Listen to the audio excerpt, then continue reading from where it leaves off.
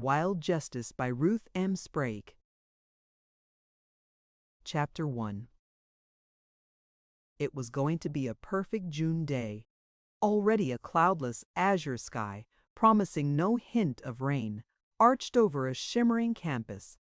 All shades of green were represented, and so was every color in the flowers that lined the walks and burst forth from the beds. In perfect complement, the lovely old brick and stone buildings sat around the campus, complacent and secure, full of pride and tradition. The library building, squat and solid, redolent with the collected tomes of the ages, stood as a testament to humanity's progress. Works of ancient poets and philosophers, sinners and saints filled the shelves commingling with the more recent in modern books. Here were the records of man's highest achievements and his inhumanity to man. But as yet, this building catalogued few, if any, records of woman's highest achievements and man's inhumanity to woman, the former being seldom recorded or remembered, the latter too usual and customary to remark upon. Whistling softly to himself, Jonathan Bainbridge, professor, Ph.D., faculty ombudsman, left the sidewalk and entered the administration building. He proceeded directly to the vice president's office and entered through a door already open. "Jonathan, good of you to come on such short notice," greeted the academic VP, waving Jonathan toward the inner office. One wall of the office was devoted to art. The entire grouping reminded Jonathan of different aspects of the same roadkill. "On a day like this, it is a pleasure, Henry. Looks like the weather is cooperating for graduation this year. Well, it's about time. 2 years in a row we've been rained out. Drop your bag, grab a cup of coffee, and sit down." Henry Tarbuck, academic vice president, picked up his own cup from his desk and went to the conference chairs arranged for conversation in the office alcove. From here he eyed Jonathan reflectively. "Good man," he thought, "saved us a batch of trouble by coming to me right off." Tarbuck adjusted his 6'2", rather heavy-set frame more comfortably in the chair.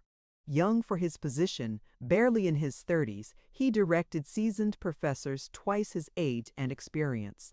This, along with his imposing height and bulk, had caused some resentment, but Henry just ignored it.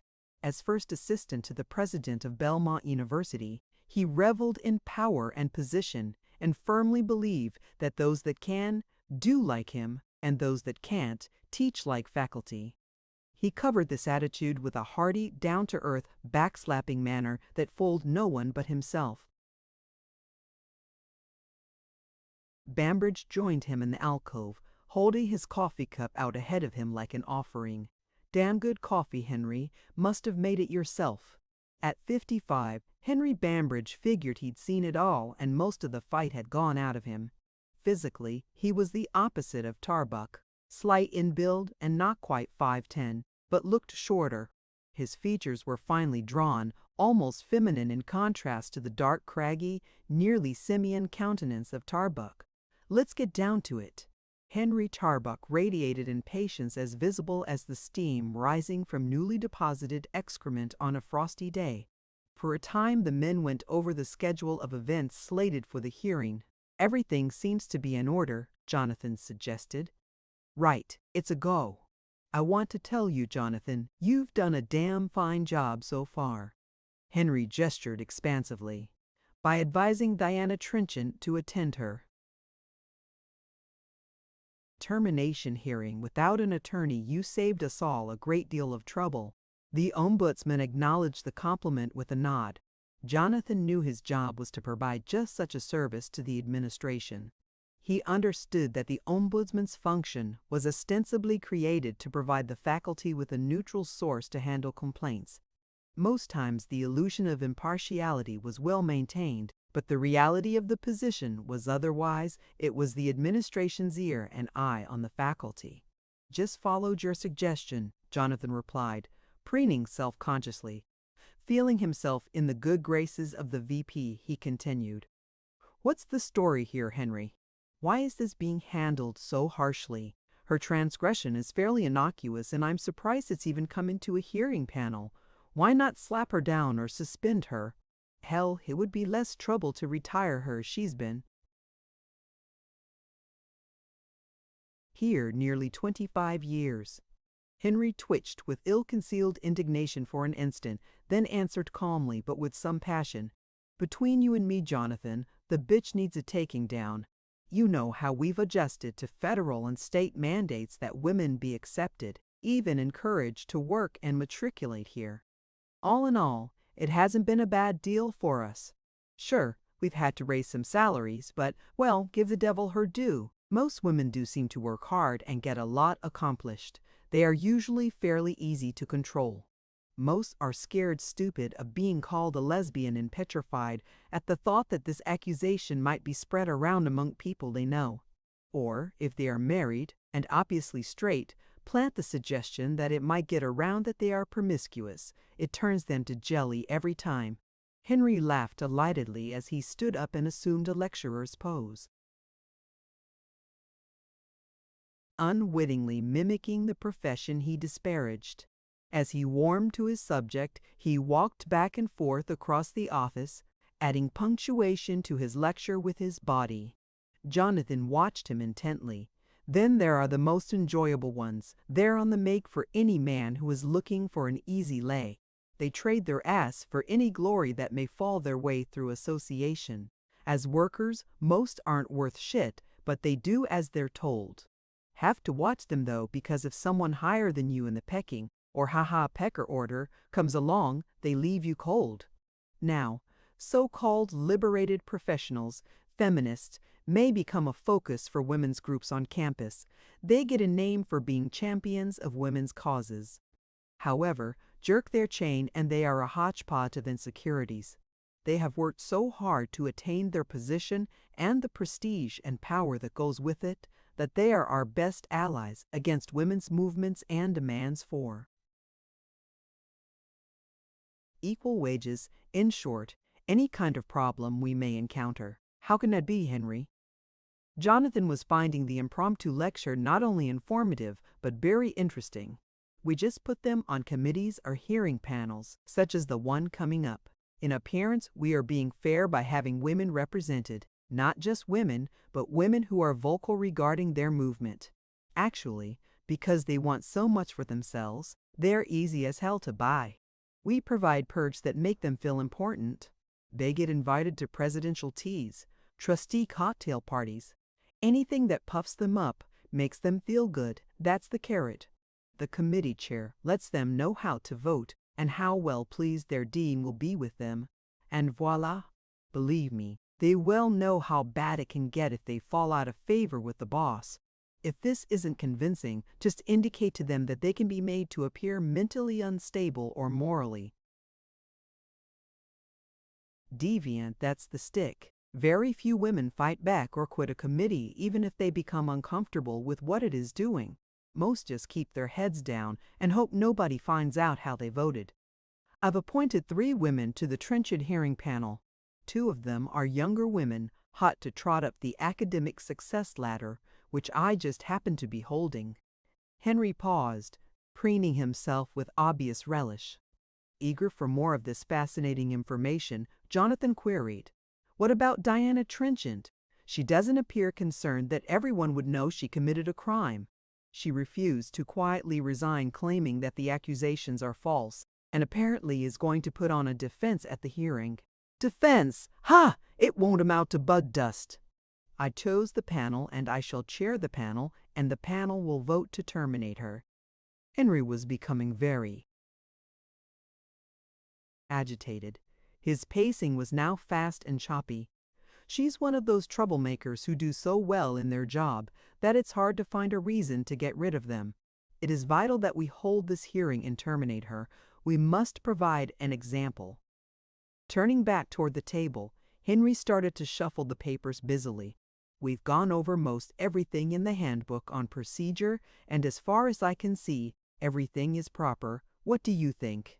Jonathan, who was holding a copy of the faculty handbook and studying the tip of his left shoe, shook his head in agreement.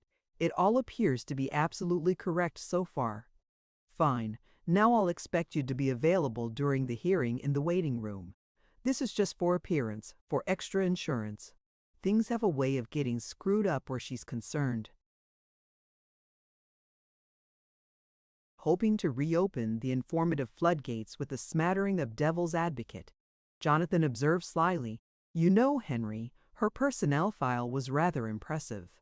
She appeared to have been an incapable technician, an excellent teacher, and received high performance evaluations. No complaints for being late or absent from work. No reports of drink or drugs." Again, the VP became agitated. This time he grabbed his cup and went to the coffee maker. She gets people stirred up. That's what problems arise from, those unexpected, unknown sources. No administrator can prepare for those kind of events. For instance, a few years ago, a student under her influence embarrassed Jimbo Jones. He was nerd chair before Lyle and put the department in an uproar. Jimbo Jones, chairman, 6 inert faculty members, and 2 graduate student teaching assistants occupied the conference room at the weekly departmental meeting. Over the general murmuring and grumbling of a discontented faculty, Peter, the departmental mouth, said, "We ought to get a higher percentage raise, Jimbo. Every year you tell us the same thing. Times are tough. The legislature won't spring for a decent appropriation. The dean can't. I know that, and I've been thinking how I could cut the roster and have a little more to share among the rest of us. If you agree, I think it's time we let Diana Trenchant go. Last year, I had to give her a whopping raise, while the rest of us had to settle for the usual 3%, and Ted at the Affirmative Action Office says we've got to give her more again this year, and then still more, until she catches up to or surpasses Fred's paycheck. Of course, it means that you will have to share Fred, our only other technician, do your own research, or get a grant and hire your own technician." Most of the people in the room moved uncomfortably in their chairs, looking down at the floor or out the window. Looking anywhere but at each other or Jimbo. "It's settled then? We let her go?" Jimbo broke the silence. "No one opposes? All right then. I don't know too much about these things," came a hesitant voice from the back of the group. Everyone turned around to look at the young graduate student, Holly Preston, who had spoken. In a voice getting stronger all the time, she continued, "As I say, I don't know much about this, but I thought when someone was fired that there had to be cause. That is, that they were not doing their job properly or whatever. Since I've been in the department, I have been impressed with Diana Trenchant's hard work and knowledge. I've gone to her often for help. What reason will you give for firing her, Dr. Jones?" A taut silence descended upon the room like a malignant fog. Then an angry, red-faced Jimbo Jones glared at Holly, declared the action tabled, and adjourned the meeting. The inert faculty, Judas-goats, shuffled out sheepishly, having been well and truly sheared by a lamb. Chapter 2. VP Henry Tarbuck closed the file folder, then shifted his bulk to place it on a nearby table. His expensive chair started to groan in protest then, as if remembering how much it cost, only murmured quietly, "We must be careful that this hearing gives all the appearances of being completely fair, especially after the disaster in Lyle's office." Jonathan leaned forward and deposited his now empty cup on the stand beside him. "Yes, I heard about Lyle bungling that one." First he yelled at her so loudly that the secretaries in the outer office left in embarrassment, and then was stupid enough to tell her in front of witnesses that the hearing panel was only a formality and that she would be terminated anyway. The BP shrugged, obviously irritated. Admittedly, he pushed too hard. It came as a shock to him that she would refuse his demand, that she would demand that she resign. He lost his cool and tried to bully her into it. He's new to this, taking over as he did such a relatively short time ago from Jimbo. "Well, it does appear that he had problems with her. I do see that she appears to have a propensity for causing discomfort, but other women, and men too for that matter, have been troublesome. Why the excessive anger toward her? First off, Jonathan, the anger is not excessive, it is justified, Henry retorted testily. Yes, we've had critics, annoying critics, but when we offered them some redress, they were grateful. She, on the other hand, considered every concession we made as a day late and $1 short, utterly maddening. And what really frosts everyone's ass is that she is just as recalcitrant when she argues on behalf of someone else. Who the hell is she to care if someone feels unfairly treated by us? Well, of course I'm still using the only frame of reference that I have, which is her personnel file. And from what I can see, she was as much sinned against as sinner. That might have some validity up to the point where she openly and publicly challenged the president of this university, retorted Henry, waving the file he was holding in Jonathan's face for emphasis, but not anymore. You mean she picked on the Pope, Henry? Chapter 3. John T. Pope had been president of Belmont University for nearly 12 years. Because of his belief in his own infallibility, he soon became referred to as the Pope. He greatly increased the senior administrative staff, which now occupied one whole wing of the administration building. This wing was known as the Vatican, and when a person spoke of kissing the Pope's ring, it was well understood what part of the Pope's anatomy they were referring to. The slew of vice presidents, associate BPs, and assistant BPs around the president were soon called the Vs.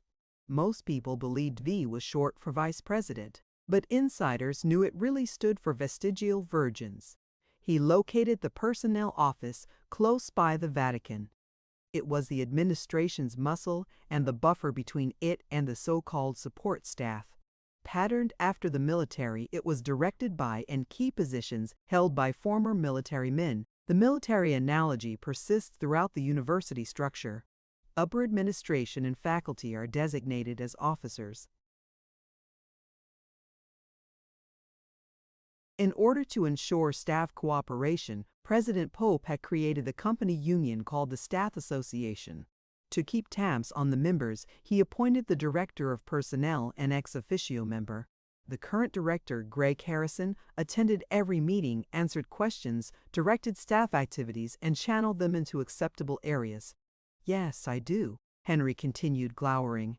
A year after Trenchant got on the Staff Association, she was elected its chair, and that body turned from being a very convenient rubber stamp into a cohesive, confrontational group of people. She was re-elected unanimously for a second term, and during those 2 years, she managed to upset nearly everybody in the Vatican, especially the Pope. It seems from what I was told when I was appointed academic VP that during this time a great deal of energy was directed toward damage control. Nothing worked with her. All the tried and true methods of threat are. Blandishment had no effect. She didn't seem to notice or understand that if she played ball, she would become more important than the staff she represented. She and the Staff Association encouraged the rest of the staff to bring problems to their office.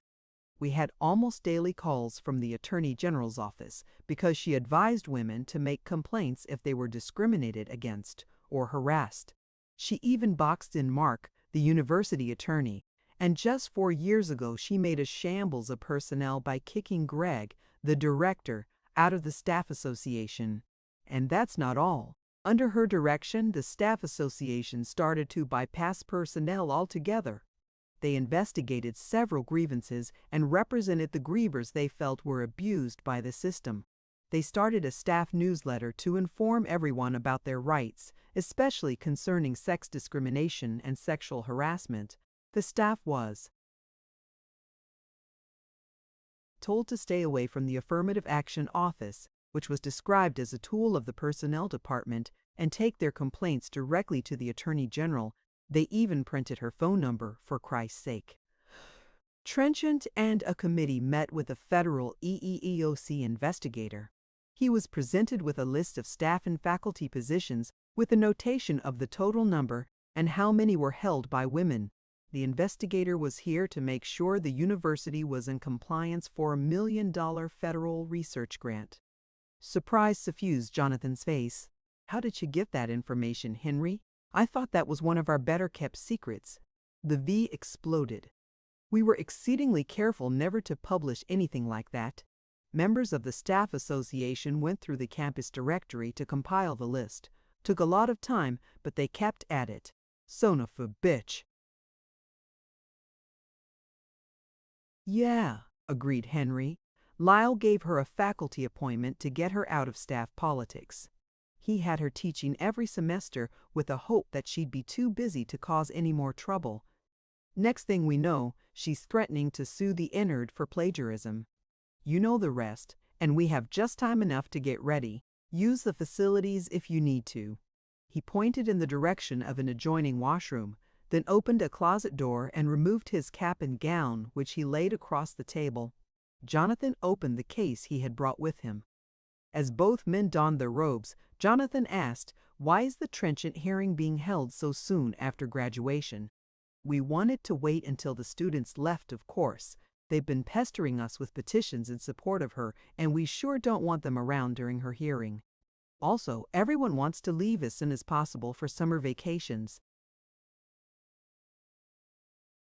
Jonathan, "We want this mess cleaned up before we leave.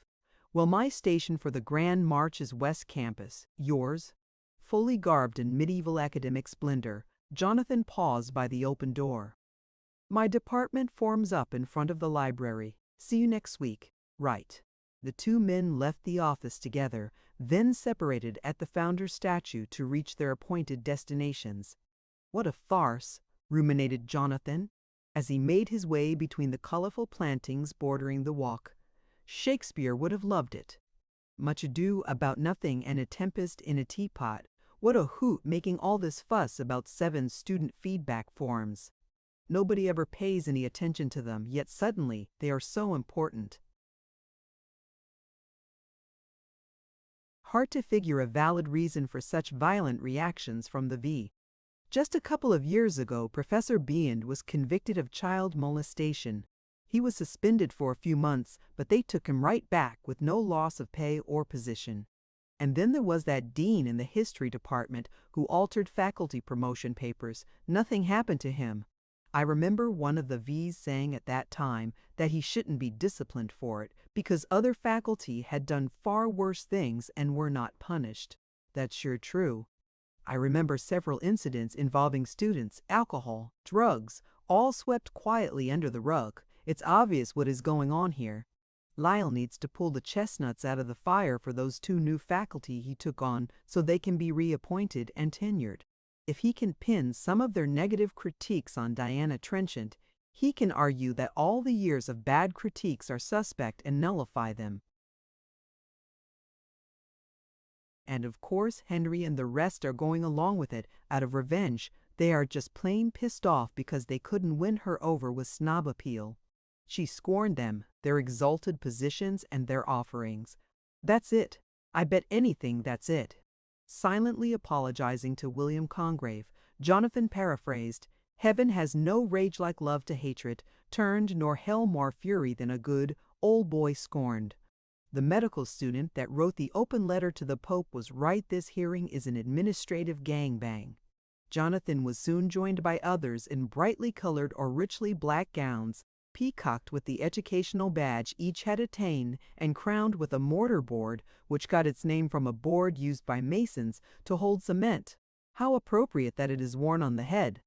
Commencement, a colorful, glorious grouping tradition by time, all nicely covering the decay and tarnish of some of its stewards. The Hiring Day 1. Chapter 4. The hearing? "Oh yes, that is being held in this room right here," advised Lorraine DeBow, head custodian of Howard Hall. Diana Trenchant and her witnesses had arrived early.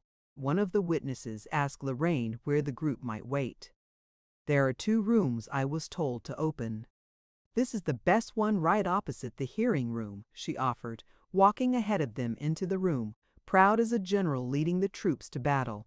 "I'll give you guys the best one since you are here first and because of what you are doing." As she turned to leave the room, she put her hand on Trenchant's shoulder. "Hey, Good luck. You know, you are the only person that ever tried to help us custodians get a fair shake. When you were head of the staff association, you made those guys in administration treat us decent. The 6 witnesses and Trenchant spread themselves out comfortably on the plush sofas and soft rug as individual preference dictated. Good feelings washed over them, mixed with pride and determination. It was as if their cause, their righteous quest, had been anointed by a high priestess. "It's nice to have friends in high places," commented Andrea, looking around appreciatively. They were in a large rectangular room outfitted as a lounge. At the front facing the entrance hall, the walls gave way to glass, so it was something like being in a fishbowl. Someone suggested shutting the curtains, but Helen objected. "No, don't. I want to watch for them to come in. I'm going to take their pictures." There was general laughter at this, and Andrea slapped her on the back. "Go get 'em, Helen." Roz advised the other witnesses not to be intimidated by the panel. "Hey, I've known most of them for years, and they are no better than we are." She had held a full-time job at Belmont for nearly 2 years. Roz had been around and was no spring chicken, so the group nodded and took comfort from her. She, like some of the other witnesses, was also taking courses in the nursing school. One of these courses was taught by Diana Trenchant. "Look, here they come now," Helen yelled as a group of men came into the hall through the open front door. She grabbed her camera and shot out of the room. One of the men broke from the group and came into the witness room saying loudly, "Who are you and what are you doing in here? This room is reserved." "We were told this was a witness room and we are witnesses," said Roz flatly. "Who are you?" Glaring at Roz and throwing his entire body into an intimidating pose, the man said angrily, "I am the academic vice president, Henry Tarbuck, and I reserved this room for the university witnesses." "That's okay then," said Roz cheerfully and completely unimpressed. "We are university witnesses." Diana stepped forward. "Is there a problem?" "Oh, it's you. You were supposed to go to a room upstairs." "We asked and we were directed here," interjected Roz. Smiling up at Henry innocently, she continued in a child's sing-song voice, "Finders, keepers." "Well, we'll see about that," was the disgruntled, graceless retort. As he turned to leave, Trenchant stopped him. "I have requested an open. Hearing which you have denied me, I again ask that the hearing be open." "No, absolutely not. The hearing is closed."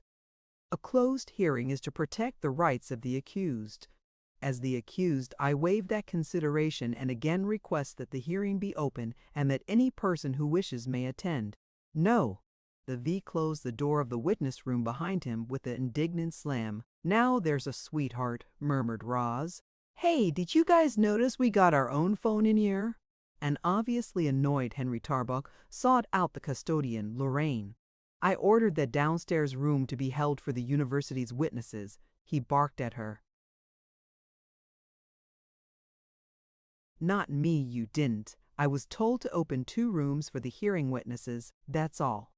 Lorraine, all 4 feet of her bristling, stood up on her toes and duplicated the V's tone, jaw to jaw. Always outmatched when encountering any female who did not smile, cringe, grovel, or otherwise conform to his typing, Henry turned away from her and fumed his way to the hall phone booth.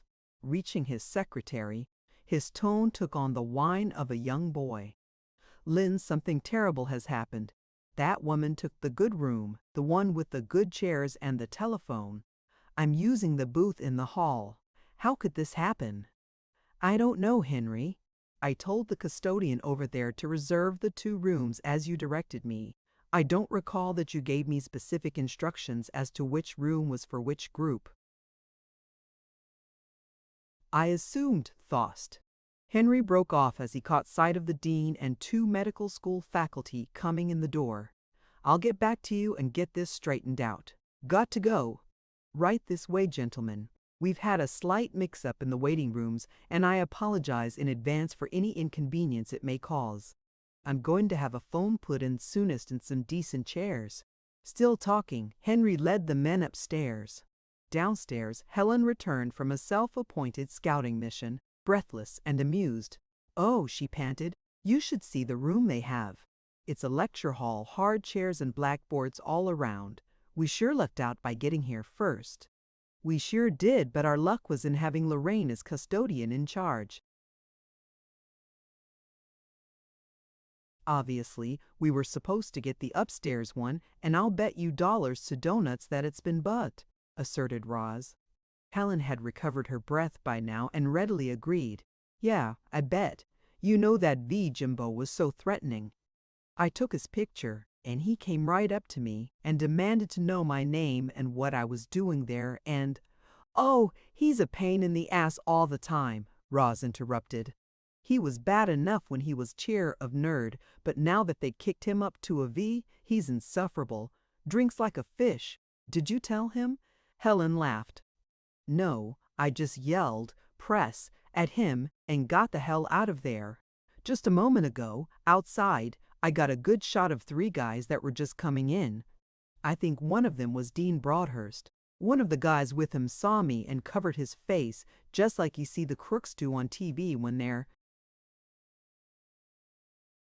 taken to court. James, the one male witness, came in with Jean and Andrea. They were laden with Dunkin' Donut bags, coffee cups, milk and soda. It was well past the time set for the commencement of the hearing, and the 6 women and 1 man good-naturedly sat down to await the pleasure of the V. Noble Say Oblige never had functioned at Belmont, and they didn't expect it to start now. Upstairs, things were gradually getting sorted out. Harried custodians had removed or stacked most of the student chairs and brought in plush seats. A phone had been located trailing a long, snake-like extension cord that stretched out the door and back along the hall to the office it had been liberated from. The university caterers had brought in a coffee, tea, and Danish service which was in the process of being depleted by the administration's witnesses. Henry Tarbuck worked the room, spreading Ersatz charm like a bee pollinating from flower to flower. Chapter 5. The door to the hallway opened suddenly, and Henry strode in. He looked at Diana Trenchant and gestured toward the hearing room.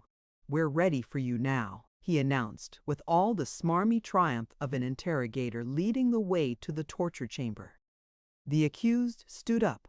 In silence, the 7 witnesses grouped around, hugging her and each other. The V watched, disgust thick as mildew around a neglected sauna, covering his face. Disengaging, Trenchant started for the door. "Here, take this with you just in case you lose your perspective and need to find it," urged James. He shoved an 8 by 10-inch piece of white cardboard into her hand. On it, printed in large letters, was the legend, "Beam Scotty." There is no intelligent life down here. The hearing room was about 30 feet square with no outside windows. The front, facing the hallway, contained the door.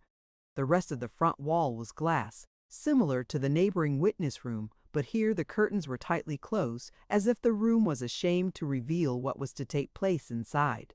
A large table nearly filled the room, and seated along the far side of it, nearest the front of the room, sat 4 members of the hearing panel. At the head of the table, with his back to the blinded glass wall, Henry had enthroned himself. Diana was curtly directed to a seat also on the far side of the table at the back of the room. There were several chairs between her and the panel. Across the table from the panel sat Janet Parks, the court reporter, with her back to the door. She was accessorized with a recording machine beside her and a backup tape recorder on the table. Janet, as her profession demanded, tended to fade into the woodwork. Dress and manner were subdued to the point where she became nearly invisible, but not to Diana. She saw kindly eyes surrounded by a round face that wanted to be jolly and laughing. She saw a possible relief from the dominant accusing eyes. Not an advocate perhaps, but at least neutrality. An empty chair sat drawn up to the table beside Janet, and there was another empty chair further down the table opposite Trenchant. The entire setup of the room was intentionally choreographed to promote psychological terrorism. Diana Trenchant and her witnesses would be interrogated by the panel while sitting in the chair beside the court stenographer directly across from the panel. The administration's accusers would sit in the chair which was directly across the table from Diana Trenchant. Except for when she would be testifying, Diana was seated at the place most distant from the door, alone. Diana Trenchant sat down in the assigned seat and arranged her notepad and documents for easy access. For the moment, the panel was huddled together whispering, so she took the time to organize her thoughts and chill out the mounting apprehension. Here she was, 60 years old, 25 of those working at Belmont with never even as much as a traffic ticket citation, facing a university hearing panel. Here she was accused of forging 7 student feedback forms. The lump in her stomach and the one in her throat were trying to join together and drag the rest of her down into a black, empty tunnel of fear. Resisting the pull, she looked around the hearing room and met the eyes of the stenographer, who smiled at her encouragingly. Janet Parks had attended many hearings. Her job was to faithfully record every spoken word on her transcription machine. Most of the time, she plied her trade in the courts, but occasionally she was called out into the private sector. She had seen a lot of people on trial, and her observant eyes took in every detail. The configuration of the hearing room had not been lost on her, so when she met the eyes of the accused, Diana Trenchant, she felt a tug of sympathy. She noted Diana's pale, drawn features and erect bearing. Here was a woman, thought Janet, who would never use makeup or any other cover-up.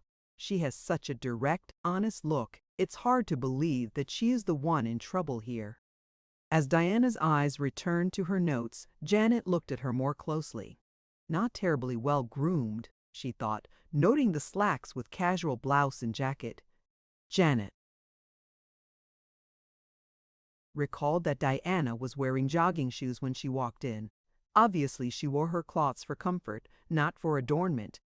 Janet continued her inventory: mousy brown hair, no style, blue eyes, tired blue eyes, lots of wrinkles, those badges that life awarded to survivors. Must be pushing along into the 60s. Wonder what she sounds like. Hope she's not one of those squeaky kind. Oh, the head cheese is about to start. Get ready. Henry Tarbuck, consulting his notes, then stated that the dean had accused Diana Trenchant of creating and submitting fictitious student feedback forms. Responding to the dean's charge, this committee was formed, and I will now introduce them. On the end is Mr. Frank Anus, director of the Informational Studies Unit. The V looked fondly at Frank, who nodded his bald head in acknowledgement. A tall, gangling beanpole of a man, his head devoid of any sort of demarcation between face and pate, appeared to float above his body like some sort of alien spacecraft. They had gotten together over drinks the day before and decided that they would play good cop, bad cop at the hearing. He, as chair, would affect neutrality while Frank could go after Diana and her witnesses hammer and tongs. If anyone on this hearing panel was more anxious than himself to smash this woman, it was Frank, mused Henry. He had good reason. It was about 3 years ago that affirmative action officer Kevin Goodman sat in his office reading a letter that had just come in the campus mail. Kevin, a black, realized that he had been awarded this position because of his permanent tan. He had thought when he agreed to take the office that he truly would be allowed to enforce federal mandates. Now, 2 years into it, the bubble had long since burst. His office was there, it appeared, only to satisfy the law that such an office be maintained. However, deans and directors of departments seldom did as he directed, and if he went to the Pope, well, he found out pretty quickly that did no good. He was actively seeking another appointment at a more enlightened and humane university. Enough was enough, but while he was still here, he would do the best he could or was allowed to do. He smoothed the pages of the letter flat and reached for the phone. Professor Anus? Kevin Goodman here. Affirmative Action Office. Yes. What can I do for you? I have a complaint regarding your hiring process that I'd like to discuss with you at your earliest convenience. Now's fine. What's the problem? It's alleged that you will not interview or otherwise consider males for positions in your division, Kevin said carefully. Can't interview or consider anyone who doesn't apply for a position, can I? Shit.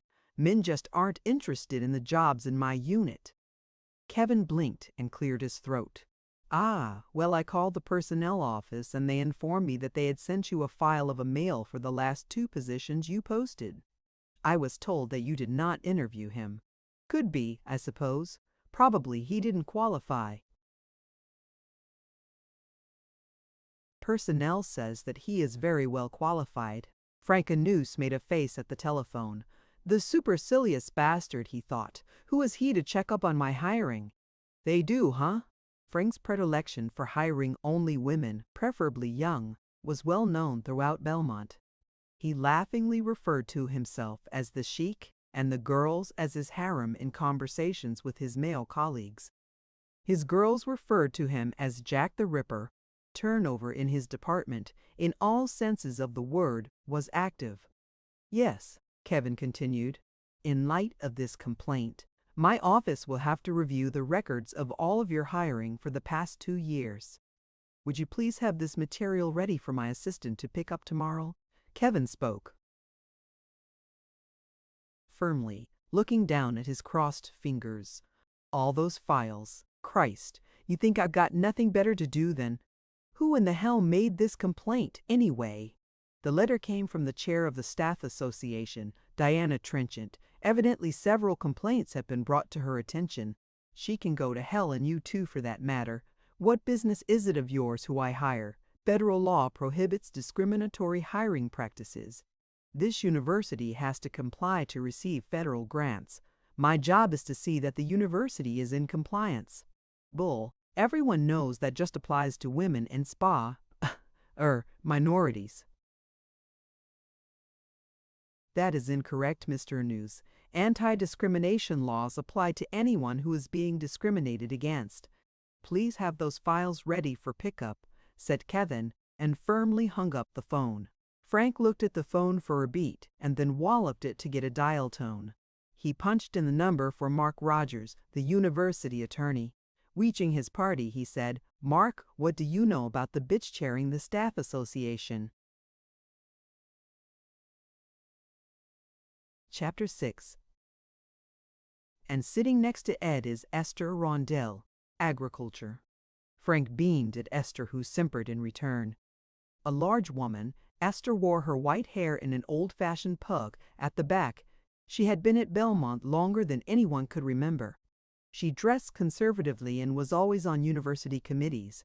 Esther was at the forefront of every woman's movement on campus. She was quick to rush to any woman's defense and agree that yes, they were badly treated. This allowed her a podium to broadcast how badly she was used by the university. With all her experience, with all her hard work, she was shafted at every turn, was her cry. Any serious group of women who might band together to effect change were usually derailed by her, and the administration loved it. An unsuspecting woman who confided in her thinking she was a fellow sufferer found to her sorrow that Esther was only out for Esther. Any confidence given her was nearly always violated. This queen bee just shrugged and stung them to death. A cinch, thought Henry. Then Professor Jane Astory, physical therapy. Beside Esther, tiny Jane appeared almost doll-like, even though she was only a little shorter than average. Her blonde hair was worn long and fastened with a barrette at the back. It swished like a horse's tail whenever she moved her head. At 42, she had attained her goal of becoming a professor and now had her sights on the department chair. She was adept at playing the system, a political pro. Last, but not least, here beside me is Annette Pringle, zoology, finished Henry. Annette nodded in recognition of the introduction, and then turned her eyes again to the stack of papers in front of her. She was scared. It was her first committee assignment since her appointment as assistant professor at Belmont, and she didn't want to be here. Everything was wrong about this hearing. It was plain as could be that Trenchant was being railroaded. Nobody at Belmont ever considered student feedback forms anything more than an exercise in futility. What a nothing, inconsequential charge. Yet here she was with the rest of the panel, who all appeared to think this was the most serious crime since the Holocaust.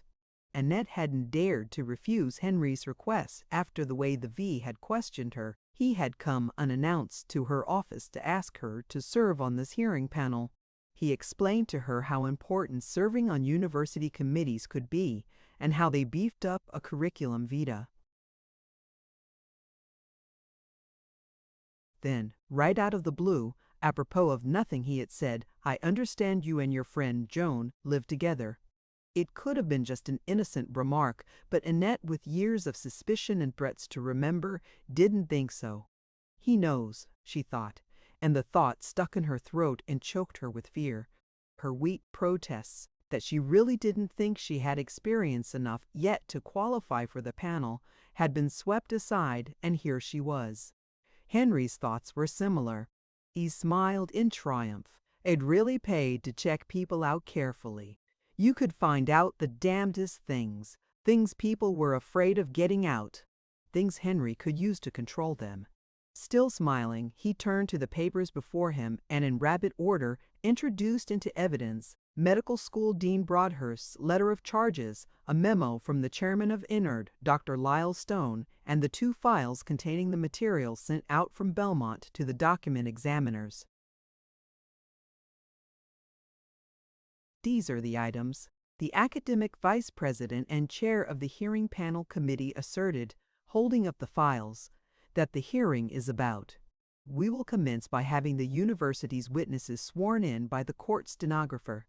The committee will then examine each of the witnesses, then the accused may cross-examine them. After all our witnesses have testified, Trenchant may examine her witnesses and the committee will cross. Are there any questions? Yes, Diana said firmly.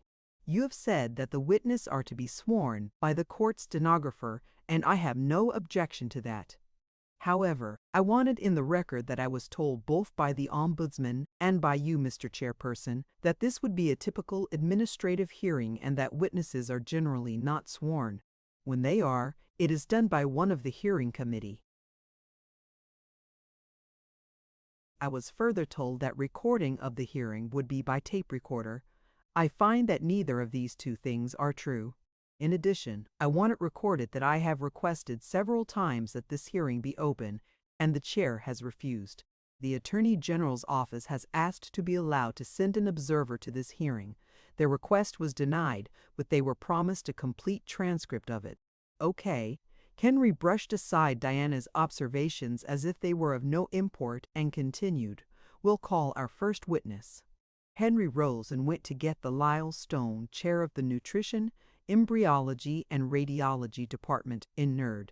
Lyle was seated directly opposite Trenchant and was sworn by the stenographer. Under questioning from the committee, he gave his name and position. Dr. Lyle Stone was a man totally driven by ambition. He treated people on 2 levels. If he needed something from you, he was most decent, even kindly. If not, he ignored you. Quick to anger, he rarely checked facts. He took good care of himself, and at the age of 58, he regularly worked out at the gym and was seldom sick. He was, however, shorter than the average man. He tried to make up the height with bluster. This gave him not only a banty rooster approach to life, but also may have been why he resembled one. How did you become aware of the issue that this panel is investigating? Henry continued. Lyle testified that 2 years previously, Dr. Randy Facisi had come to him with 2 medical student feedback forms which he had found. Students are required to fill out and bring to the Nerd office a questionnaire-type form that critiqued each of the faculty in each course and the course itself, he explained. Student feedback forms were initiated at Belmont in the middle 60s. They were designed to allow the students to evaluate faculty and courses in response to student demand that they have a voice in their education. Although the professors of each course at Belmont routinely handed the forms out and collected them, they were never taken seriously by any department or dean unless they were uniformly derogatory to a course or professor, and sometimes even then, they were ignored. Mostly, they were treated as a joke by the departments and a lost cause by the students who never saw any changes made as a result of their suggestions. The joke was propagated further when some wag arbitrarily added "mer" between the S and FF, creating the adjusted acronym SMURF-MURF from Student Feedback Form.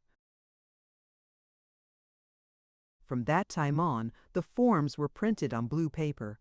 Randy said that he had found a Smurfa for the radiology course this year, and one from last year that didn't look right to him. He and Dr. Heatson, who teach the course, wanted me to send them for handwriting analysis because he thought they had been written by Trenchant. Lyle went on to explain at some length that Dr. Randy Facessi and Dr. Ian Heason were young faculty who were trying very hard to make the radiology course more modern and sophisticated. These efforts, he asserted, were thwarted by Trenchant, and there was controversy and conflict because of her. When Lyle Stone succeeded Jimbo Jones as head of NERD, he brought his postdoc Ian Heason with him. No one on the NERD faculty was consulted, and all of them were very upset that they were given no voice in a faculty selection. They soon learned that Ian was a special friend of their chairperson and quickly discovered that it was not wise to criticize him in any way. Ian was a real nice, friendly fellow, fairly adept at his research specialty, nutrition, which was also Lyle's, but lacking knowledge and understanding of radiology. Lyle put him in charge of the radiology course given to the freshman medical students.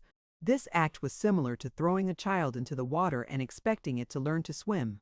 Diana had taught the lab portion of this course for several years. Ian didn't learn very quickly. He tried, you have to give him that, but he was way out of his depth. The students, as kindly as possible, turned thumbs down on him.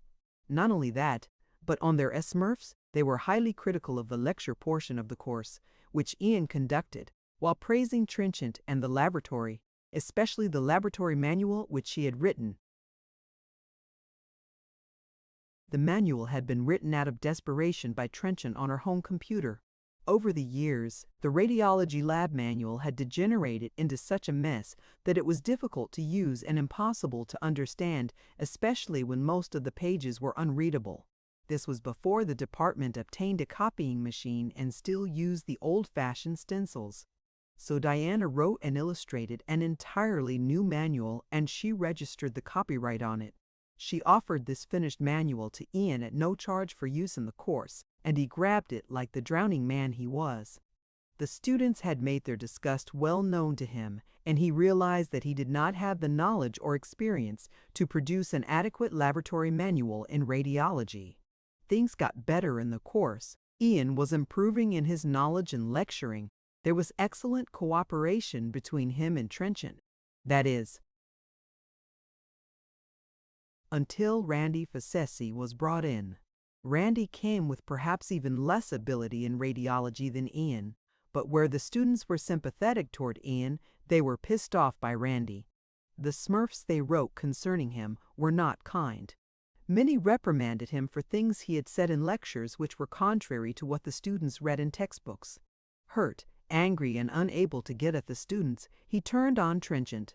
At first, Ian tried to stay neutral, but eventually, Randy convinced him that the course must be reorganized and they had to start by redoing the laboratory manual. His solution was to change the only part of the course that really worked. Chapter 7. Now what did you do with these Smurf saps that Dr. Facessi brought you? Questioned Henry. At first I just thought about them. Then I took them to Jimbo Jones, who was chair of the department before me. I thought he might have some idea of what should be done, and he of course knew Trenchant since she had been in the department during his tenure as chair. Lyle continued, shifting in his chair so he appeared taller. Jimbo immediately took them to Mark Rogers, who is the university attorney, and Mark sent them out for analysis. I looked through other Smurfs and picked out a couple that seemed strange, that didn't seem to me to be what students would write, and Jimbo found a couple in the nursing course, and all those were sent out to the examiner. The document examiners reported that, to the best of their knowledge, Trenchant had written the Smurfs we had sent them, so I went to you, Henry, to the administration, and it was decided that I meet with her and give her an opportunity to resign. When she refused, I wrote the dean, and he initiated the termination for cause action. Henry appeared pleased, consulted his notes, and asked if Lyle could explain Trenchant's conduct. Certainly, Lyle would be happy to. His eagerness to answer this question lent strength to a skeletal system already overtaxed with maintaining a taller posture. It had to do with the problems in the radiology course. Ian and Randy were trying to make the course better. She fought them on everything, and finally she quit the course, said it was too much along with her other teaching responsibilities. It was about a year ago that Randy called another meeting to discuss the radiology course changes. Ian attended reluctantly. He was not convinced, but Randy swept him along, and Randy had Lyle's approval. All Ian had was a poor track record teaching the course. Randy delineated the changes he was going to make in the manual. The first one was that Trenchant's name would not appear on it. Instead, it would be the product of the course directors, Ian and Randy. He was quietly and firmly told by Trenchant that he did not have her permission to make any changes. The manual was copyrighted by her and would stay that way. He had the option to either use it or not, but he could not change it as he was indicating. As for legitimate suggestions or ideas, she would certainly, as always, welcome constructive criticism and make the necessary changes herself. This was not an arbitrary determination by Trenchant. Her manual was written expressly to teach a circumscribed area of the course. It did not pretend to be otherwise, even though more emphasis was to be given to recent developments in the field. The radiology course must still devote a great deal of time to the basics. This was because the students had to be prepared for the courses to follow. Randy announced that he would use what he wanted, as he wanted, and the meeting broke up. The accused was busy in her office when Lyle burst through the door in his customary manner of no manners. "What do you mean telling Randy and Ian that they could not use the manual and make the changes they want in it?" He yelled at her, continuing with threats of what would or might happen if she didn't do as she was directed. When Trenchant was finally given a chance to answer, she told him simply that the manual was copyrighted and that she had told Ian and Randy that they were free to use it or not as they chose. They were not to edit it or change the authorship, however. When his browbeating failed to move her, he left. Within the hour, Jimbo accosted her in much the same manner. Becoming a V had not changed Jimbo. He was still unable or unwilling to govern his temper. "You cannot claim copyright to the radiology manual because it is illegal, and the university will sue you and put you in jail." After he had stopped yelling, Trenchant told him the same thing she had told the others. He left and went into Lyle's office, where they were joined by Ian and Randy. It was decided that they would retype the radiology manual, using as much of it as they wanted. To hell with that troublemaking broad was the decision of the assistant vice president for academic affairs of Belmont University. This was done. Without permission, they used large portions of the manual in the fall radiology course, giving no credit to its author. Diana was not the only author so honored. In the manual, and in other material that these men put together to teach the radiology course, complete excerpts were taken verbatim from 4 standard radiology texts. No source was cited, no author was credited. Also, an entire atlas on radiology was photographed. Several copies of these photographs were made and put out in the lab, with absolutely no credit given to its authors or publisher. At least one medical student was incensed by this. He or she wrote to the publisher anonymously. The accused learned through the student grapevine that the department got into serious trouble because of this, and that Dean Broadhurst was furious.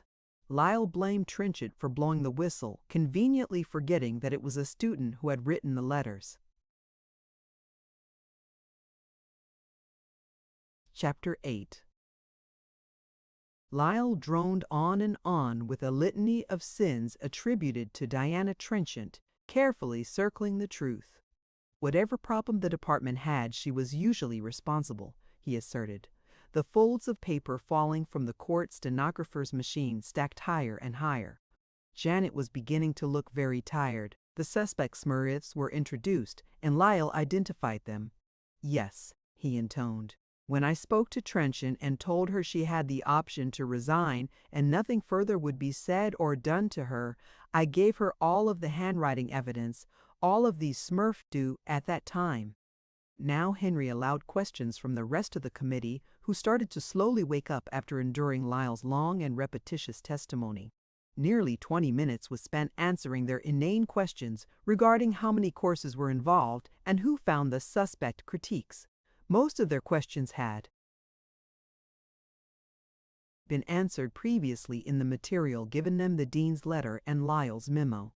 Esther, however, alertly noticed that some of the Smurfs in question had no dates and inquired how these could be said to come from a certain year.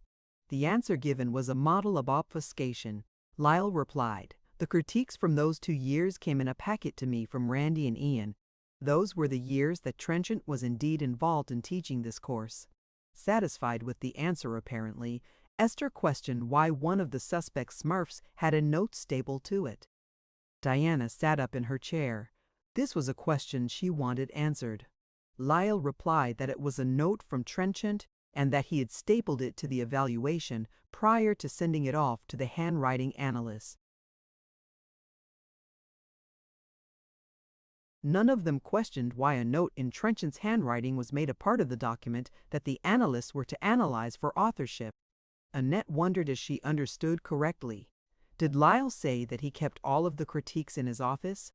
When Lyle answered yes, she asked how it would be possible for Diana to submit falsified ones.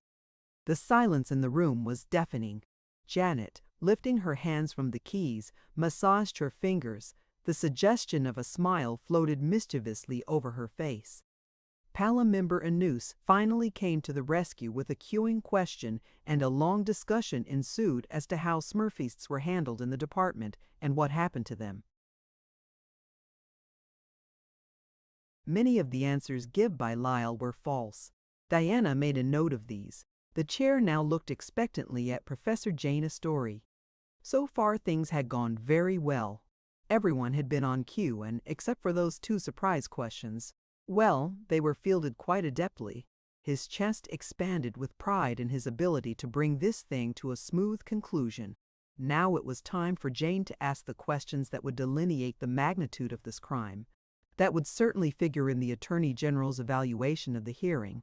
"Since all of the comments on the suspect Smurfs refer to Randy," Jane began, "I'd like the details of how this could impact on Ian." Well, Jane had come through all right. A little too direct for comfort. But then she hadn't the gift of subtlety that he, Henry, had acquired. At any rate, Lyle was well prepared, and the gates opened and the Ian story poured forth. How hard he had worked at the course. What it had cost him in research time and time away.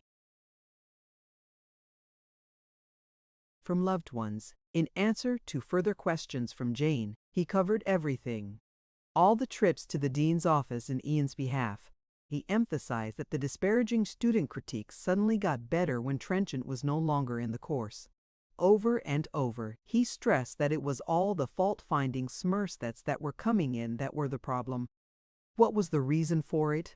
He, Lyle, felt that Ian was doing a fine job. Well, the situation had caused them many a sleepless night. And on and on. Several times Jane tried with her questions to bring Lyle back to saying how the Smurfs in question, the ones he thought Diana had written, hurt Ian. Henry had impressed on her that it was important that Lyle be given the opportunity to link the harm caused by Trenchant to Ian as well as Randy. Whatever the reason, Lyle was acting awfully dense, she thought, or else he thinks it's vital to get all this other stuff in first. I've certainly given him the question often enough. Let someone else try. She put down her notes, leaned back in her chair, and nodded to Henry that she was finished. Frank and Noose took over the questioning. He wanted to know the reason that Ian's Smurfscops got better when Trenchant was not in the course. Well, you see, these suspect Smurfs in those packets there, these few are just the tip of the iceberg. Diana Trenchant, during the years she was in the course, influenced the students to write bad evaluations about Randy and Ian. There it was, stark and real. Diana was not just accused of creating Smurfs. She was accused of witchcraft. Jane jerked upright in her chair and stared at Lyle aghast. Was he really accusing Diana of that level of control over medical students? Preposterous. One woman, all by herself, had influenced hundreds of medical students over a period of years to do as she dictated. There's more to this than I've been told. This isn't about forging 7 Smurfs. What on earth is going on here, she pondered. Finally, Henry noticed Janet, who had been trying to get his attention for some time. We'll take a 10-minute recess, and when we come back, Trenchant may cross-examine Dr. Stone. You may leave the room. I'll summon you when we are ready, he ordered, taking in Janet and Diana with the same disdainful glance. The committee huddled, and Lyle Stone joined them. So much for impartiality. Janet and Diana left, both breathing an audible sigh of relief as the door shut behind them. Stopping at the soft drink dispenser, the court reporter glanced around carefully, then said sotto voce, "What a farce! Unbelievable!" Chapter 9. The 10-minute break had stretched to 20 before Henry and the panel finished going over their notes to make sure they had brought out everything that Mark, the university attorney, had advised. Diana and Janet were called back, and Diana began the cross-examination of her department chair, Lyle Stone. She asked him first to confirm a sentence written in his memo to the dean and which he had testified to before the break. "Yes," Lyle answered. "I did write in the memo to the dean and also testified that I gave you all of the documents used in the handwriting analysis." Diana held up several sheets of paper from the evidence packet on the table. "I have found documents dated nearly 20 years ago in this material the committee has introduced as that sent to the document examiners. These were not in the material that you gave me, so your assertion that I was given all of the documents is incorrect." Henry searched quickly through his copy of the evidence that had been sent to the document examiners as standards. Good God, he thought, what is this creature doing? Come on, Lyle, don't let her get the best of you. Ah, much better, Henry observed happily to himself as Lyle started tap dancing around her question. Instead of yes or no, he would repeat at length some of his previous testimony with added embellishments and avoid answering. By persistent questioning, Diana established that he had stapled her brief note to one of the suspect's Smurfs before it was sent out for analysis. But it was like pulling teeth. He kept reiterating that it was stapled to a suspect evaluation, so it would not get lost. Patiently, she repeated her question, finally wearing him down. Were the document examiners given this evaluation with the note stapled on it as one of the fictitious critiques? Yes, they identified that critique as having been written by you. No distinction between the note and the critique was given them according to their report. Is that correct? I guess so, yes. Using a sketch of the nerd office, Trenchant ran Lyle back through his previous testimony of how the blank critiques, the Smurfs, were given out, how they were collected, and what happened to them afterwards. From her intimate knowledge of the operation, she was able to reveal most of the lies he had told of this process when the committee was questioning him. Jane was listening carefully. Slowly, there evolved the information that this whole evaluation process was sloppy and unreliable, that it had indeed been this way for years. Given that, she thought, how could he claim that such a high reliance was put on Smurfs when assessing faculty for reappointment? Lyle admitted that students had scant desire to complete Smurfs, They considered it a useless effort, since little or no attention had been paid in the past to their comments. To force compliance, he explained, students were told that unless their name had been checked off on a list in the secretary's office, they could not receive their grade for the course from the dean's office. Most students bring in completed evaluation forms, place them in the box provided, and check off their names. Some merely come in and check off their names, eschewing the forms, he finally admitted with obvious reluctance. This certainly puts a different light on things, Jane noted as she jotted down the information being squeezed out of Lyle by Diana. She carefully registered in neat script: 1. That the blank Smurfs were left out in the open for days, sometimes weeks, so anybody could have had access to them too. That the completed Smurfs left in the box, supposedly by radiology students, were separated and given to each instructor. The course critiques went to Ian and Randy 3. No tabulation of the number of critiques was carried out for anyone could come in, etc. 5. Since the critique form, etc. 6. Most of the submitted critiques were not dated, the Fenny were the Zalapernany. None of the documents he had sent to the analyst contained anything detrimental to Ian Heathson, as claimed in his memo to the dean. She rereads what he'd written in the memo. These fictitious student critiques were very detrimental and personally injurious to 2 junior faculty members. Under Trenchant's quietly relentless cross-and-crawlets in Medine, Whale, Prensit Point Bredane piled, unpersons fiend Bedade Perdine, Frantifolthi, and Perbad Edgen Rudderhan Hatko. Critique that had not been deemed suspicious by Lyle. It had been submitted during the same period as the questioned critiques. Quote, I think Randy needs to be more than 1 page ahead of the class in understanding the material. How can you teach what you do not know? I was also offended by the so-called anthropological function he gave of the female breasts. I am familiar with some of the literature which support this statement in the handouts. In a lecture, Randy had emphasized that the primary function of the female breast was to attract a mate, but was not aware that the Naked Eppin, Pintus McMagazine, Playboy magazine, and so forth were regarded as competent medical school publications. The underlying tragedy of this incident is that it demonstrates the ease with which non-scientific hypotheses are disseminated without any thought. This, I think, is a poor reflection on the department and the faculty." Unquote. Diana continued, "This is what I would call personally injurious, but I do not see this student critique among the suspicious ones, the ones sent out for analysis." Henry started to sweat along with Lyle, who was becoming increasingly uncomfortable, his tone hostile. He dodged and refused to answer directly a question, asking if he always sent suspicious critiques for handwriting analysis, claiming that in this case, one of his junior faculty had asked him to. Jane picked up on an item of special importance and extremely relevant, underlining it several times on her notepad. Because of the negligent handling of the critique process, there was no authentic chain of custody maintained. In addition, neither the Smurfs alluded to as suspicious nor the so-called handwriting standards were ever authenticated.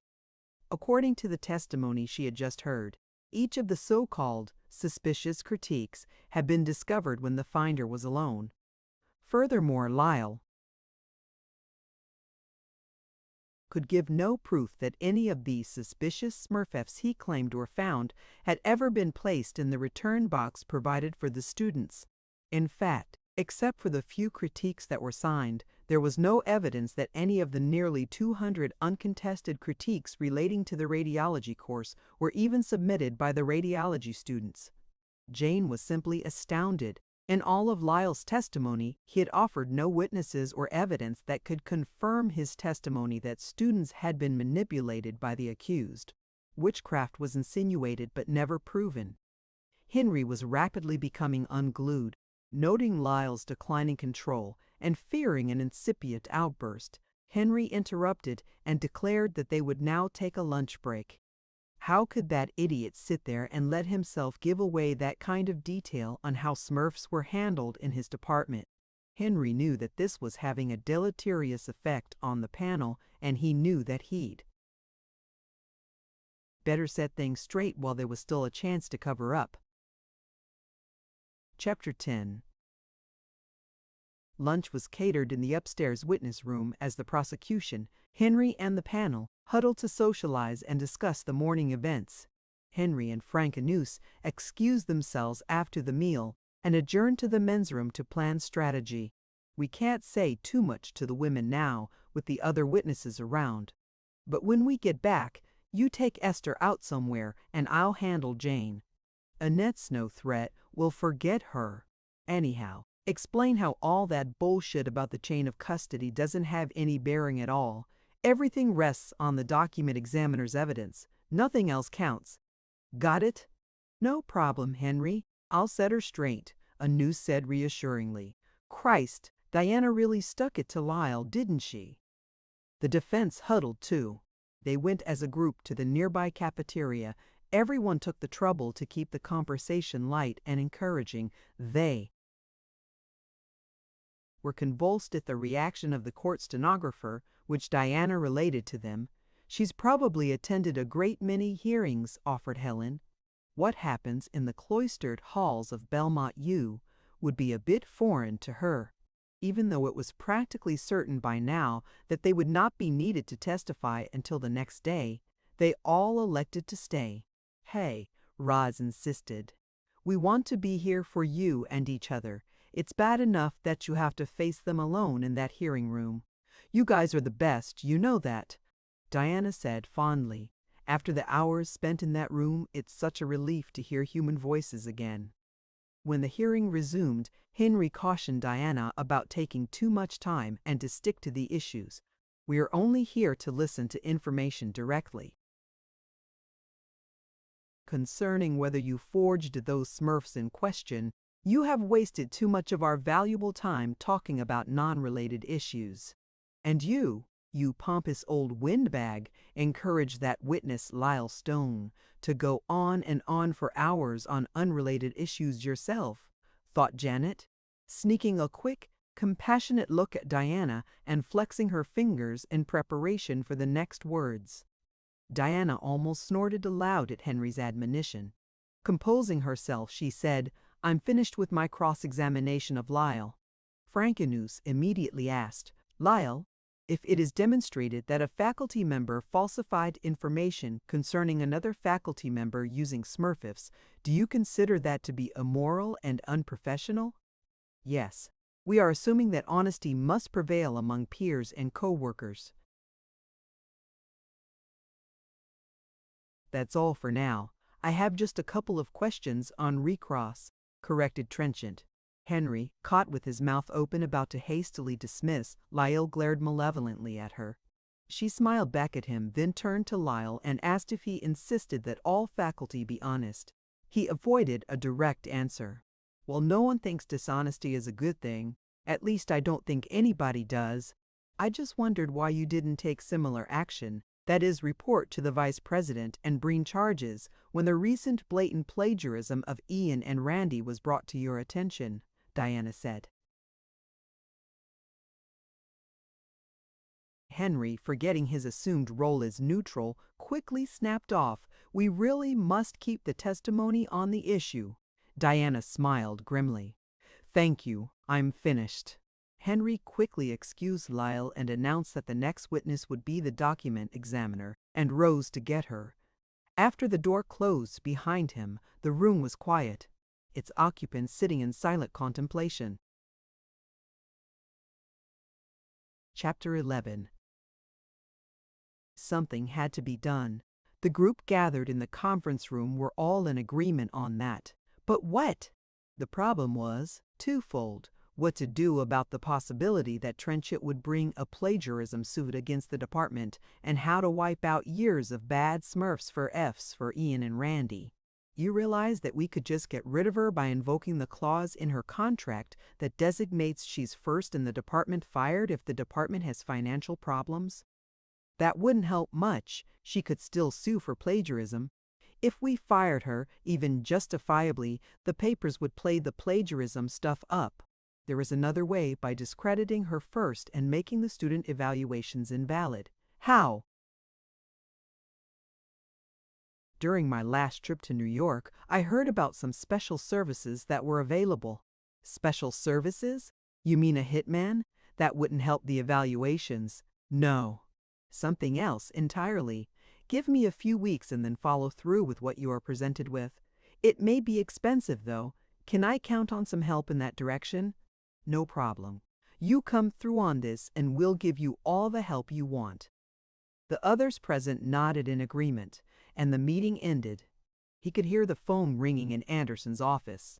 Ah, there he was.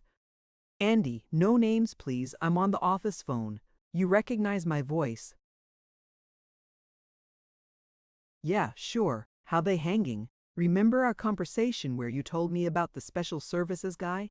Yeah. Can you put me in touch with him? Yeah. Thanks later. He got to the appointed restaurant early and asked for the booth reserved for Smith as he had been instructed. It was amazing how those New York City taxi drivers knew a hole-in-the-wall place like this. Soon he was joined by a well-dressed, obviously well-educated man who ordered drinks for both of them. I understand that you have need of our services. How may we be of help? I need to have some papers forged. It has to be a foolproof forgery that will not be exposed if the papers are examined by a handwriting analyst. That will be expensive, but not impossible.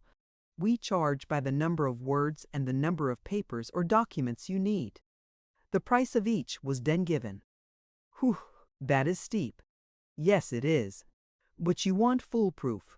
Ordinary forgers are a dime a dozen, but we employ only the most expert. These are people who are trained in document examination. They know what a document examiner looks for and what tips them off to call something a forgery. For example, if a person is trying to disguise his or her handwriting, they make it bigger, wider, smaller, or larger. Our forgers, as trained document examiners, look for unique or individualistic handwriting characteristics and make sure these are included in their forgeries. They first find all the characteristics, even the microscopic ones, of the individual's handwriting, just as a document examiner does. Then they utilize this knowledge in making a foolproof forgery. All this takes time, of course. How do you recruit these people? I should think it would be difficult since they work fairly exclusively for attorneys or police, don't they? Well, I certainly can't share our methods, but I will remind you that money talks. These people are paid very well for what they do, and they know they are protected. I hope you are not so naive that you believe all lawyers and cops are honest.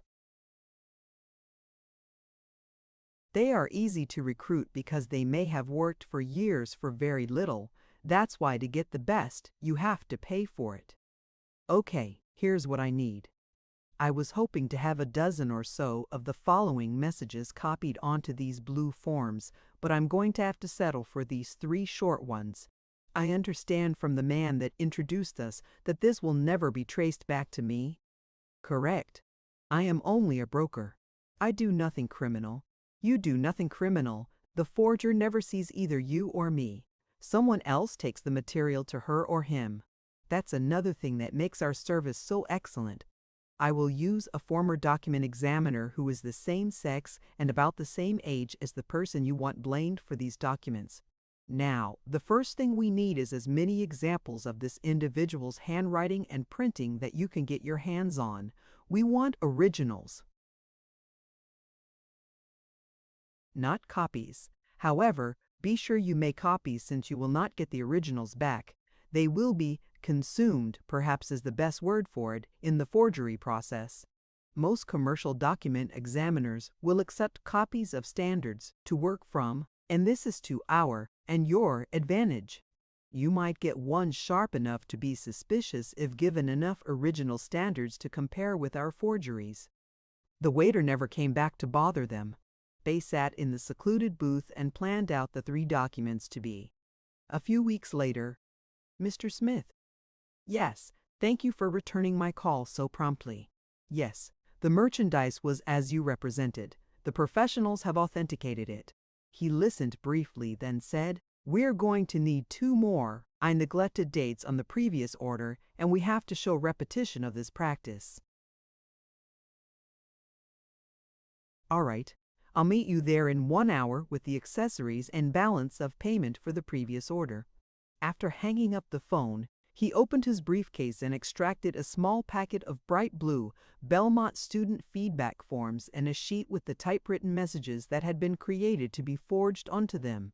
He looked to see that the rest of the contents were in place, then returned everything to the briefcase and left the room carrying it. The document examiner was seated, sworn, and proceeded to give her qualifications, which were concerned with her training, the number of years in the profession, and clients. Alice Stebbins was quite short. Her features gave her age as around 50 and holding. She dressed severely in browns and blacks, which made her look perky and bird-like. Peering at the hearing panel over her half-glasses enhanced the bird image, but it was destroyed when she opened her mouth. Her voice, far from a peep one might expect, was deep and strong. She had learned well that when one was giving expert testimony, one presented a confident, assured bearing. Further questions from the chair led her through the evidence, and she readily identified all but 2 of the 7 suspicious critiques as being written by Trenchant. Her language was laced with the correctness of one accustomed to giving court appearances. She prefaced much of her testimony with the caveat, "in my opinion." Her attitude of self-assuredness belied this qualification. "Also, in my opinion, those 2 most probably were written by her. Certainty was not possible since they contained printing, and I was not given enough or recent enough exemplars of Dr. Trenchant's printing." Using 2 large easels, she demonstrated various letters and combination of letters photographed and enlarged from the standards or exemplars, and from the standards or exemplars, and from the suspect documents. This kind of testimony was familiar to Janet. She faithfully recorded the words being spoken and knew that standards or exemplars are writing and printing that are authenticated. That is, that are definitely established to be written or printed by the person in question. Customarily, they are taken in the presence of the document examiner, so the examiner can swear to their authenticity. Using these visual aids, the document examiner pointed out the similarities existing in the way the letters were formed, making her case that the documents in question, the suspect Smurfs, had indeed been written by Trenchant. Clearly, her presentation was well done, and the panel was most engrossed and fascinated by the process she delineated. The panel was eager to question her further. Like most professionals, they were deeply interested in a discipline they knew very little about. Is handwriting analysis reliable? Anus knew what her answer would be and wanted to pin this down first, but the question backfired on him. Yes, she answered confidently. The panel hassled her for specifics. These were researchers who were consistently challenged to prove or disprove their own theories and then defend them. Statistics were their life. How have you measured your success rate? What % of the time had you been right? They questioned. In other words, have the courts accepted my qualifications? No, not qualifications, evaluations. How many times are you right and how many times are you wrong? It isn't looked at that way. The judge or jury look at the whole case, not just your presentation. I understand that the courts allow your testimony. I want to know the percentage of error in your analysis, asked Jane Astory, leaning forward. None. None. Has this ever been calculated? Demanded Esther Rondell. No, but there is research going on. Jane and Esther looked at each other in blank astonishment and then back at the document examiner, disdain and disbelief fighting each other for expression on their faces.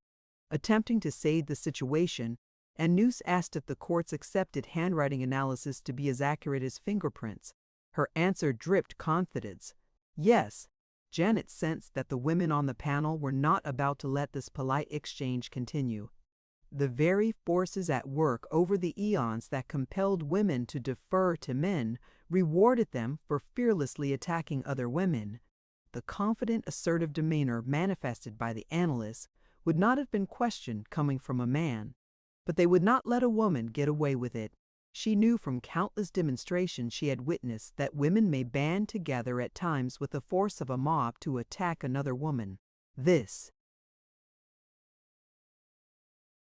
behavior was and is still produced by the same motivation. Men in power foster it and reward it.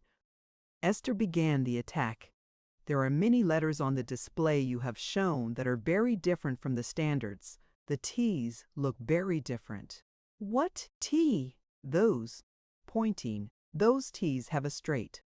Certainly some letters will be different, but with my training, I'm able to see similarities you are missing. Alice Stebbins replied, confident of her own superiority. If there is a large sample of writing, you may be able to see differences in each letter. The samples given me were so small that this was not the case. However, I did have enough material to compare with the unique handwriting characteristics shown in Dr. Trenchant's standards to make a positive identification. How consistently do other document examiners agree with you or agree with one another? This from Annette. I don't know. Do handwriting examiners oppose each other in court? I don't know that. I suppose you could find anyone to do anything. Assuming that there are two document examiners, it would depend upon which one makes the most persuasive argument. I see. Jane's smile was victorious. It's not a question of being correct in your analysis as much as your ability to make a jury think so. Henry hurriedly asked loudly, I understand you are court qualified. What do you mean by that? Every time I have gone into court, my qualifications have been accepted by the court. I have never been denied. That is what is meant. The chair indicated to Trenchant that she might ask questions of the document examiner. First, Trenchant confirmed all of the documents given the examiner and again made the point that many of these had not been given her before the hearing, as had been sworn to by Lyle, and also written in a letter to her by the chair. She next established that all of the exemplars that the analyst worked from were copies.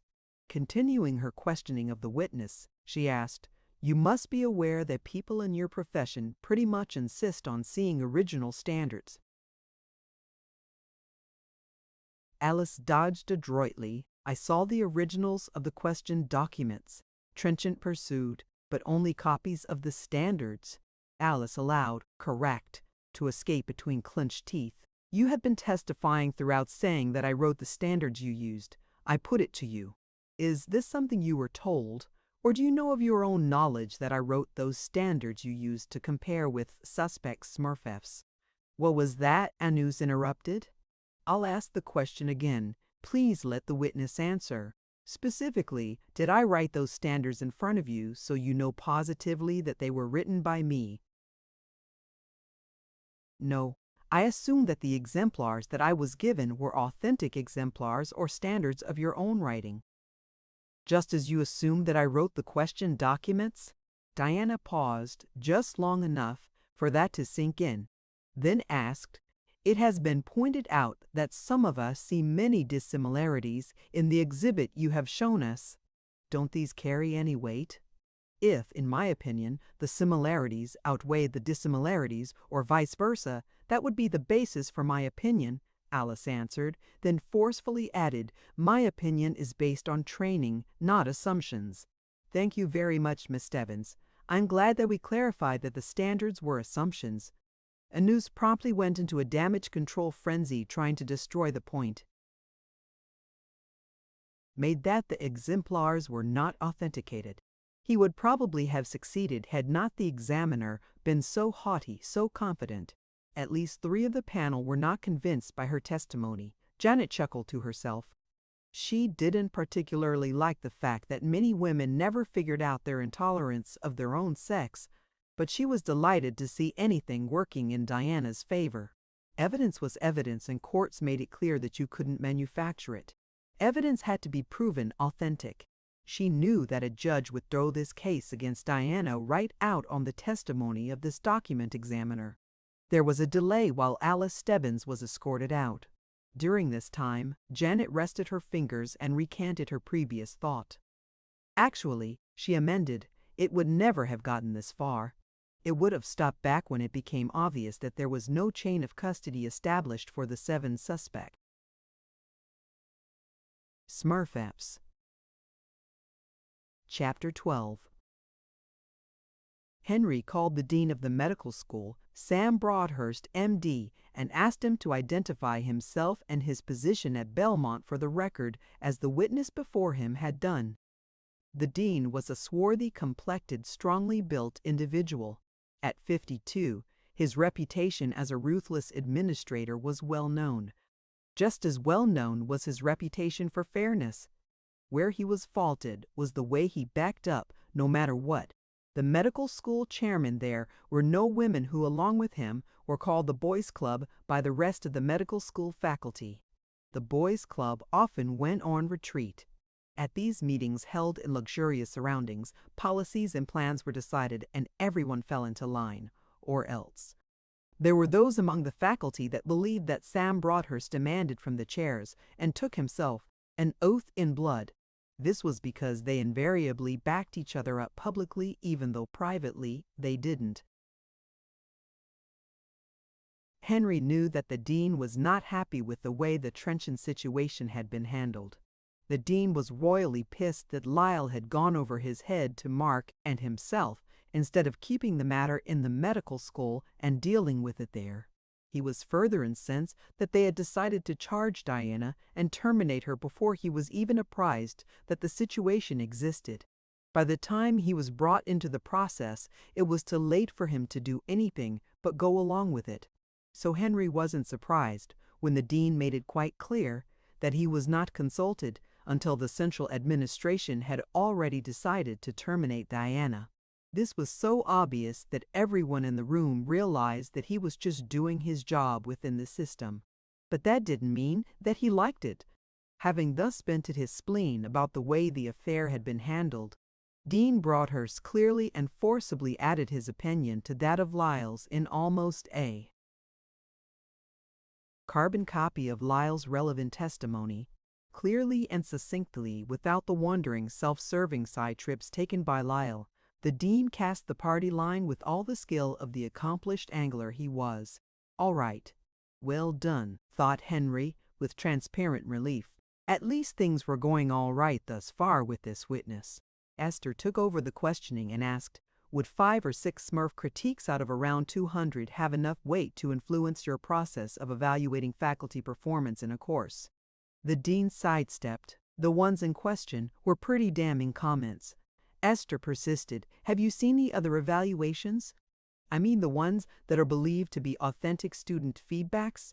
Here Dean Broadhurst intentionally contradicted Lyle's testimony. No, the student comments are summarized by the department secretaries, and I see the summaries. There is also a summary of the positive and negative comments and a summary of the numerical evaluation. Jane looked at Henry to see his reaction. She remembered that Lyle had testified that all the Smurfs were given to and reviewed by the dean. Perhaps, Sam Broadhurst thought to himself, it is all I can do for her. The panel has the information, if they choose to hear it. If there was manipulation of the evaluation process, it wasn't a product of 5 suspicious ones out of some 200 that were considered valid. Statistically, the evidence stunk, and he knew it. He also knew a lot more. 2 of his children had gone through the medical school when Diana taught in the radiology laboratory. The dean remembered the many occasions he had seen fit to compliment Trenchant on her teaching, saying that he was giving her this critique firsthand from one or the other of his children. Perhaps, thought the dean, if witchcraft was the real charge, the panel would insist that it be proven. Or maybe not. The administration appeared to be out for blood, and he was sure that Lyle was still licking the wounds of a few short months ago. He had Lyle on the carpet. He had summarily called him down to his office to read him the riot act. Here are the letters I've received from 3 top publishers of medical texts. Each one of them protests the plagiarism that a medical student told them your people have committed in preparing course material. I went to the radiology lab after I received the first letter and talked to some students. Although no one wanted to admit to contacting the publishers, they did show me the areas in their manual and notes that had been copied directly from different texts without citation. They also showed me the notebooks filled with diagrams that had been copied from a published atlas. Again, nowhere in the book was there any mention of or credit given to the source. Hell, your guys didn't even get permission to photograph the material. The dean continued telling Lyle that quite a sum of money would have to change hands with the publishers to keep this thing quiet. It must be her, Lyle whined when he could get a word in. She must have put the students up to writing the publishers. The dean knew who he meant. Lyle was a chronic complainer. Did Trenchant put your boys up to plagiarism too? Ridiculed the dean. I understood from you that she was no longer in the radiology course.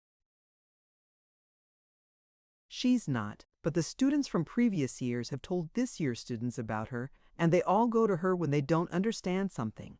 She's really a menace to Randy and Ian. One day she even got a classroom and held a review just before an exam. I got wind of it and sent Ann Bigot to audit. Ann said that most of the radiology class showed up. The students told Ann afterwards that they had been the ones to ask for the review. Now you know how that must have hurt Ian's feelings. His reviews were only attended by a handful of the students, and no one came to Randy's. You should be able to handle a situation like that. Tell her to stop it if you think it undermines your faculty. Lyle was not a happy camper. He left and raged. As soon as he reached his office, he called for Ian. Ian, I know you've got a lecture in a few minutes, so I'll be brief. After the lecture, I want you to tell the students that they must not consult Diana anymore because she is not involved in teaching radiology and is much too busy to be bothered. Also, you lay it on the line about your job. You tell them that unless your critiques improve, you are out. Work on their feelings. Most of the students like you and would hate to have you lose your job on account of them. After you finish that, you and Randy get in here. I want to talk to you both about that lab material you plagiarized. When the panel had finished its brief examination of the dean, Diana simply said, I have no questions. She understood the constraints he was under and appreciated how much he had tried in spite of them to help. He had given the panel some vital information. The question was, did they hear it? Dean Broadhurst was excused and the next witness was called. Chapter 13. Randy Facessi sat in the witness chair and raised his hand for the oath with alacrity. He was going to enjoy this. A wispy, rather nondescript person, his main aim in life apparently was to live up to his name. He sported a crew cut which bristled, much like his ever-present bad temper, above bright beady eyes which were forever darting around undressing every female in sight. Although he had some talent in research, having received a sizable grant, his conceit and arrogance got in the way of establishing a rapport with students. It also prevented him from really understanding how very little he knew about radiology. Henry had spent a great deal of time with Randy preparing him for today. It had been a harrowing ordeal. Perhaps the actual testifying would be more harrowing, Henry thought as he nervously reviewed to himself what he had learned about Randy from Lyle. Randy had come to Belmont from a college in Ohio, having sufficiently outstayed his welcome there. As is true in most college administrations, faculty sexual misconduct was considered mere professorial peccadillo and was studiously overlooked. If a woman student appeared to be on the verge of making a fuss, administrators had a remedy called the grievance procedure. Administrative personnel talked to the woman and were able to subtly or directly lead her to understand that problems would arise in her matriculation if she persisted with charges of sexual harassment or rape. If this didn't work, a brief investigation identified her friends, and she was appraised of situations that might affect them should she remain recalcitrant. Most didn't. This was all done under the aegis of academic freedom, mused Henry. Principle of academic freedom evolved years ago. It sheltered serious scholars from the whims and avarice of the shifting politicians and their politics. Now it was made better use of. We administrators use it as a tool to circumvent trouble.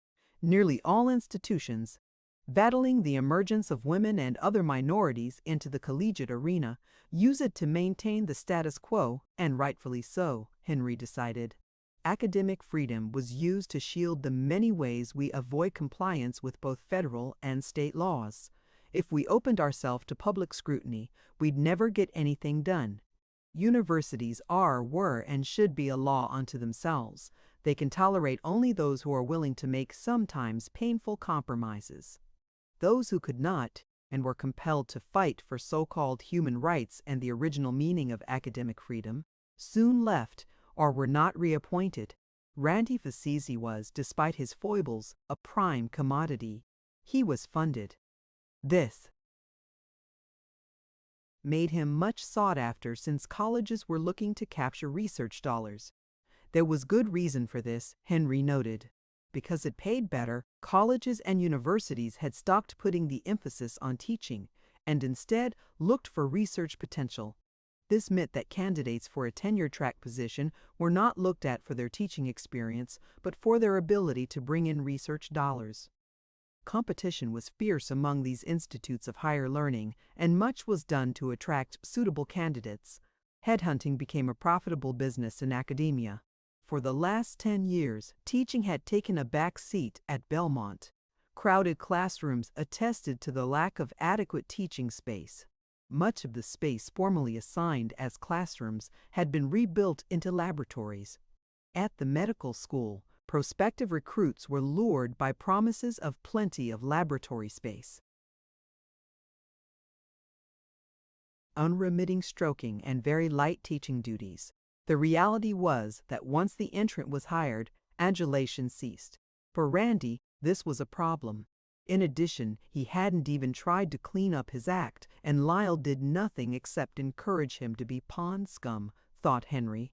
Randy expected the medical students to worship him, and instead they found him appalling because of his lack of expertise in the subject he taught and for his repeated, haughty demonstration of it.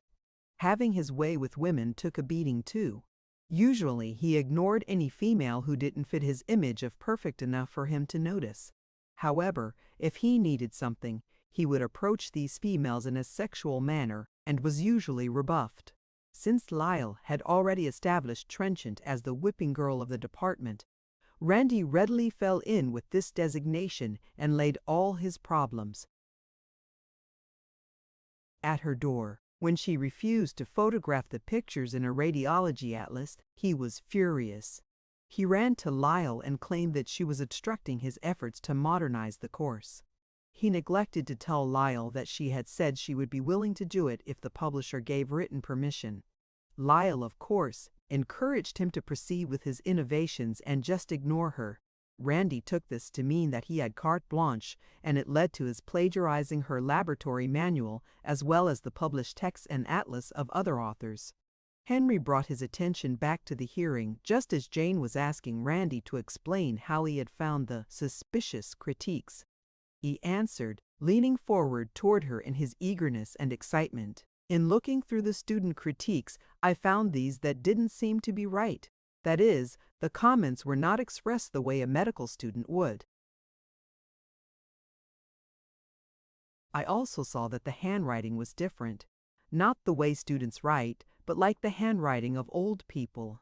So then I went back and looked through other years for similar handwriting. He explained that he, Randy, had found all 3 Smurfs which he had brought to Lyle and asked that they be sent to a document examiner because he thought these were written by Trenchant. Responding to a very leading question from Anus, Randy agreed, yes, these evaluations had been very harmful to me in that they tended to undermine my confidence in my ability to teach radiology and could affect my reappointment. Esther broke in. 5 evaluations out of nearly 200? Well, most of the 200 were pretty bad. Suddenly realizing how this sounded, he quickly amended. You see, it was the kind of comments that tipped me off that they were not real student feedbacks. They didn't sound the same. she was making these kinds of comments to the students, exerting influence on them too. Bright the derogatory remarks, that's what was undermining my confidence. Agnews brought him sharply back out of harm's way by asking if there had been trouble between him and Trenchant. This opened a floodgate of accusation and crocodilian remorse. He had no idea why she would be so resentful of him, since he had gone out of his way to be nice to her. Once, I even complimented her on the cute sweater she was wearing. Instead of acting normally, she complimented me on my cute shirt. Go figure. Pressed to answer what he thought might be her reason to sabotage him with fictitious student evaluations, he lost it. Although he had been carefully coached by both the chairman of NERD and the university attorney, all that training went out the window. The mask slipped and his answer was pure vitriolic, undiluted, vintage Randy. Perhaps it was because he sensed a kindred spirit in Frankenus. Well, sneered Randy, you know broads, they get crazier than ever at that age and… Oh, God, thought Henry and nearly shouted, it's getting late, over the rest of what Randy was about to say. This would be a good time to adjourn for the day. All right? He glanced around quickly, stood up, and was halfway to the door before anyone could disagree. Damned idiot, he thought to himself. He'd see to it that this boy got a talking to and had his priorities straight as well as his head before he came back the next day. Henry kept his bad mood at bay with difficulty during the drive home by thinking only of his comfortable chair and a huge drink, or two before dinner. He had just entered the door and placed his briefcase on the hall table when his wife's voice floated down the stairs, jarring the hell out of him. That you, Henry? Hurry up now and get dressed. We're due at the baker's in half an hour. Henry groaned. Not tonight, shit! Then almost immediately he recollected that the bakers were giving a party, and it was most important that he be present. No help for it, he'd have to bite the bullet. Casting a fond look at his lazy boy as he passed the entrance to the living room, he ascended the stairs, feeling like a doomed man mounting a scaffold. You look like death warmed over, his wife Kate announced caustically as she met him at the top of the stairs. You're no raving beauty yourself, Henry thought. Kate was an athletic, slender woman of 42. She neither thought herself beautiful or required that others did. Henry often lamented the fact that with all the money they had, she could afford to go to one of the many body shops and get some or all of her. Sagging flesh lifted, but Kate opted to live naturally and age gracefully. He was continually after her to at least wear makeup, but she adamantly refused. When they were married, Henry didn't mind the over a decade age difference between them. Kate was an exciting woman, an exciting rich woman. Her money had been the deciding factor in asking her to marry him, and it was one reason he stayed married to her. The other was that he basked in the prestige her place in society lavished on him. Go on in and get your shower and hurry up, we're going to be late as it is. Oh, hell, it doesn't matter if we're a bit late for this. Everyone understands that I'm really busy with this damned hearing, Henry grumbled as he made his way to the ornate bathroom. When he entered his bedroom a few minutes later wrapped in the towel, Kate called through the connecting door from her room to ask how the hearing was going. Her innocent question brought the whole disgusting mess back, along with the foul humor that went along with it. Henry sat down heavily on his bed. What a day!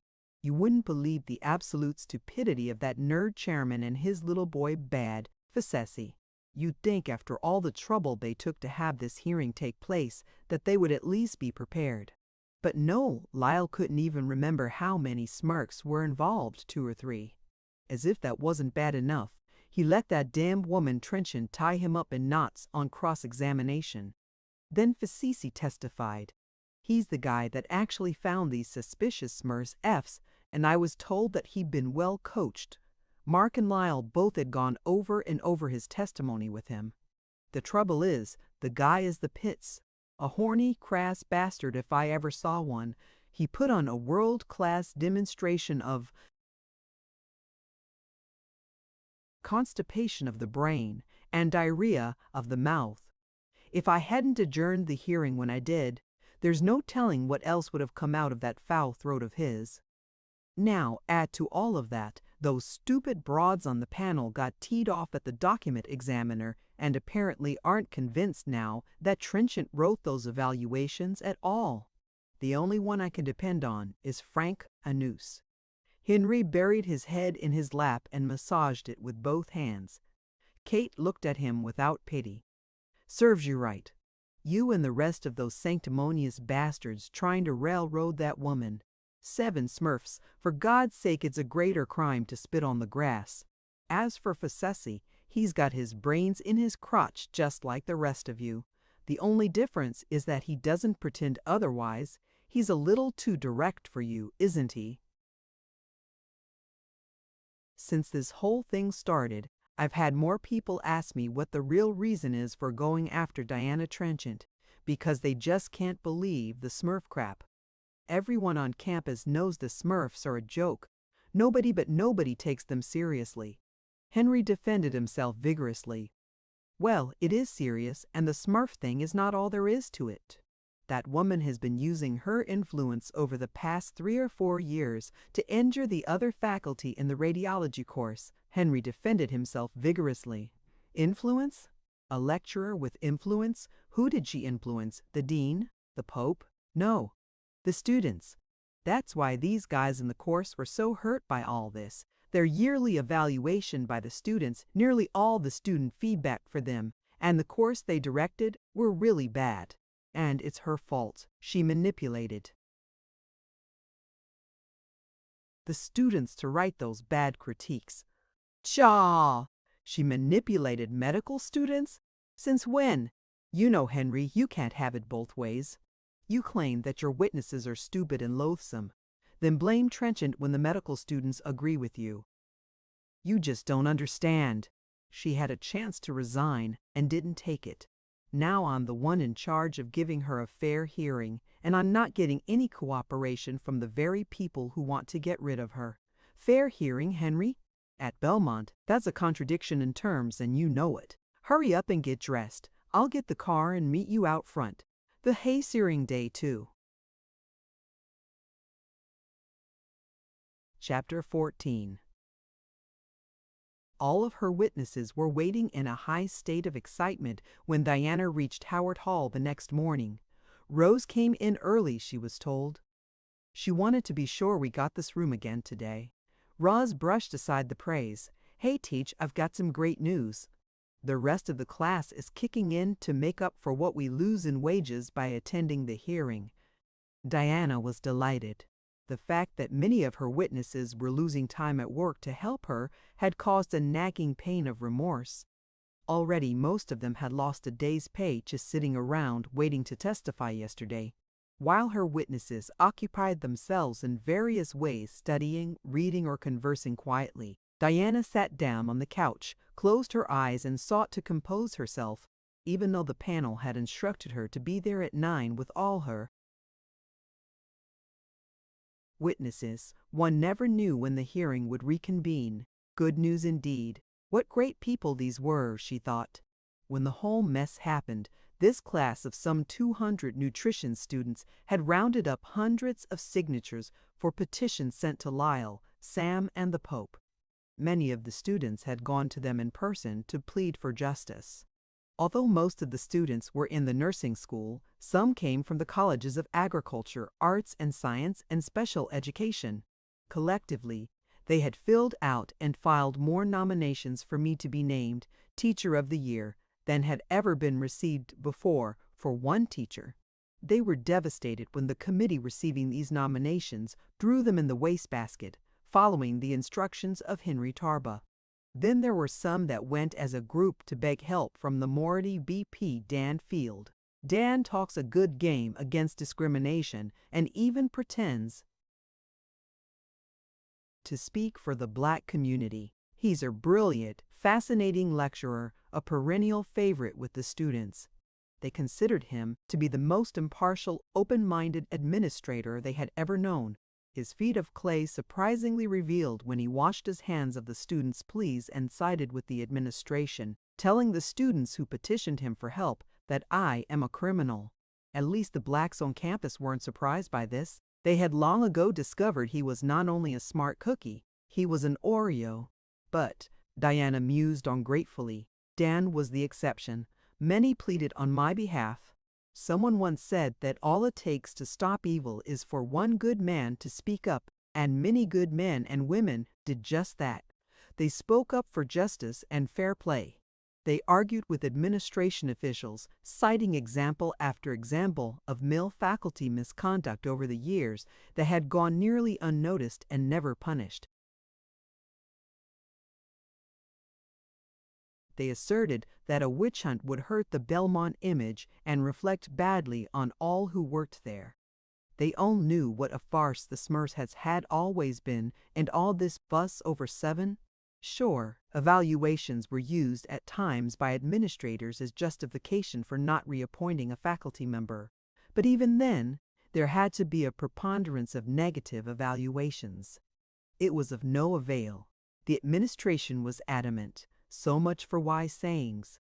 But the fact that some people did try was heartwarming, Diana thought. Roz broke her reverie gently. It's time, Diana. Was it her imagination, or was the panel friendlier this morning? Diana mused as she entered the room and took her seat. I do believe, besides saying good morning, most of them smiled at me. Maybe things are looking up. A chastised Randy returned to the witness chair. He looks ridden hard and put away wet, thought Diana with amusement. Responding to a question from Annette, he avowed that the year that Trenchant didn't teach, we rewrote the lab manual. We didn't use any material from the manual written by Trenchant. When all on the panel had indicated that they had no more questions to ask him, Henry asked Diana if she wished to question the witness. To himself he added, God help us if the little twerp doesn't do what he's been told. Mark had assured him that he and Lyle had a good long session with Randy and felt that he had now seen the light and would behave properly. Yes, please. I'm confused, Randy. You had said that you saw one evaluation that appeared to be more directed toward 1 year than both years. You answered that this was one of the reasons why you thought it was suspicious. Now these evaluations have no dates on them. Is it not possible that both are from the same year? No. How do you know that? Because I don't remember which one was from which year, but these are from 2 separate years. Did you mark them? No, I picked one out of each year's evaluations. But you don't know the specific year each came from? No. With further questions, Diana established that from the time the evaluations had been given to Randy, they had not been safeguarded in any fashion. Sometimes they were in a file cabinet, sometimes on a bench or table in his lab. At least twice they had left his possession when the secretaries had called for them to use in tabulating the synopsis for the dean. It appeared that there was some confusion as to when he took the suspicious documents to Lyle. I don't know the exact date. Certainly after the 2nd year, I was in the course January or February. Lyle said it was a year later than that. He said it was last year, pressed Diana. Interrupting imperiously, Anus jumped in to lead him with careful questions in a direction away from that subject. When he finished, Diana summed up his testimony. The suspect evaluations were not dated. You testify that you didn't know which one came from which year.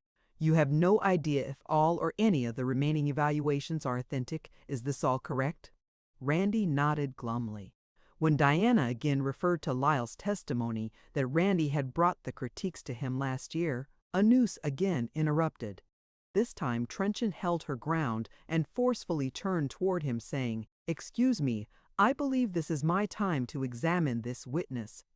Now, Randy, you have stated that none of the material in my laboratory manual was used by you to create the manual you used last year when I was not in the course. Do you want to change that answer? No. The accused held up 2 large manila envelopes, thick with their contents, saying, I have here a copy of my manual and the one you prepared. Clearly marked are the parts in your manual that have been lifted verbatim from mine. In addition, I have given the references of whole paragraphs that you have copied from published radiology textbooks and used without citation in your manual. I am prepared to offer this to the panel as evidence that you are not telling the truth. This has nothing to do with the termination for cause action that this hearing is all about, interrupted Henry. You must keep to the subject. How did I ever get into this fix, he thought. Aloud, he continued, since this material does not bear directly on the matter at hand, it cannot be allowed into evidence. Please continue. I have no further questions. Oh, she gave up. Henry wiped his brow. That was close. I figured she'd keep picking at him until he blew up and spat tears all over the room.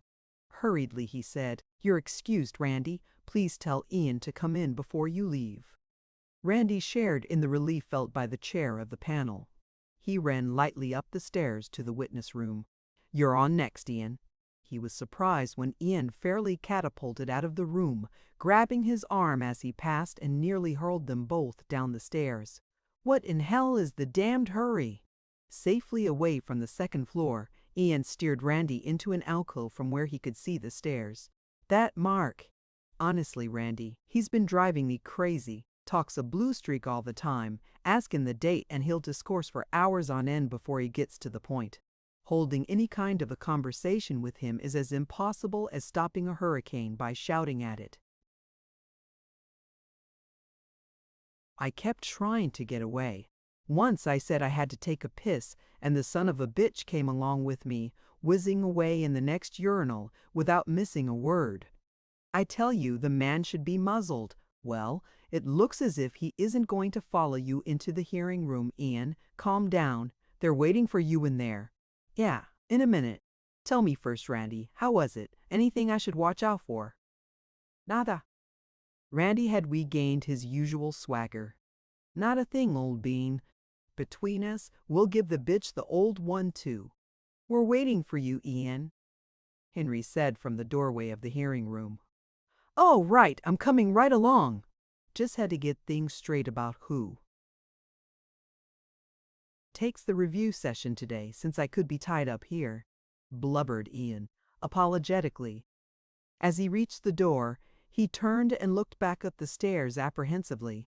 Seeing no one, he breathed a sigh of relief and entered the hearing room. Ian Heathson was of average height. His most striking features were his mop of blonde hair and pale blue eyes which flitted about, examining the room, looking everywhere except at Diana. When asked to substantiate the testimony of Lyle that he and Randy had found suspicious Smurfs, Ian told a slightly different story. He hadn't found any himself. Randy had found them. He showed them to me, and I was flabbergasted. I had no reason to suspect that something like that would happen. Having said that, he reversed course and said, I always thought there was some kind of manipulative action going on with the students, because we used to get critiques that were totally inconsistent with what we were doing in the course, so we always felt there was something going on. When Henry asked what he did next, he stated that Randy had brought the suspect Smurfs to Lyle, and indicated our concern. Given the packet of Smurfs that had been sent to the document examiners and asked to identify them as the ones found, he said, I can't remember, I didn't memorize them. When asked how he got along with Diana, he admitted that they got along fine until the year Randy, stopping abruptly. Well, I noticed problems all along. Esther, who had apparently read the complete set of student evaluations for the years in question, entered as evidence by Diana, suggested that his evaluations had become more positive each year before Randy came into the course. He professed to not knowing for sure, but thought, the first year I taught was not good, the second year, considerably better, and the third, a hair better, not much. The fourth year, well, easy now, Ian, thought Henry. That was the year that Randy started teaching. As if he had heard Henry's silent coaching, Ian testified as if his life depended upon it, his professional life did. He told a long, heart-wrenching tale of the terrible student evaluations he received in the radiology course. He had very nearly not been reappointed a couple of times, but Lyle had fought for him. Over and over again, at every opportunity, he came back to the years of deleterious critiques passed in by the students. Obviously, this had to be because Trenchant manipulated the students. Some of the things commonly written on the critiques were, "Why isn't she lecturing?" Course is totally disorganized, and this is wrong because I am not a disorganized individual. The course is very well organized. "Did you ever have her lecture to see what the students' reaction would be?" asked Jane. "We talked about it," he replied. Ian continued. Along with the many comments to have her lecture, the students wrote how she was the only one who knew anything about radiology and that Randy and I should get out of the course and let her teach it. As I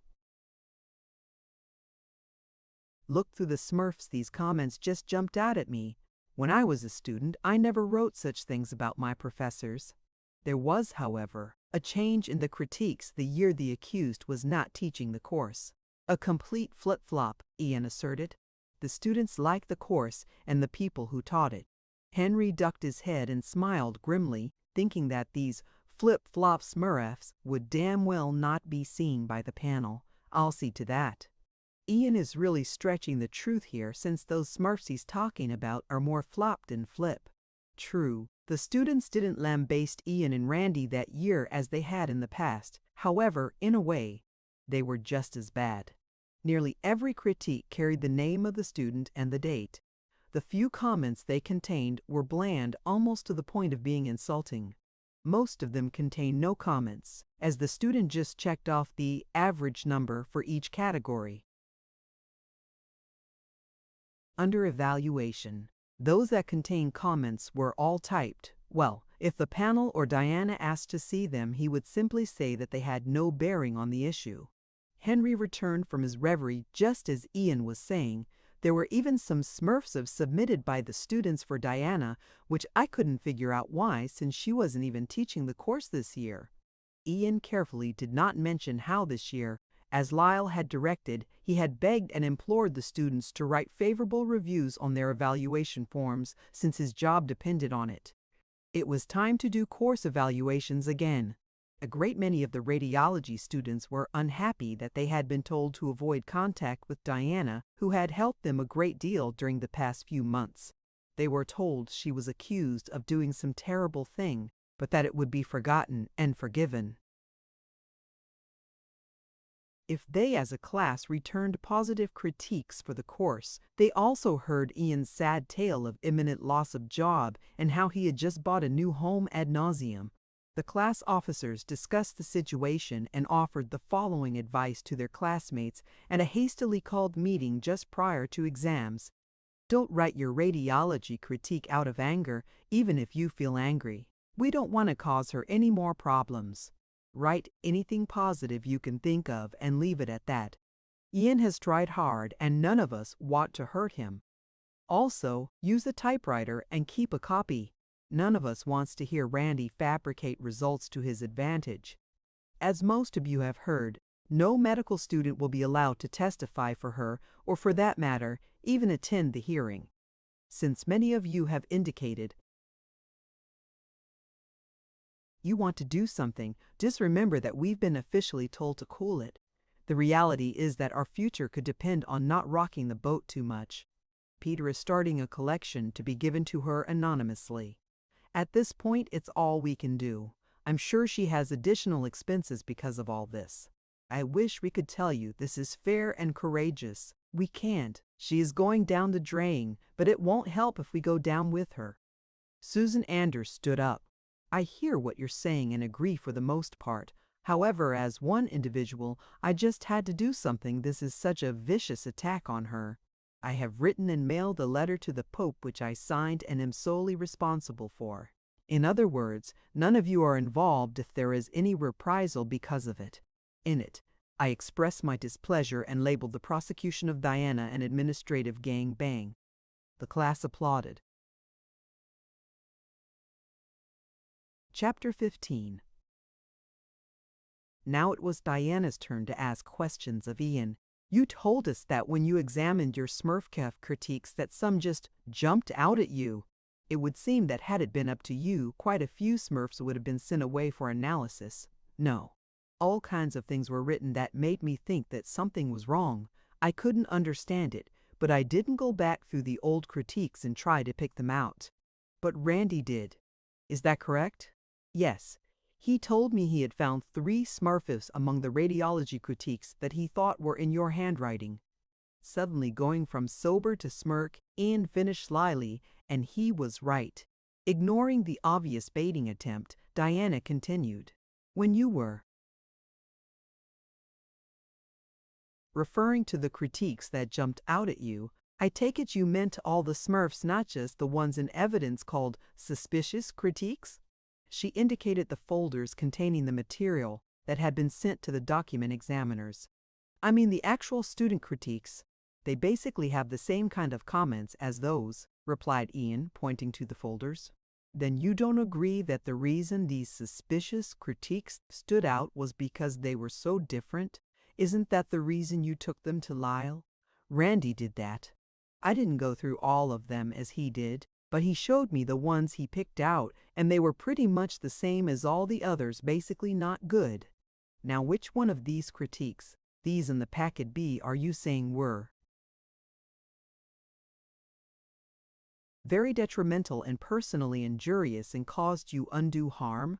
I haven't read them. I'm talking about all the critiques in general.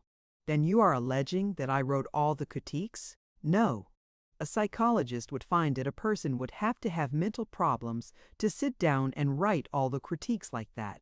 What I'm saying is, there is other evidence, probably intangible, that a seed was planted in a student's mind, and that seed was portrayed in some of the comments that they wrote on their own. Still trying to get the question answered, Diana asked again, this time reading from the memo from the dean. The dean wrote that I am, quote, accused of creating fictitious student critiques which were very detrimental and personally injurious to 2 junior faculty members, unquote. So I am asking again, which one of these have you selected to? Oh, Ian's in trouble, thought Henry, interrupting quickly with, have you seen this memo, Ian? No.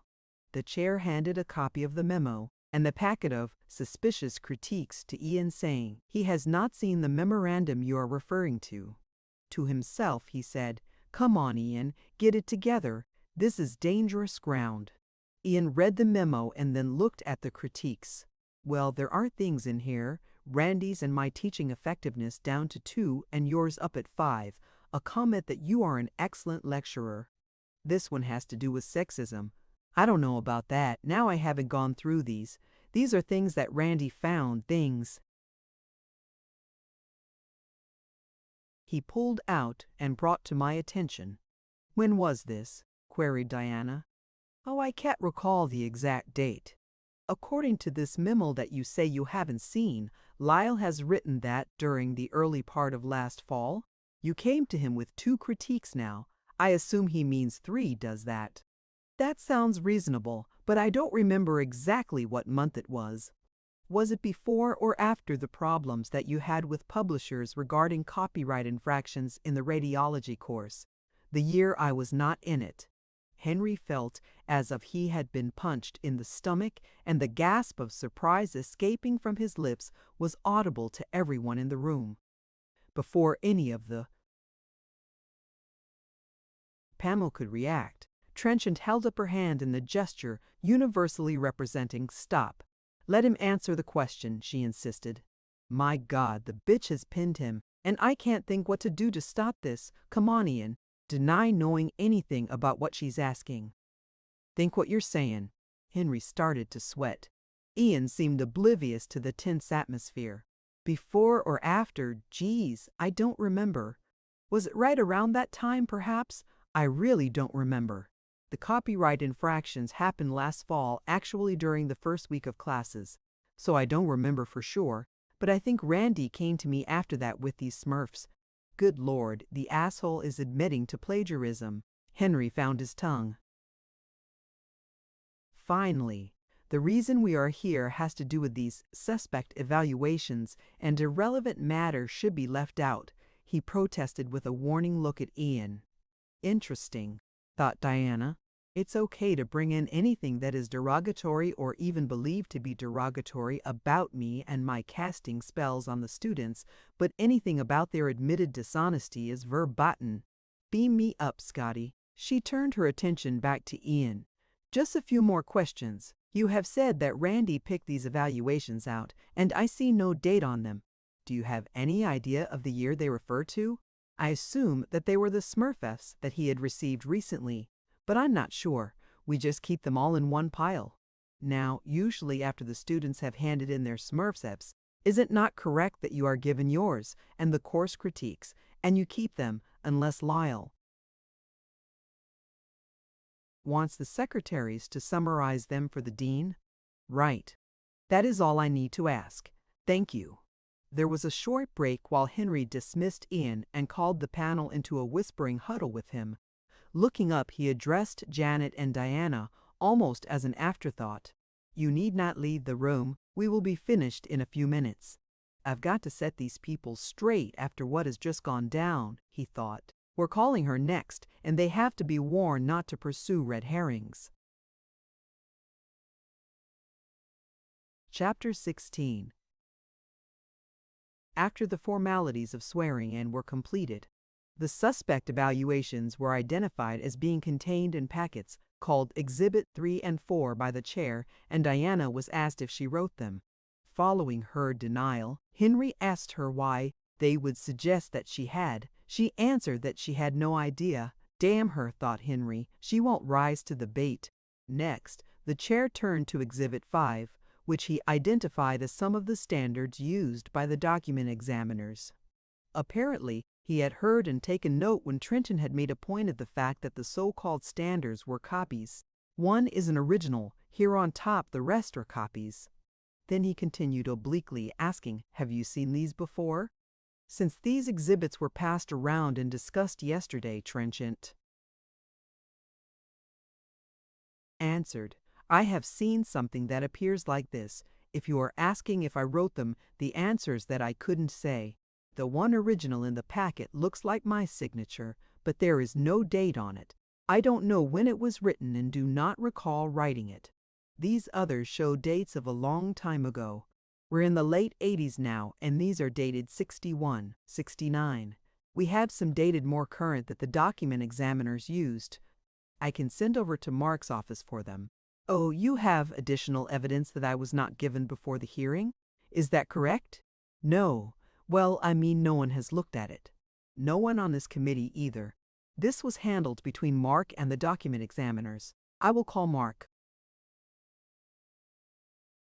right now and have him bring them over.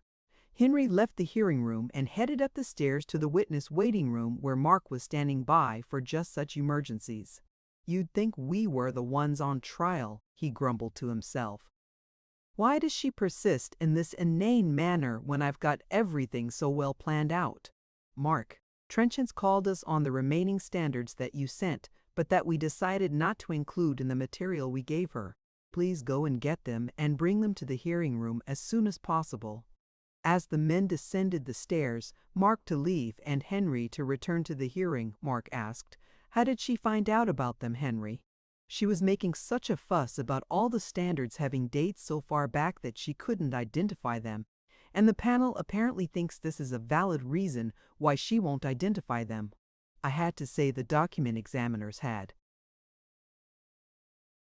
more recent samples of her handwriting or Henry broke off quickly as Helen came out of the room used by Diana's witnesses at the foot of the stairs. Hi guys, greeted Helen placidly. How's it going? Are you on a break? Spare me these emancipated females, thought Henry, as he angrily ignored her, waved goodbye to Mark and re-entered the hearing room. Congenial old Mark, badly in need of a conversation fix after Ian had left, approached Helen with a wide smile. No, he said to her. Henry just had to step out for a minute so he could tell me something he needed me to get for him. I'm on the way over to the admin building right now. You must be one of the witnesses for Diana. Sure hope this isn't too traumatic for you all. It really is a terrible thing to have happen at Belmont, and I'm sure that as much as you all must like Diana and want to help her, that as soon as you understand the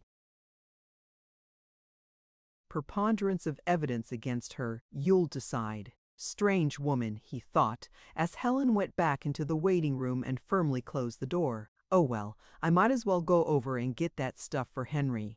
Inside the hearing room, Henry had ruled that they would go ahead for now and introduce the material when it was brought over. Continuing her challenge, Diana said, I repeat again, this is evidence, this is material that was sent to the document examiners that I have not seen. Is that correct? Even though you and Lyle have both assured me that I was given all the evidence? Well, that only meant that you had all the material sent at that time. This is additional information that the document examiners brought with them. Material that I was not privy to and had no opportunity to question the document examiners on. I consider this most unfair. Anu smirked. Well, Henry replied, you will see it presently, so that's all right. The committee may now ask additional questions. Esther wanted to know what was going on in the department. We have heard from Lyle, Ian, and Randy. What is your perception? Damn the woman, fumed Henry. I purposely warned her against asking that kind of question. He turned his full attention on Diana's answer. I will confirm first that there were problems. When I was in the course, I objected to using published material without permission from the publisher, and credit to the author. I also refused to allow them to use the manual I had written and copyrighted, which they wanted to present to the students as their own after they had added to it. I was ordered to do this by Lyle, and when I refused, I was threatened with a lawsuit and then told that they would take what they wanted anyway. When I first wrote the manual, I offered it free of charge to Ian for the course. He was delighted and most grateful that I had undertaken the project. The manual was well accepted by the students and was used in the course for 2 years. I had no objection to it being used the next year, the year I was not in the course. But I would not allow them to revise it or steal it. Diana Trenchant went on to explain that her manual was strictly concerned with basic radiology information that would prepare students for the more demanding courses in radiology therapy that they would encounter the next year. One year, I audited those courses so that when I wrote the manual, I could make sure that students would be well prepared for them. There was never any question that I supported the presentation of experimental material in addition to the basics contained in the manual. Actually, what they proposed adding to the course was not new. We have been doing this for several years before Randy came to NNerd using legitimate reference material obtained from publishers. Was there any connection between all this and the alleged fictitious Smurfs? Pursued Esther. It does seem rather strange to me that they suddenly appeared at the time Ian and Randy were facing copyright infringement charges, according to Ian's testimony. Diana continued by telling the committee that there had been no problems until Randy had come into the course. When she worked with Ian, things went fine. They conferred and cooperated with each other. Ian's evaluations gradually got better. After Randy came in, I was left out of the loop. He, Ian, and Lyle made decisions and I was not informed. For example, 2 years ago, Randy was made co-director of the course with Ian. I was not told about it. The door to the hearing room opened, and Mark's head floated through the opening. Ah, good, thought Henry. Just the kind of distraction I need to stop this line of questioning. We will now introduce this material, he said as he got up to take the large brown envelope Mark produced in the doorway. The dates on these documents, used as standards by the document examiners, are more recent. Smugly, he handed copies of these documents to each of the panel members and then to Diana, keeping one set for himself. These documents appear to be copies from personnel files, observed Diana, looking at the chair for confirmation. Yes, Henry confirmed. They were taken from your personnel file and sent by the university attorney to use as standards. Then I would like to see the release I signed so that this material could be removed from my file. demanded Trenchant. Release? No release was necessary. Henry looked puzzled and frowned with annoyance. Mr. Chairman, you have made note several times that this termination hearing is justified by a certain paragraph in the faculty handbook, Diana replied firmly. In that same handbook, there is a paragraph stating that no material shall be removed from a faculty person's file without the permission of that person. If you have a handbook here, I will find the exact wording and read it to you. Oh, I know what you are referring to, and that does not apply in this case. Henry ruled quickly and then turned to the panel and said, "We must get on with it." "Are these your handwriting?" "I don't know. These are copies. Copies are suspicious." Anus interjected, demanding to know why. Diana explained to him that she had done a great deal of research since she had first been charged into document examination. Accomplished document. Examiners insist on original, authentic standards. Except for a couple, all of these so-called standards are copies. In addition, as you will recall from her answer to the questions I asked her, the examiner you engaged admitted that she did not know of her own knowledge that I had written the standards she used. A competent examiner would have the person in question write the standards in his or her presence. That way the analyst is unbiased and can swear that the standards are authentic. I also learned that one should never identify copies as one's writing because copies may be altered and recopied, so the alterations do not show. Now these came from the administration, and you certainly can't think that any alteration went on, scoffed Anus. I certainly can think it's possible, just as I know it's possible to forge handwriting so even the experts cannot tell. No, that is incorrect. The analysts testified that she could tell forgeries. She also testified that I had written these suspect evaluations, but admitted that she had not authenticated the standards used, nor insisted on original standards. As far as believing that tampering could be done, I remind you that one of these suspect documents was tampered with, and Lyle admitted doing it. What? Blurted Henry. What? This one here. The accused held up the evaluation that had a 3-word printed comment on the course. Stapled to it was a note reading, "Lyle, have a happy Christmas, Diana." This was given the document examiners as suspect evaluation number 6, yet clearly Lyle knew that he had prejudiced it by putting 6 additional words on it that he knew I had written. This is original writing on Christmas paper and not part of this evaluation, yet from the report the examiners made, it was treated as part of a suspect document. Henry quickly told Janet that she could stop taking notes while the committee huddled off the record. Feverishly, he opened the analyst report and scanned the relevant paragraph. After a few moments, Henry and Frank Anus exchanged glances. Anus nodded, and Henry told Janet they were back on record. Immediately, Anus sarcastically claimed that he didn't understand what all the fuss was about. He could see no tampering. Trenchant explained again. It is obvious a known standard is affixed to an unknown document. It is made a part of that unknown document. Anus seemed to deliberately misunderstand. He continued this over and over, taking different tacks, but essentially he was bent on wearing Diana down. Careful, thought Henry. A court would say Anus was badgering the witness. Henry knew this was not proper questioning, it was arguing, but he let it continue. "Oh," Anus would say in an annoying, baiting way. "It was not altered since Lyle had stapled it there, so it wouldn't get lost. And I don't understand where you have a problem with this." After several minutes of this, he dismissed the whole complaint. Scathingly, he said that it didn't matter since the whole document had been written by Trenchant anyway. The document analyst had said so. Yes, they had, Diana agreed, despite the fact that there were 3 printed words on the Smurfif. The written they identified was only on the slip of paper that Lyle had attached. The panel was silent. Trenchant addressed them. When I was first charged with writing these critiques, I spoke to a few professional document examiners. Right off, I discovered that I could not afford to hire one to do an unbiased analysis. However, they usually were willing to answer general questions on the phone for a small consulting fee. In talking with them and reading the material they suggested to me, I came away with some interesting information.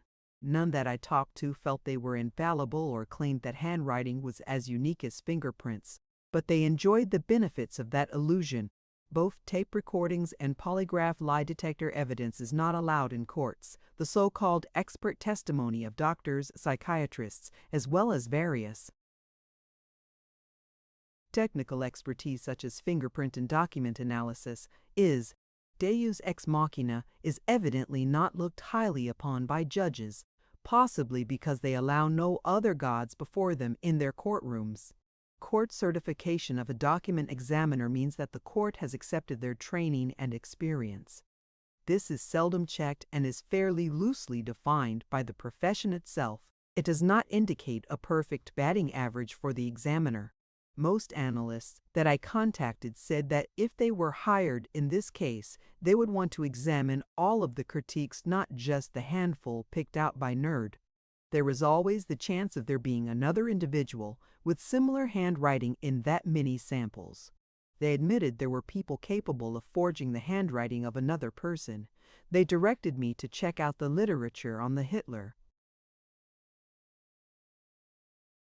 diaries and the more recent White Salamander papers. What these two cases had in common was that the best, most expert document examiners in the world were fooled. Because these were sensational cases, they were highly publicized. Most forgeries get little or no attention from the media, but the fact remains that a good forger can fool highly qualified document examiners. Oh yes. There is one more thing I want to question here, since most of the documents you have listed as so-called standards are copies. These copies are mostly memos addressed to people in the department. If they are authentic, why aren't they originals? If I had written and sent those, it would have been the originals. If I'd made a copy, it would have been kept from my files. My God, Henry screamed to himself, why do I let her go on with this? Well, of course, it's because those women are listening and look interested, so I don't dare cut her own testimony off too often. They were not happy with the way Frank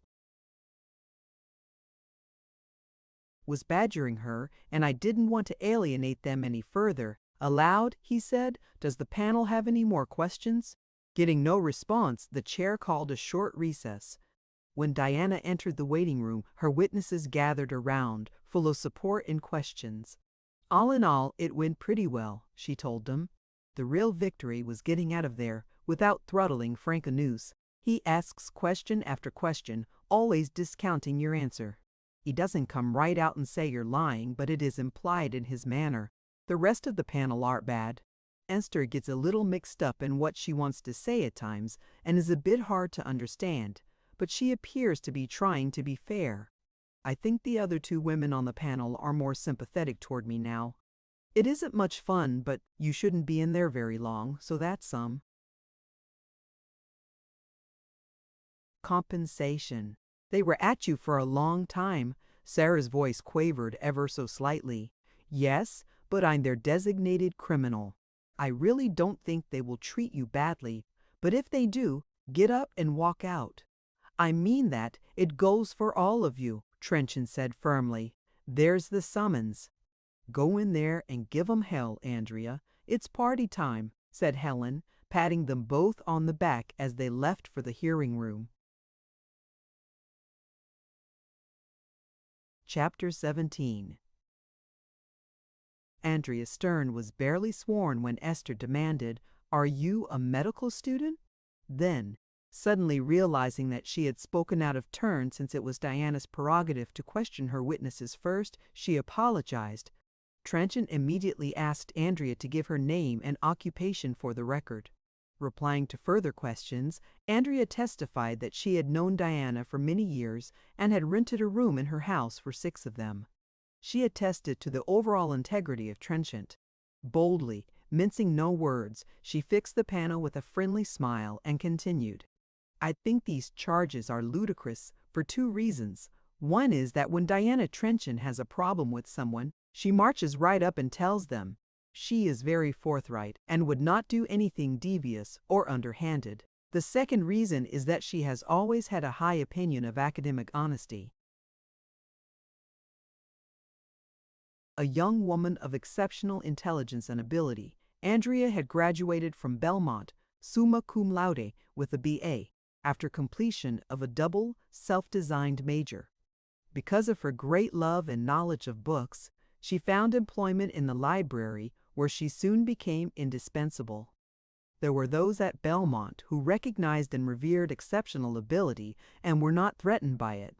On being questioned as to what she knew about work conditions in Nerd, she observed that from what she had heard from Diana, it wasn't a very happy place to work. Directing her answer toward Trenchant, she divulged, "You were not my only source for this information. My aunt works in the department, and I heard from both of you enough to form that impression. Just last month, my aunt told me that you may have been given an excessive course load in an attempt to break your spirit or drive you out of the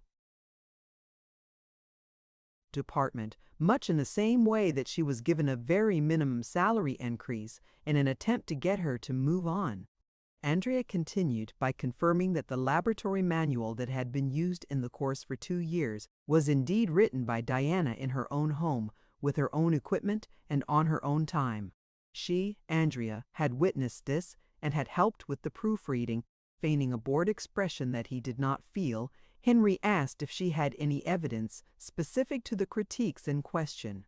No, nothing specific, except if she were out to discredit someone on the faculty. She would certainly have brains enough to do something effective, not play with Smurfs, Andrea delivered with a chuckle. Then she continued in a serious, almost censoring tone.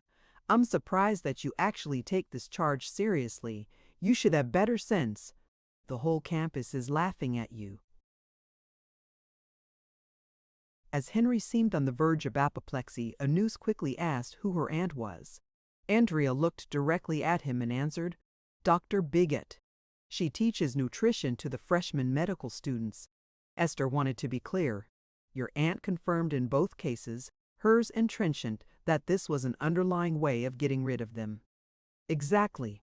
She felt that they were not welcome in the department and that this was a way to encourage them to move on. "Now, we'll have no more of this," Henry interjected. "We really can't take secondhand information here.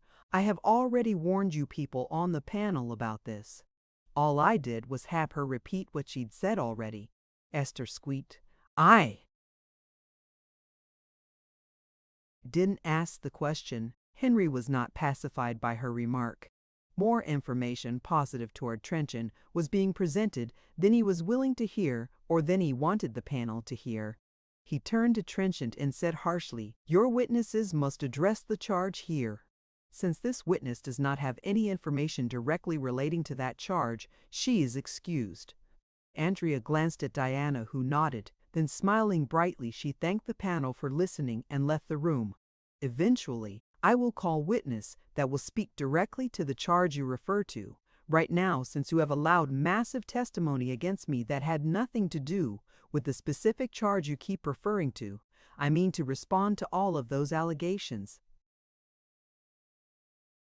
You wrote me a letter, which I have here, saying that the hearing would not be conducted with strict rules. You stated that I could present anything that I deemed important, and that is what I am doing. And in a much briefer manner than you have presented the evidence against me. I'll remind you that you allowed plenty of hearsay testimony when your witnesses were testifying." Henry let out an exasperated breath, turned toward the panel and said, "I think we'd better break for lunch and discuss how much of this irrelevant material we are prepared to listen to. We also will have to consider having Ann Bigot testify and bring Lyle back. We cannot let these unsubstantiated charges stand." At the word lunch, the stenographer packed up her gear with alacrity and headed out the door, closely followed by Trenchant. No words were exchanged this time, just a mutual groan of relief at their escape. Chapter 18. Lunch was again catered to the upstairs witnesses' waiting room, a rather pensive panel gathered around the table to help themselves to sandwiches, fruit, cookies, and a beverage. Henry had the floor and continued to speak while they were getting their food. There is a limit as to how much of this insignificant twaddle we should allow.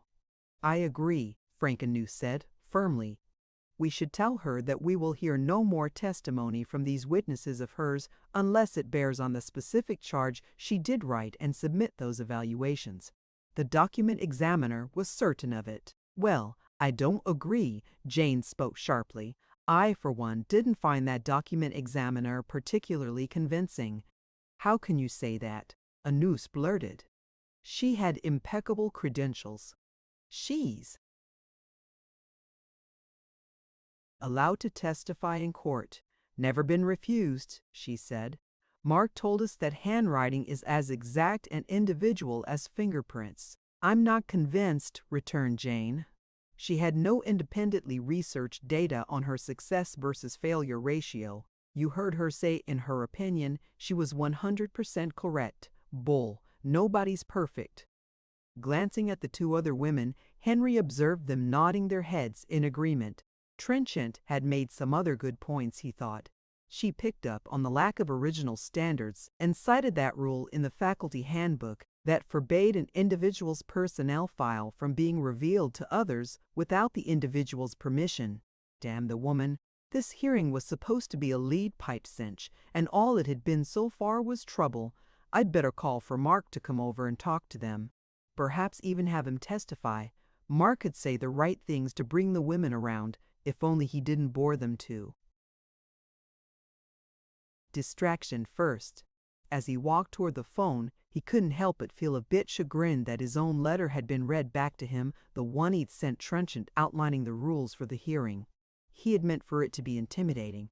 Didn't think she'd find anyone who'd dare to testify.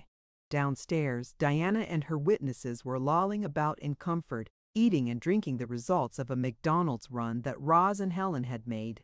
She had been telling them about Lyle's testimony when James suddenly jumped to his feet crying. Say again. Repeating herself, Diana asked, What's the problem? No problem. You said he testified that the new evaluation forms were sent up from the dean's office on the 10th of December last year, right? And he found the suspect evaluation sometime during that same week? That's what he said. What is it, James? You look so excited. Don't you remember? Don't you remember what happened to you Thanksgiving Day last year? The injury to your wrist, your right wrist? You weren't writing anything until a couple of days before Christmas, and even then it was painful for you. You were wearing that wrist support all the time for well over a month. My God, I had forgotten that. Are you sure of the dates? I just remembered the December labs were hell because I couldn't do the boards. Absolutely. I remember coming back from spending Thanksgiving at home, and you were soaking your wrist, which was all swollen up. And remember you wore that brace and couldn't write and. I remember the wrist brace, cried Jennifer. You had me write things on the board for you at my lab because you couldn't. Me too, chimed in Roz. James, Jennifer, Roz, will you tell that to the panel in addition to what you already plan to testify to? Sure, no problem. Bet your ass. That will really give this charge against you, the deep six, along with Sarah's testimony, Roz said excitedly as the whole bunch of happy people left their food and joined each other in a wild victory dance. Premature for sure, but the powerless and the innocent naively take their joy where they can find it. When the hearing commenced again, the panel appeared subdued and listlessly turned over pages of notes, as Henry told Diana to call her next witness and cautioned her that they should be addressing the specific charge here. Just a moment, Jane demanded. Before we have the next witness, I'd like to ask you a question, Diana. You said earlier that you were not free to call witnesses from your department. Why? Trenchant, who was on her way to the door to get her next witness, paused and said, They asked me not to. They felt it would be impossible for them to testify since they most probably would contradict their chairman. You are saying they are afraid to testify. That's correct. Just like you saw Jean was. Her knowledge and belief in me was the only thing that made it possible for her to overcome her fear of losing her position. It is much worse for people in my department, and for that matter for medical students who have not been allowed to testify. Things can be made very difficult for them. Esther pursued. Are you stating that Lyle has discussed this case with the department? Oh yes, very definitely. After he accused me, he went into Ann Bigot's office and told her my job was offered to 2 people in the department around the same time. Lyle has told others besides me that this hearing is only a formality. Remember, he's the one that decides the raises. What sort of thing could people in your department testify about? They could substantiate what I have said about the negligent, careless way the evaluation process is carried out and how little import is placed on it. They could confirm that the evaluations were often laying around on someone's desk or in the secretary's office. They could explain that the evaluations got mixed together from year to year, and unless one happened to be dated, there was no way to separate one year from the next. They could tell you the reason for the problems that occurred in the radiology course and affirm that my manual was plagiarized. Being right there where the business of the department is carried out, they could tell you that one of Lyle's first acts when he came into the department 6 years ago was to eliminate my position. When I protested this act of discrimination to the Attorney General's office and they brought charges, he claimed that he had only told me that he would keep me if he had the funds. You are saying you are painting a picture of suspicion and allegation that are hearsay and unsubstantiated, Anus interrupted, bald paid aflame with anger. Correct. And we've heard tons of unsubstantiated hearsay and testimony from previous witnesses. That doesn't matter. We are only interested in these documents, nothing else. Those are side issues and not a part of this investigation. They most certainly are a part of it. If what you say is true, the dean would have just written one sentence in his letter. He would have written, I want her out of here, because instead, he wrote 2 pages filled with unsubstantiated hearsay and charges of insubordination and dishonesty based on Lyle's accusation, and I want to answer them. Nonsense. The charges are clear. You forged 7 smurfrups. The rest was only a term. Chronology of the events. But the chronology is untrue and biased. No. Everything is based on the testimony of the handwriting witness. We just filter through the rest of the material. Hanus turned to the chair, a bored look on his face. We waste time with this useless trivia. He had just spent the last few minutes in full sneer, trying his best to beat Trenchant to her knees with the sheer force of his position of power, forced to desist by the negative vibes he was getting from most of the panel. He took refuge in assuming the victor's pose. The panel asked the question, why didn't I have witnesses from the department? I merely answered it, retorted Trenchant pugnaciously. Call your next witness. Henry fairly bellowed as he tried for the last word. I shall, but first I want to point out that the charges against me contain the words taken from the faculty handbook. Serious breaches of generally accepted moral standards in the profession. I submit to you that the copyright infringements committed by Ian and Randy were also serious breaches of generally accepted moral standard in the profession, and Chairman Lyle Stone condoned them. Now I'll get my next witness, said Diana, heading once again for the door. James Prouty walked into the hearing room and looked around. Take that seat there, please. Henry motioned toward the seat opposite the panel. Oh, said James in a surprised tone of voice. I understood from someone who had testified earlier that the witnesses sat across from Diana. Well, the chair cleared his throat and looked uncomfortable. Things get shifted around, you know. Sit right there and be sworn in. That James, thought Diana, barely stifling her laughter. Trust him to say something disconcerting.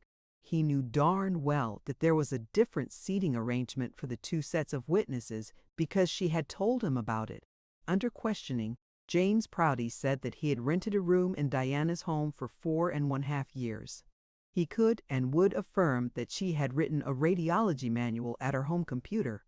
He could also confirm the great animosity held against her by the former chair of NERD, Jimbo Jones, who was now one of the many associate academic vice presidents.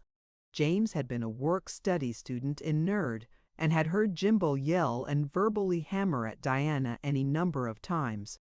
"As you all are aware," James said, smiling at the panel, "besides the 5 medical student Smurfs, there are 2 Smurfs that Dr. Jones is said to have found in the nursing nutrition course that he lectures in. And that the document examiners are sure," Diana wrote. A noose crowed, breaking in triumphantly. "But all this tells us nothing new concerning the charge. This is repetitive, time-wasting information. Mr. Chairman, may we get on with it? James, were you living in my home last December?" "Yes, I was." "Would you please tell in your own words why I cannot have printed or written the 2 suspicious evaluations found by Lyle, who claims they were written and submitted by me that year?" James turned his agreeable smiling face once more toward the panel and said clearly, "Because you sprained your right wrist and were unable to write or use it until shortly before Christmas Day, the 25th. How do you confirm that I could not write? Several ways. For example, I saw the swollen condition of your wrist daily and observed your limited use of that hand. Telephone messages for me were left on the printer when they used to be handwritten in notes." Leaning toward the panel, James confided, "You see, she could one-finger the computer keys with her left hand. I filled out the order forms for her children's Christmas presents that year since she was unable to write enough to complete them. Around the 22nd or 23rd of December, she could use her hand well enough to write the checks for her bills. It was painful for her and she had some difficulty doing this. We made a joke of it whether they would turn off the electricity or telephone because the signatures on her checks were not at all like her normal signature." Questions exploded from the panel like hail on a tin roof. Was her wrist wrapped? Did she have a brace? Did she see a doctor? Although Diana had not completed her examination of her own witness, the panel jumped in and took over the questioning. Henry, feeling decidedly undermined by this testimony, decided not to interrupt this flurry of out-of-order questioning. He realized that this tactic of interrupting greatly hampered the smooth flow of information a witness had to give. It also served to confuse the witness since questions were coming from more than one panel member at a time. He decided that he would not stop it. He never paused to think that the transcript of the hearing would show that Diana was interrupted in this manner more than 20 times. This would become significant when the Attorney General made the report of her investigation. James waited until the panel ran out of questions and started to look sheepishly at one another. Then he said, "Yes, her wrist was wrapped. She did not see a doctor but was treating it herself." Now the panel turned its attention toward Diana, and one of the frequent times they questioned her in front of witnesses. "When did you write the Christmas note to Lyle then?" This question directed at Diana came from Esther. She answered firmly, "The 24th, the day before Christmas. It was still painful for me to write then, and I was still wearing the brace. As you will observe, it is a very short note." "Well, this is not getting us anywhere," thought Henry, "and I'd better put a stop to it. I fail to see what all this has to do with the charge," he complained petulantly. Diana was ready for that one and answered succinctly. According to Lyle's testimony, he received the unused student evaluation forms for that year from the dean's office on the 10th of December. Lyle testified that they were given out to the students the same day. He could not remember the exact day that he claims to have found the suspect evaluations, but he did say that he found them sometime during the same week. "During that time, I could not use my right hand, and I was not doing any writing or printing for that matter." Oh, the sigh that went with it escaped before Henry could even realize the "oh" had departed from his mouth.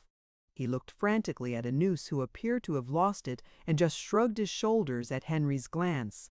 Wanting to spare James, if possible, from attack by either Henry or Anus when they recovered from shock. Diana quickly said, "Thank you, James." As soon as James had left, Diana continued, "Before I get to the next witness, I refer you again to this memo." Trenchant replied. She held the paper aloft in her hand.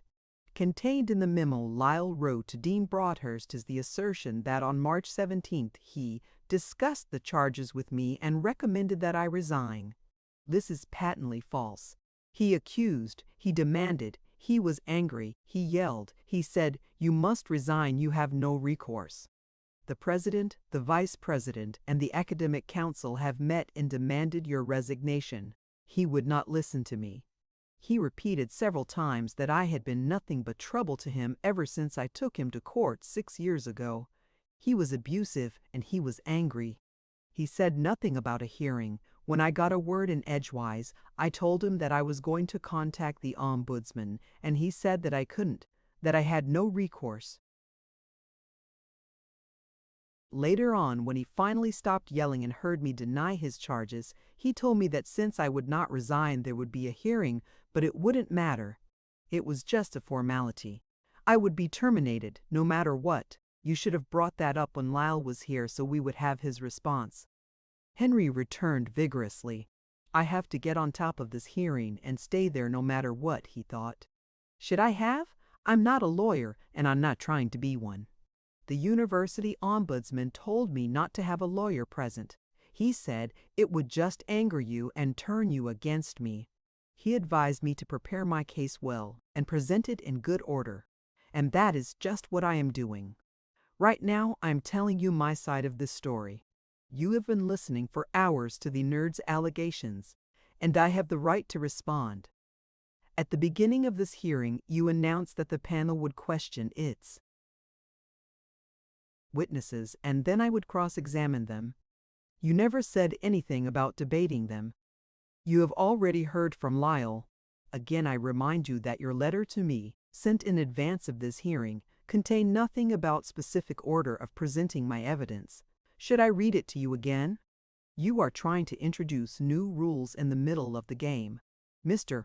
Chairman, I think that we must ask Lyle back here to clear up these fabricated charges we have been hearing, said Anus in a bored tone.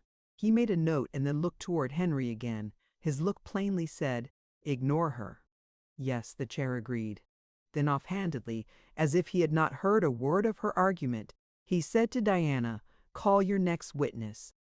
Jane watched the interchange between Henry and Anus with disdain. They are in league together against Diana, she thought, and this testimony has thrown them for a loop. They are going to have to start considering the information we are hearing in a professional, impartial manner now. They have got to concede that these charges by Nerd may be false, or at the very least, unsupported by real evidence. So many things about this hearing are strange. I've noticed that although the charge against Diana, initiated by Lyle, specifically related to the 5 suspect medical student evaluations, 3 other documents were sent to the document examiners and were marked as evidence, she mused. No one has questioned how these other documents were deemed harmful to 2 young faculty members, as Lyle claimed in his charges. According to the dean's letter, 2 are suspect smurfs from the nursing nutrition course, and the 3rd is a printed note found by one of Lyle's closest friends. The explanation for the note Henry gave us was that when Lyle told his friend what was going on, she just remembered a note found in her mailbox last year that she thought was suspicious, so they sent that to the document examiners as well. The examiners concluded that one of the nursing nutrition evaluations was written by Diana. The other and the printed note they were unsure of. I'm beginning to feel like Alice in Wonderland. Jane rubbed her eyes and studied her notes again. How do they expect to prove that this hodgepodge of unrelated evidence threatens 2 men who only teach in the radiation course? Chapter 19. When the nursing students heard that some of their evaluations had been sent off campus, In defiance of an explicit ruling pertaining to student confidentiality, Diana was blitzed with students clamoring to testify at her hearing so they could protest this indecency. As a group, they obtained hundreds of signatures on a petition requesting the ACLU to take up their cause. The ACLU was most sympathetic, but on finding that the evaluations sent were not signed, felt there was nothing they could do. The students argued that since the administration put such emphasis on handwriting identification, it might use this method to identify the writers of Smurfs, which were supposed to be anonymous. The group sent a strong letter of protest to the Pope and continued their campaign across campus. One of the leaders of these concerned students, Jennifer Glass, was the next witness for Diana. Jennifer Glass worked in a downtown social service agency full-time. She was taking the nursing nutrition course under the continuing education department. A rather large woman of 30, she dressed well and showed no embarrassment or nervousness. She was educated extensively in New York State schools and had graduated in education major. Erudite and accomplished, she faced the panel with a most positive sense of anticipation. Yes, she answered the direct examination question posed by Diana. I am in your nutrition lab and I have talked with you extensively about the way evaluations are handled in the medical school. I came to you first to complain, thinking that the department was lax leaving them around in the lecture hall. I or anyone else could have filled out any number of them since we were told to leave our finished evaluations in the nerd office. I was disturbed that the students were not taking them seriously. It seemed to indicate to me that the nutrition course was not considered important enough to be properly evaluated. That bothered me.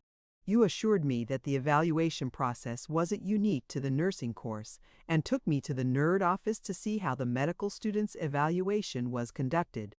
I was appalled. Throughout my training, it was stressed how important the process is. At the colleges I attended, they were taken seriously. A representative from the student government would sign out the required number of forms from the administration official and bring them to the classroom. All teachers or instructors had to leave the room while we filled out our evaluation. They were collected, counted, and brought back to the administration official. The data was given to the instructor, but never the evaluations themselves, because student confidentiality was considered to be an important step in the process. In contrast, at Belmont, the evaluation process is a joke. Even the enriched acronym SMRFs. This university has chosen to call the evaluation forms for student feedback attests to this. Were you ever given specific instructions relating to the evaluations? Asked Diana. Yes, Dr. Lyle Stone at the beginning of the course told us that there would be evaluations periodically and that it was very important for us to fill them out since they would provide feedback on the course content and the instructors. He also stressed that they would be confidential. I remember being impressed, thinking, oh great, then instead of a proper evaluation procedure, the forms were left in piles at the end of rows to be filled out during the lecture or taken home to do. Just get them back before the end of the week, they told us. Did you ever initiate a conversation with Lyle Stone regarding how you felt about document examiners and student confidentiality? Yes. Right after the lecture, the first part of this May, Roz Peel and a couple of other students and I went up to him after lecture. We told him that we were concerned that our student evaluations, which we had been told were confidential and which we had been told had a specific purpose, had been sent outside the university without permission or knowledge of the students. Would you be referring to these documents? Trenchant got up from her chair and walked around the table until she came to where Jennifer was sitting and handed her exhibits 3 and 4 the Smurfs Jimbo Jones was reported to have discovered. Yes. What happened then? He said that no student evaluations were sent out and that our confidentiality had not been breached. I disagreed with him and said that I had seen copies of those evaluations in the report of the document examiner. He started yelling then and became very defensive. He said that the only evaluations that were sent out had been written by you. We said that if he knew that, why send them out? Then he got abusive of you and said like you were crazy to do something like that. He said that they sent them to a document examiner because they knew you wrote them. He said he would never do that with any evaluation that a student made out. Can you recall any time during the first semester that I had an injured wrist and couldn't put instructions on the board? Yes, it was in December exam week, the 9th through the 13th. I did some of it for you. The panel started to bombard Jennifer with questions. Good, Henry thought. Apparently, they aren't interested in her direct evidence relating to the incapacity of Diana, as they are totally ignoring that testimony. Instead, they are giving all indications of being hurt by her denunciation of the way the evaluation process is carried out at Belmont. A typical faculty reaction, Henry chuckled to himself as he listened. They aren't asking questions. They're defending our evaluation process by giving long speeches. Here's a noose explaining at length that the university takes student confidentiality very seriously and pays a great deal of attention to evaluations. He's trying to stroke the witness into backing off from some of her allegations, and it appears to be working. No, not anymore. He went too far. Jennifer was quite sharply reminding Frank that she had written her concerns to various administrative officials around campus, and the fact that student evaluations had been misused had been confirmed. I'd better help, thought Henry. You must understand that Lyle Stone had to give the answers he did because by that time he knew the results of the examiner's report, and anything he said was referring to that. The witness, however, remained adamant. It was her distinct impression that Stone had already convinced himself that Diana had written the critiques before they were sent to the examiners. The witness, however, remained adamant. It was her distinct impression that before they were sent to the examiners, Stone had already convinced himself that Diana had written the critiques. Henry was massively uncomfortable with what this suggested. It wouldn't do to have the panel hear much more of this. He commenced another long speech, explaining that Lyle couldn't have said anything like that because it was not Lyle Stone that sent the suspect Smurfs out. It was Mark, the university attorney. So you see, you must have misunderstood, he concluded patronizingly. Before the witness could respond, Anus professed not to understand why it made any difference how the evaluation was conducted. He went on and on in this vein in a querulous, whining voice. Once he had wound down, Esther started to muddy the waters because she didn't understand what was sent out and when. Are you saying all the Smurfs were sent off campus?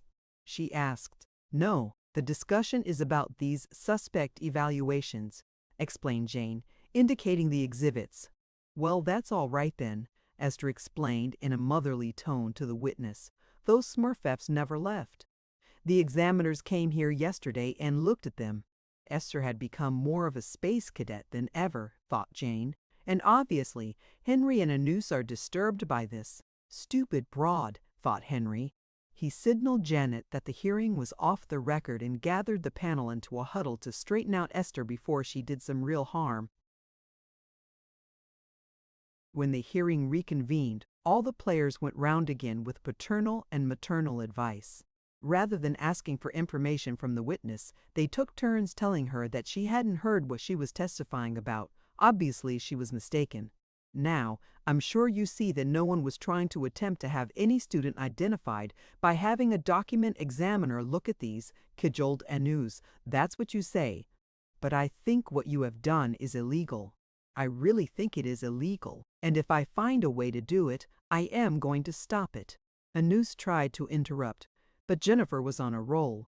We had an oral contract. Dr. Stone stood up in front of the whole class and told us what the evaluation forms were to be used for. And they weren't. They were used for something else, and that is not right. Henry was stung into action. He interjected to assure her that she must not worry because the administration would never violate a student's confidentiality or go back on its word to them. He thought he was pouring on oil, but Jennifer knew bullshit when she heard it. I don't believe it, asserted Jennifer stoically. Diana took this opportunity to reinforce Jennifer's testimony with another example of the kind of honesty and fair play that the administration practiced. "You are arguing with my witness, not questioning her. She has good reason for her belief. When I came into this hearing, it was with the assurance from my department chairman and the chairman of this panel, both senior administrators, that I had been given all of the material that would be presented as evidence relating to the handwriting examiners. This proved to be unequivocally false. The evidence you have introduced, Mr. Chairman, contains many documents that were never given to me to examine before the hearing." This started another bout between Diane and Anus, who, apparently able to read Lyle's and the chair's mind, kept insisting that what Lyle and Henry meant was that Diana had been given all of the material available at that date. Henry rushed in to agree that yes, that was what was meant. "Lyle gave you everything he had at that date. Then it was incumbent upon this committee to see that I had all of the evidence before the hearing." "But," protested the chair, "we didn't get all the evidence ourselves until today. Then it shouldn't have been presented until I had an opportunity to examine it. I am finished with this witness." Henry quickly announced that there would be a break. When they were back on the record, Henry announced, "Once the witnesses for Diana complete their testimony, we will call Lyle back to clear up the misconceptions this last witness has introduced. Also, we will call Ann Bigot and Mark to straighten out the panel on the document examiners," he thought to himself. He continued, "While we are at it, we should probably hear from Jimbo. Apparently," thought Jane, "if he hears anything contradictory to what he's already established as correct, someone has to come back and explain it away." Chapter 20. The next witness was Roz Peel. Throughout the ordeal of the hearing, Roz had been the spark plug of the outfit. Her high spirits and unquenchable optimism lifted the whole group of witnesses. Here was a young woman who had known severe adversity in her life, which she had battled and continued to battle.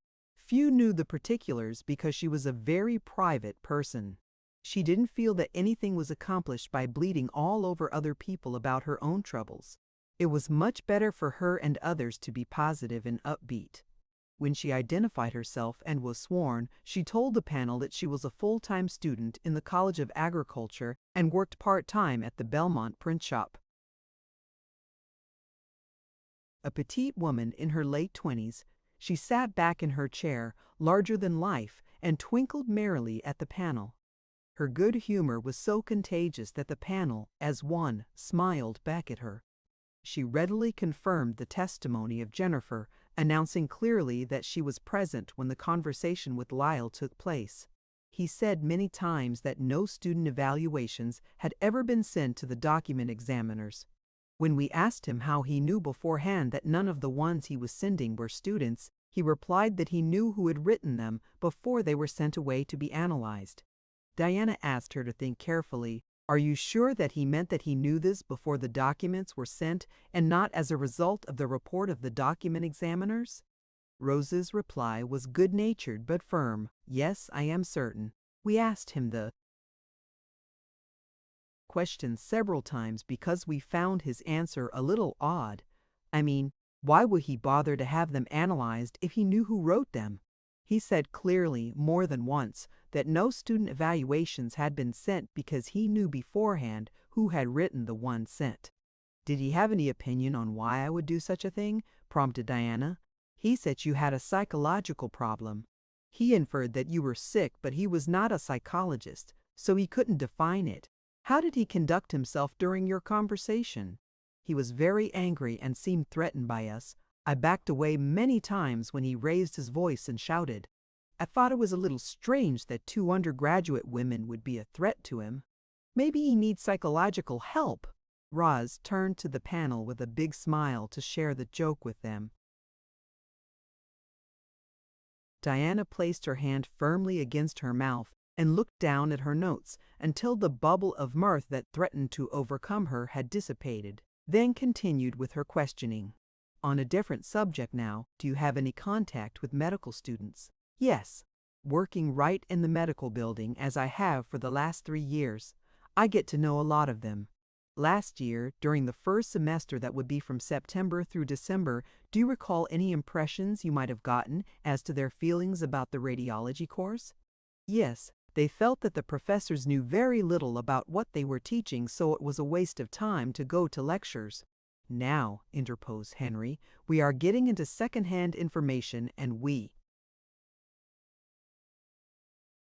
should be hearing from the medical students themselves. Fine, rejoined Diana. If you can get them over here, do that. I would be happy to have them testify. In the meantime, you wrote in your letter to me that I could present whatever I felt was germane, and since the medical students are not allowed to come, this is the best I can do. It will be noted that it is second-hand information, said Henry haughtily. He pretended to appear unconcerned with the testimony and adopt a noose's strategy of ignoring anything Diana might say that was bothersome. I agree. The testimony should be labeled clearly as second-hand. Diana pounced on Henry's depiction of Roz's testimony. Now let us go back over the testimony your witnesses gave, which alleged that students had been manipulated for years by me.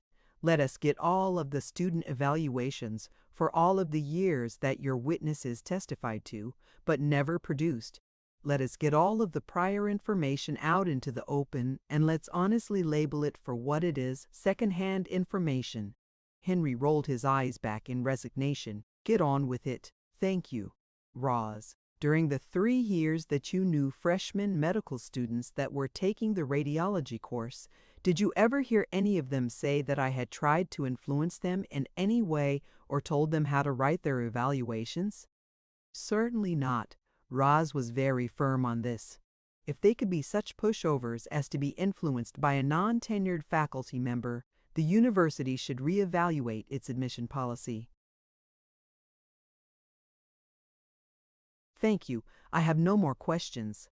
Henry knew he had to make a desperate attempt to trip up the witness in semantics. Always before, this had been the purview of Frank Anus. But this time Frank sat silent, and for good reason. He had known Roz for some time and was not about to go for 2 out of 3 falls with her. You must be aware that there was no way in which your evaluations could be tied to a specific student because there was no student handwriting sent, challenged Henry. How was it known that no student handwriting was sent? Questioned Roz serenely. I just want to assure you that no student handwriting was sent. A flush began to appear on his brow. Are you trying to say that no student standards were sent? If so, I understand that, but Smurfs with student writing on them were. Yes, Smurfs were sent, but there was no way in which one could identify them. Henry was unaware that he had caught himself in his own semantics and made an interesting admission. Roz wasn't going to let up or get sidetracked by it from the main argument. That is not relevant to what we are discussing. It was wrong to send those evaluations whether so-called standards of ours accompanied them or not, because technically that was our writing. Henry slumped in his chair in desperate need of an antacid as the others on the panel asked questions relating to the nursing nutrition course. Suddenly, Frank Anus leaned forward and interrupted the questions. Do you remember a time when Diana had a sprained wrist? Yes. She sprained it late in November, and some of us helped put notes on the board for the final labs in December. Blocked on that issue, Anus tried to maneuver her into agreeing that it should be wrong for anyone who was not a student to fill out evaluations. It could be very harmful for a faculty person, couldn't it? 2 evaluations out of 200? Twinkled Roz. I think they would have survived. But to more fully reply to your question, it has not been proven that the evaluations in question were not filled out by students. Oh, that's because you haven't heard some other testimony, Anus said happily and firmly, back in control. I agree that I have not heard all of the testimony. However, if that testimony was important, and it must be since you appear to believe it, why wasn't the hearing open as Diana requested? If it had been, I would have been here to hear the testimony you put such stock in and would be able to evaluate it for myself. Chapter 21. Professor Diana Trenchant was sitting at her desk preparing for the evening laboratory. Roz had just left with Jennifer to talk to as many students as they could find. It had been Jennifer's idea, and she had brought Roz along to help talk Diana into it. Ever since Jennifer had asked her what was wrong, and Diana had explained and shown her the copies of the Smurfs shifts she had been accused of writing, Jennifer had been pondering what to do. She was older than most of the students and had seen enough of life to know that one had to fight or be trampled. She didn't want to see a good teacher trampled. "You mean they have accused you of writing these and demand that you resign?" She was dumbfounded. After she had looked at them more carefully, she asked, "Is this all of them? 5 medical radiology and 2 nursing nutrition? That's it." "This sucks. And this paper is the graphologist report?" Jennifer used the scientific designation, graphologist, rather than the term document examiner. "Look here, these are what they call standards. Did you write these?" "I could have, I suppose, but the dates on them are so long ago that I just don't remember for sure." "Well, 2 of these evaluations are printed." "There is no printing among the standards." "Look, I know a little about graphology, and I know that they can't compare printing to writing standards. This looks like a setup. We need to put a crimp in Lyle Stone's tail. It's unconscionable that he would send student evaluations to a graphologist." Later, when Roz had come in, she had asked Diana if they could tell the other students in the class about the 2 nursing nutrition Smurf lives. "We'll ask them to come up and see if they can identify if they wrote these. Then we'll check with the med students and have them do the same. Somebody must have written these, and we need to find out who." Diana agreed, but only if no pressure was put on anyone.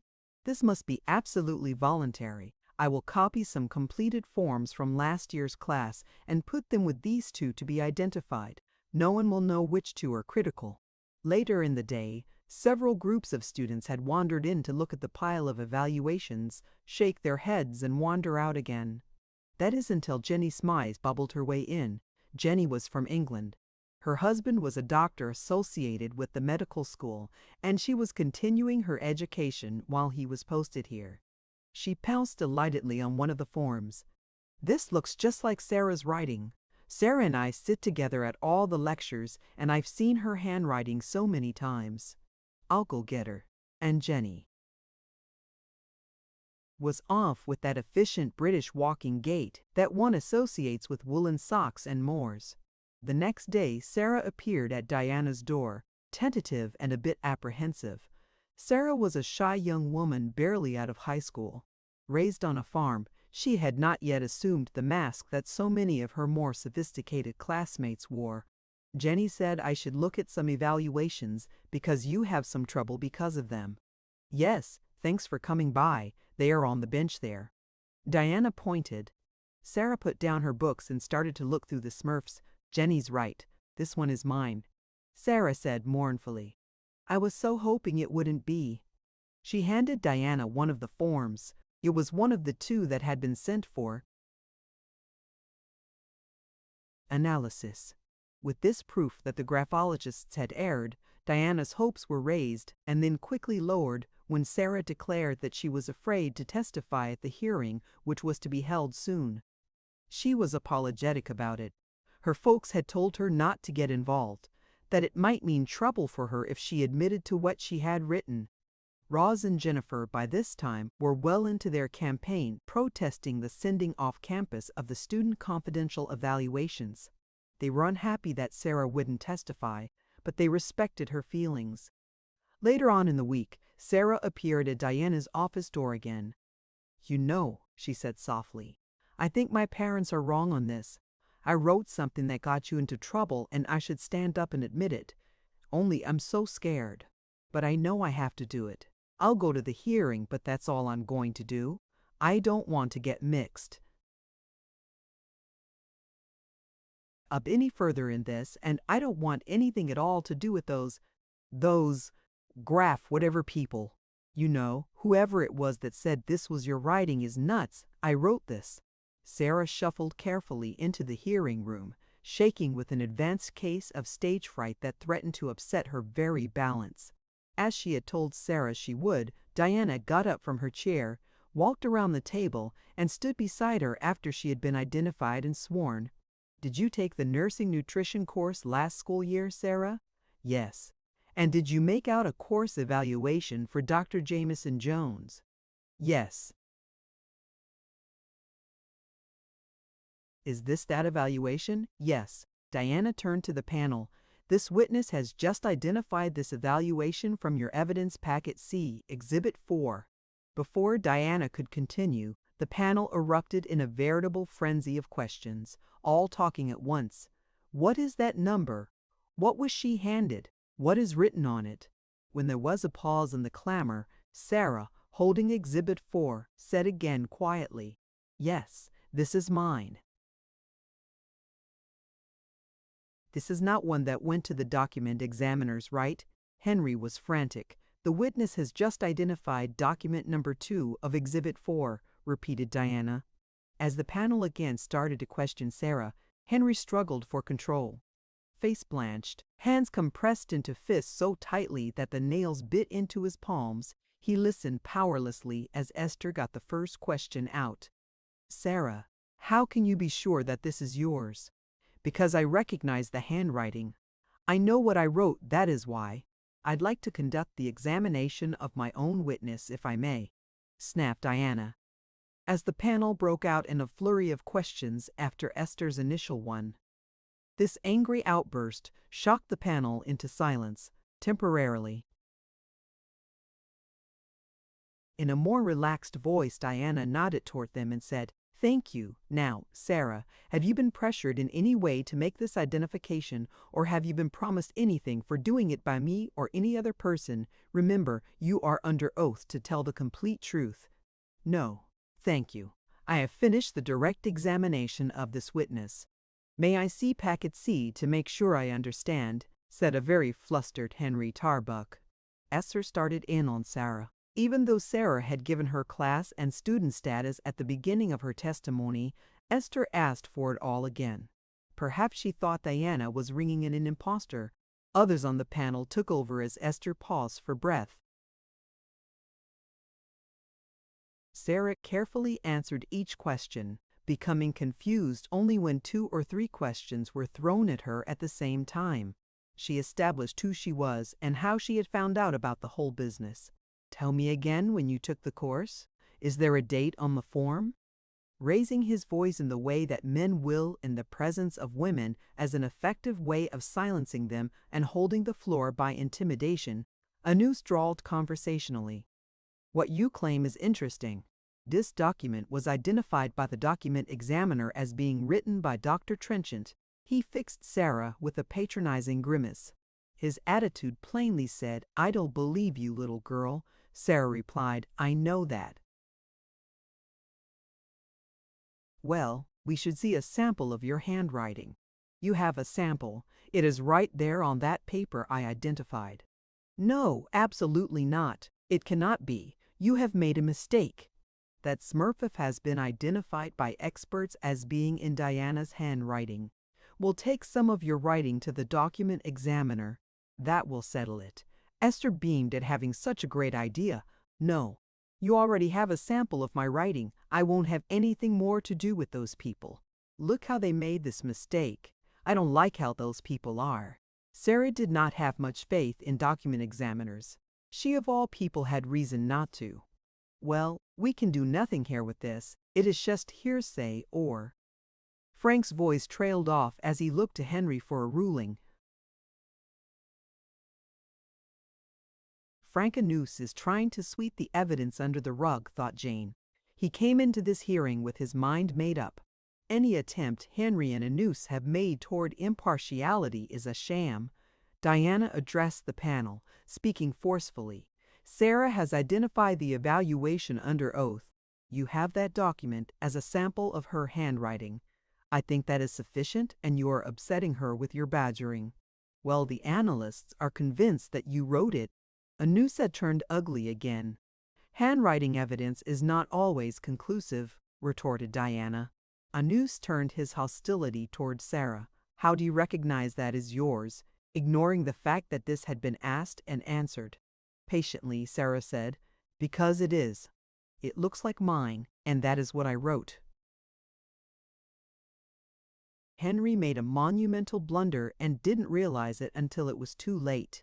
After consistently arguing that the university would never send student handwriting off campus to a document examiner, he proposed just that. We have samples of your handwriting in the university files that we can send to have checked, he threatened. No, you cannot do that with student files. You have no right to send my records away like that. You already have sent my Smurf, and you have that as a sample of my writing if you need it. Are you afraid? Henry tried for intimidation to cover his faux pas. Of what? Yes, I'm afraid. I'm afraid of who's on the other side of this. I'm afraid of who is lying about Dr. Trenchant and what could happen to me for coming here to testify. Once again, Anus led her through questions to explain how she had seen the copy of this evaluation. Finally, he said, "And what did you think when you saw it?" Her answer, delivered in a soft but firmly decisive tone, landed like a bombshell in the midst of the panel. They sat in stunned silence for a beat, and then the chair abruptly dismissed her. I was shocked, Sarah said earnestly. Tears, long held back, now slowly slid down her face, marking the plains and valleys with ripples that winked on and off, reflecting the room lights, and I didn't want to even say it was mine. But I did, because it was. Diana left the hearing room shortly after Sarah to ask Helen, her last witness, to come in. The whole group was in the hallway, gathered around Sarah as she came out of the hearing room door. What did they do to her in there? Demanded Roz angrily. They were pretty nasty. They fired questions at her so fast that she didn't understand what they were asking half the time. They all but called her a liar. Poor kid, answered Diana. Helen came over. You tell them I'll be in just as soon as Sarah is calmed down. Sadistic bastards. Chapter 22. Diana returned to the hearing room alone and sat down. Addressing the panel, she said firmly, "My next witness will be in shortly. She is helping Sarah because you upset her so much." Anus and Henry looked pleased. The women were anxious and concerned except for Esther, who appeared puzzled. Shortly thereafter, Helen Shower marched into the room and took the witness chair as if she owned it. Her Teutonic ancestors would have been proud. Helen, at age 30, considered herself a responsible adult. She owned property and was very serious about her abilities and her nursing studies. She had begged Diana to let her come as a witness. A little taller than average, she was a strong-looking woman. Blonde hair framed a face that, while not beautiful, reflected a healthy radiance that enhanced her image of strength. Now, sitting there, exuding confidence, she gave her name and was sworn. Her testimony should have been important, but Diana wasn't too certain that the panel would listen. It backed up what Roz had to say about the feelings of the medical students concerning the radiology course. The most Diana hoped to accomplish from this testimony was to have the committee order NERD to make available the course and instructor evaluation for the previous year. That was the year that Lyle had claimed the students loved the course and the instructors. That was the year Diana did not teach in it. Are you acquainted with any medical students who took the radiology course this last year? Questioned Diana. Helen testified that 2 of the rooms in her home were rented by medical students. The gist of the conversation around our dinner table was that they felt the course was a complete waste of time. Most of the year, it seemed as if we knew more than the instructors. She quoted one of them as saying, Jane couldn't wait for Diana to complete her questioning of Helen and broke in with, "Would the students come and talk with us?" She pretended to forget that medical students were not allowed at the hearing. No, medical students were told they should not testify. They did request that I tell you that both she and my other roomer gave a bad evaluation of the course in the Smurfs they filled out this year. They hoped that by doing that, the course would be changed and improved for the students next year. You have been told that all the evaluations were positive that year. Henry appeared to misunderstand. If they didn't think their evaluations were done correctly, they should go to the dean, he said to Helen severely. Huh. I didn't say anything about them feeling their evaluations. What do you mean? If there was a problem with their evaluations, they should go to the dean. I didn't say there was a problem. I don't know where you were coming from. I will repeat what I said since it appears that I have been misunderstood. They told me that they had filled out a very negative evaluation on the radiology course, and that they knew that others in the class did also, because there was great dissatisfaction with the course. Henry immediately reminded the panel members that this was all hearsay. It will be trouble, he thought, if anyone on the panel asks for the Smurfs for the year Diana didn't teach that course. Lyle doesn't want them seen, and for good reason. He and his boys have perjured themselves. No one seemed to have any more questions. Even Anus appeared wary. This was one witness that they weren't going to confuse. She not only had both feet planted on the ground, she looked as if she'd enjoy planting the panel under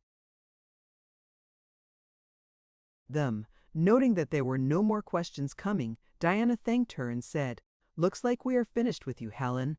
You may be finished with me, but I am not finished with you." She took in everyone in the room with that remark, surprising Diana as much as anyone on the panel. Even Janet looked up with a startled expression. One could almost hear the horns of the Valkyrie sounding as a Brunhilde's spirit sparkled in the body of this nursing student. "I am concerned and distressed," she continued, "first for how you treated that young woman who testified before me. I have known Sarah for several months, and she is as honest and sincere as anyone I have ever known. You know what she told us when she came out? She said you didn't believe her because you had already decided on the basis of the graphologist's report. She said it wasn't fair. That person swore only to an opinion. She, Sarah, had sworn to a fact. Also, from what the other witnesses have told me and what I have just experienced myself, I don't believe you want to find out the truth. You just want to terminate our teacher." "No, I am not finished yet." Helen held up a warning hand to Henry, who was about to protest, palm flat out like a traffic cop. "I have a BA in German, and I am working toward a BA in nursing, and I am disgusted. I am really disgusted at what happened with my nutrition course evaluation." Despite what we were told in the classroom concerning the use of the evaluations for the course and professors, they were sent off-site to a graphologist. "Only a few, there were only a small number," insisted Henry. Good Lord, he thought, abashed, I never should have admitted that any were sent. So what? Maybe mine was one of them. You shouldn't be breaching student confidentiality to expedite some personnel matter. And let me tell you, I'm not the only one in the class that feels that way. You have deceived us, and we will not fill out any more of those forms unless we are forced to. But you must understand, urged Esther, no other writing by students went out at the same time. There would not be any chance that anybody would know who was the person who wrote them. Esther really was out of it, thought Annette. That is totally irrelevant. Helen replied firmly. The point is our confidential evaluations were sent off-site. I think a lot of damage has been done. It is unconscionable. If we ever do fill out another evaluation form, it will be completely sterile, so it can't be used to hurt anyone by an irresponsible administration. That is what many of the med students did in their last evaluation. They just marked everything average and typed all comments. That is why you haven't seen any of their Smurfs from that year. Thank you, Helen. Diana stood up and walked around the table to open the door for her. We'll take a short recess, Henry announced. During this recess, he told the panel that he had decided to adjourn the hearing until the next day. Henry had just reached the hallway of his home when the phone summoned him with its strident demand to be answered. Loosening his tie with one hand, he picked up the instrument with the other. Yes, hello, Tarbuck residents. Ah, good. You're home, Henry. This superb example of deductive reasoning delivered in the imperious manner of a self-appointed earth god could only be the Pope. Yes, how are you, John? Henry had pulled off his tie and was settling himself comfortably in the chair next to the phone. Sorry I missed you when I returned to the office, but we decided to adjourn early, so I did a few errands I'd been putting off, and then I came home. No problem, Henry. I just wanted to check with you to see how things are going. Mark said there was a bit of a dust-up over the file material he sent the document examiners as standards. Yes. Trenchant is making an issue of every little thing she can think of. Actually, I think she must have some outside help. Someone is advising her, perhaps even someone at Belmont. Giving you a lot of trouble, is she? Slap her down, Henry. Slap her down. We've got her good on this one. Mark tells me the document examiner was 100% sure that Trenchant wrote those things. The Pope boomed expansively. That's correct. The only thing is the three women on the panel don't place much confidence in the examiner's ability, and right now they aren't accepting her testimony. Besides that, Trenchant has a student witness who claims that she, the witness, wrote one of those Smurfs our analyst said was written by Trenchant. My God, that doesn't sound good at all. I thought Mark said handwriting analysis was as foolproof as fingerprints. Well, that's the legal argument lawyers use. Apparently they aren't. Trenchant gave us two cases as examples of these so-called experts being fooled. One was concerning the Hitler diaries, and another she called the White Salamander affair. She also listed several other sources for the panel to check on. What are you going to do? You've got to whip that panel in line and do it fast, Henry. We're in this thing too deep to back off now. I know, and I'm on top of it. Mark is going to testify concerning his experience as an attorney with handwriting evidence. Also, I ruled most of Trenchant's testimony and that of her witnesses hearsay.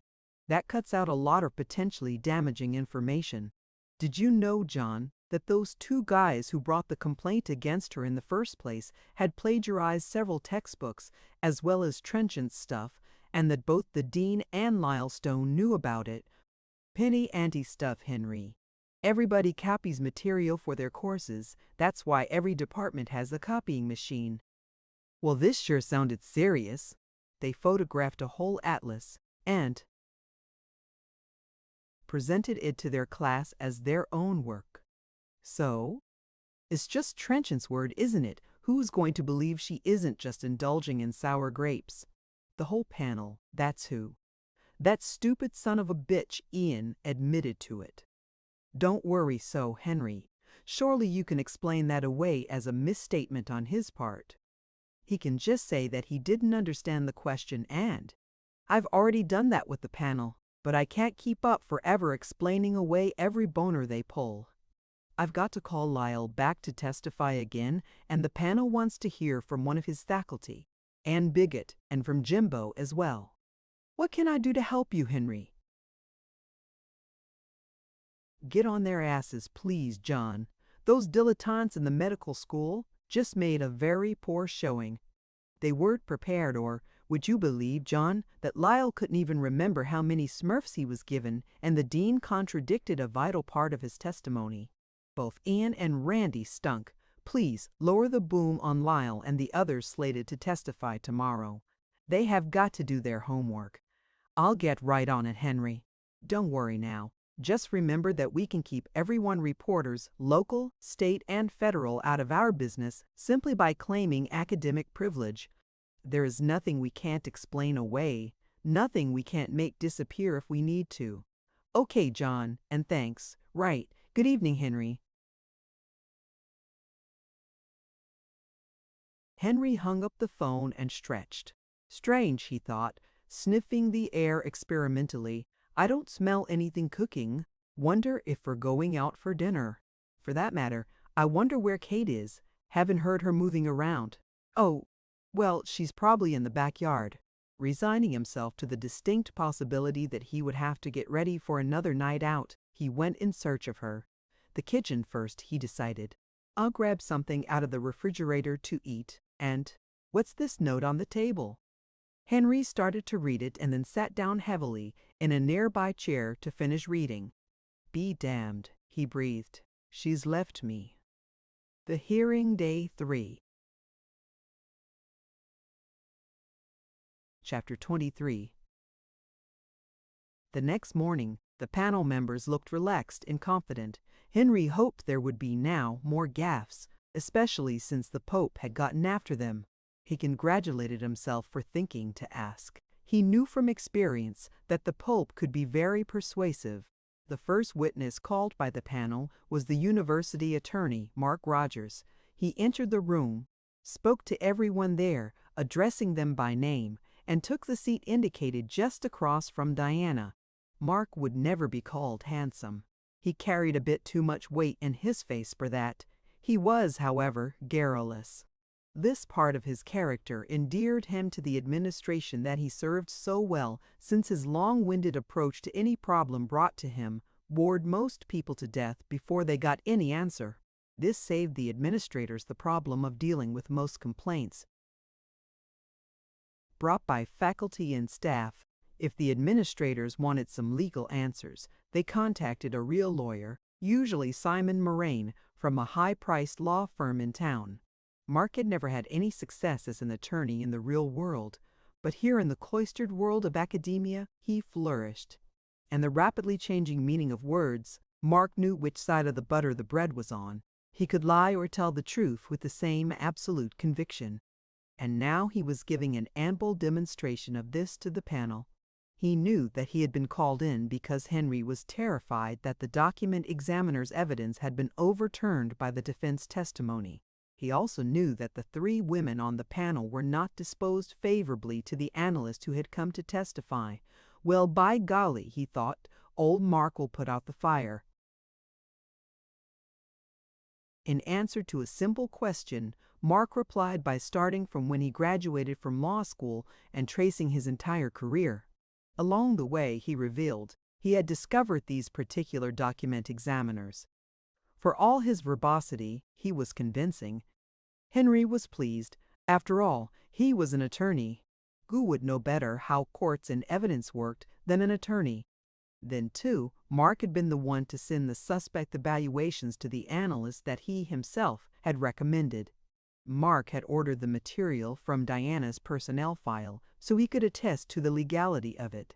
Jane observed that the other members of the panel, immersed in his tale, seemingly failed to realize that he confirmed several interruptions in the chain of custody of the documents he was referring to.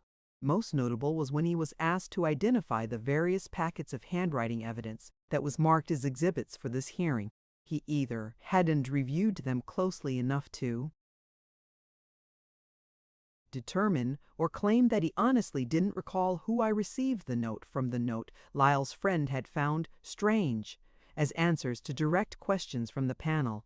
Henry, hoping to create some clarity, put the finishing touches on the breaks in the chain of custody of the suspect documents that were being discussed. Oh, the problem here must be because some of the packets have been separated apart. Jane noticed that Mark also had only vague recollections as to when all these things took place. He prefaced every phrase with, "to the best of my recollection," or "at best I can recall," in proper attorney fashion, proving that he had, after all, gotten something out of law school. Having agreed, with Henry's prompting, that he did remember getting 5 radiology smurfs Lyle, 2 nursing nutrition smurfs from Jembo, he was handed a note, referred to as Lyle's friend's strange note by Henry, and asked, "And did you also send the document examiners this note?" This would appear to be the original note. The only thing that I have seen is a copy of this note. I don't believe until now I had actually seen an original. Good Lord, thought Jane, surely someone should question this.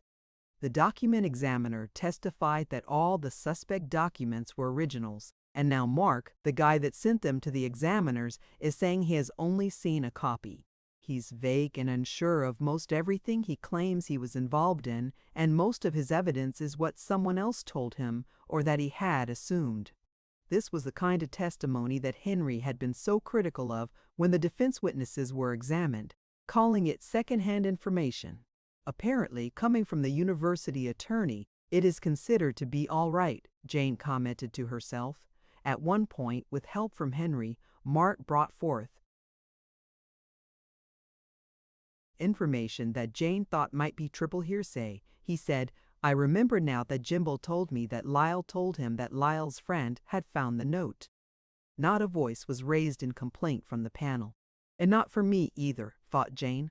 I'm not sticking my neck out when a lawyer is testifying. Henry appeared to be pleased. Mark had done well enough even though he had been a bit shaky on dates. Anyway, the panel didn't seem to notice.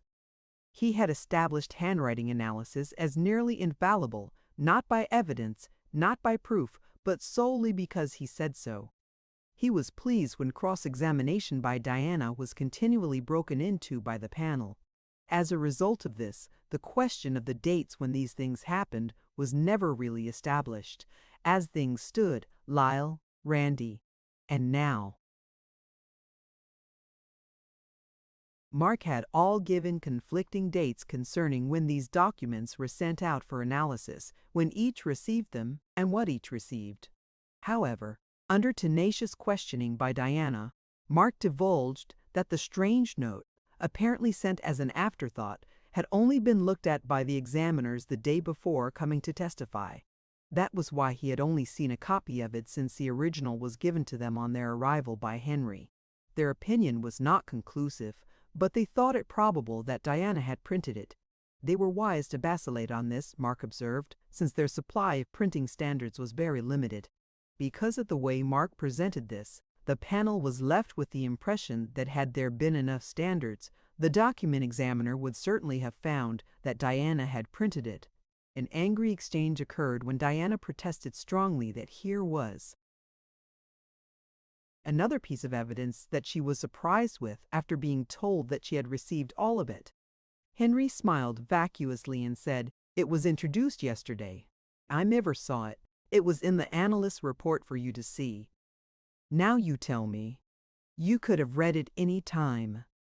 "When?" "Every time there was a break, you shooed me out of here. We needed this room to confer." And news broke in to hammer home another spike of explanation in the maze of questionable activity engaged in by the administration. Mark, from a legal point of view, can an employee's personnel records be sent out for this type of analysis without the individual's permission or verification? Mark answered again with the qualifier, which was not deemed noteworthy by the committee members. "In my opinion, they may not be used for just any purpose, but they certainly may be used for those purposes." Well, sure. Ask the guy who did it if it was all right. Some legal opinion, thought Diana. It was, however, the benchmark, the criterion of the prejudice exhibited by the hearing panel throughout. The Attorney General, after her investigation was complete, wrote in her report that the panel utilized a procedure in which guilt was not investigated but assumed. The university placed the burden of proof on Diana Trenchant to prove she was innocent, but denied her the evidence to do so. In fact, the AG's report continued, "The process was so fundamentally unfair and reflected such an aggressive determination by the university to discharge her that its actions have strengthened the inference of discrimination." Chapter 24. After Mark had left, Associate Academic Vice President Jimbo Jones was sworn. He had held the chair of NERD for many years. Then when Lyle took over, Jimbo was moved to the central administrative post. Henry smiled wryly, hoping for the best because no matter how poor a performance was turned in by senior administrators, they were never fired. They knew where too many bodies were buried. They were kept around and used as needed to plug gaps and cover asses, especially their own. Having few duties as a V, Jimbo lectured, teamed with Lyle in the nursing nutrition course. He used to refer to them as a dog and pony show. The students thought of two other animals that would have described the situation better, since neither man was greatly liked. This was mainly because both had a low opinion of undergraduates, felt it was beneath them to lecture at this level, and didn't try to hide their opinion from the students. Lyle and Jimbo gave these few lectures because the university policy of increasing administration personnel and research faculty while decreasing teachers had decimated the ranks of competent instructors. Upper-level administrators like Jimbo were paid in the six-figure category. A few professors received $50,000 a year, most substantially less. A limited number of excellent teaching faculty worked their butts off, teaching course after course for peanuts. The ever-burgeoning corpulent administration and research people had light duties and lots of playtime, to say nothing of having the money to play. At the time Diana was employed at NERD, it was not unique for the research professors to spend 1 or 2 afternoons a week on the golf course, lake, or ski slopes. Any research accomplished mostly fell to the technicians paid by a grant or the university. Citizens who donated money for research into various diseases would be astonished to discover how little of their money went into the research and how much went into paying administrative salaries. At Belmont, Friday afternoons turned into happy hours as medical research professors with their light teaching loads relaxed together in the conference room, recuperating for the weekend. When Jimbo was asked to identify the 2 evaluations, these being the 2 from nursing nutrition that Lyle had said Jimbo had brought to him, he professed not to recall how they were found or where. "I don't remember if I found them or who found them," he stated. "I have seen them before, but I don't know who discovered them." Henry started to get nervous. This damn jerk who found those 2 Smurf thefts professed no recollection of it. He hurried into the breach. "What you are saying,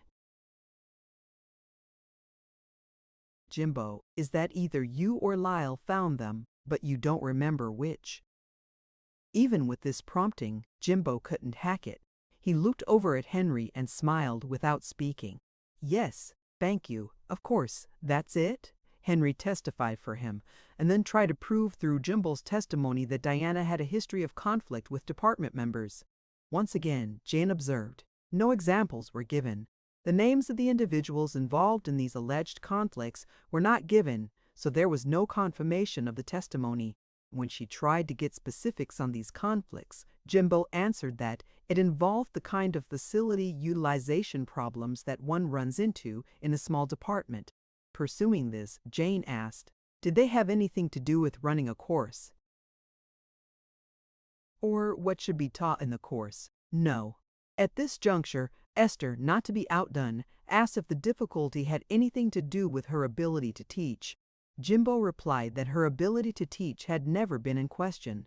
He also confirmed, much to Henry's chagrin, that Diana had worn a brace on her wrist in December, but could not remember exactly when. Since he had been commandeered to help in the radiology lab after Diana left the course, he was asked how the medical students responded that year. His answer indicated that he believed the students generally liked the lab portion. He also disclosed that the lab had not changed at all from what had been taught in previous years. Not bloody likely, thought Diana, since they copied most of the material from my manual that they were expressly forbidden to use. The manual that was so successful in the course for the previous 2 years.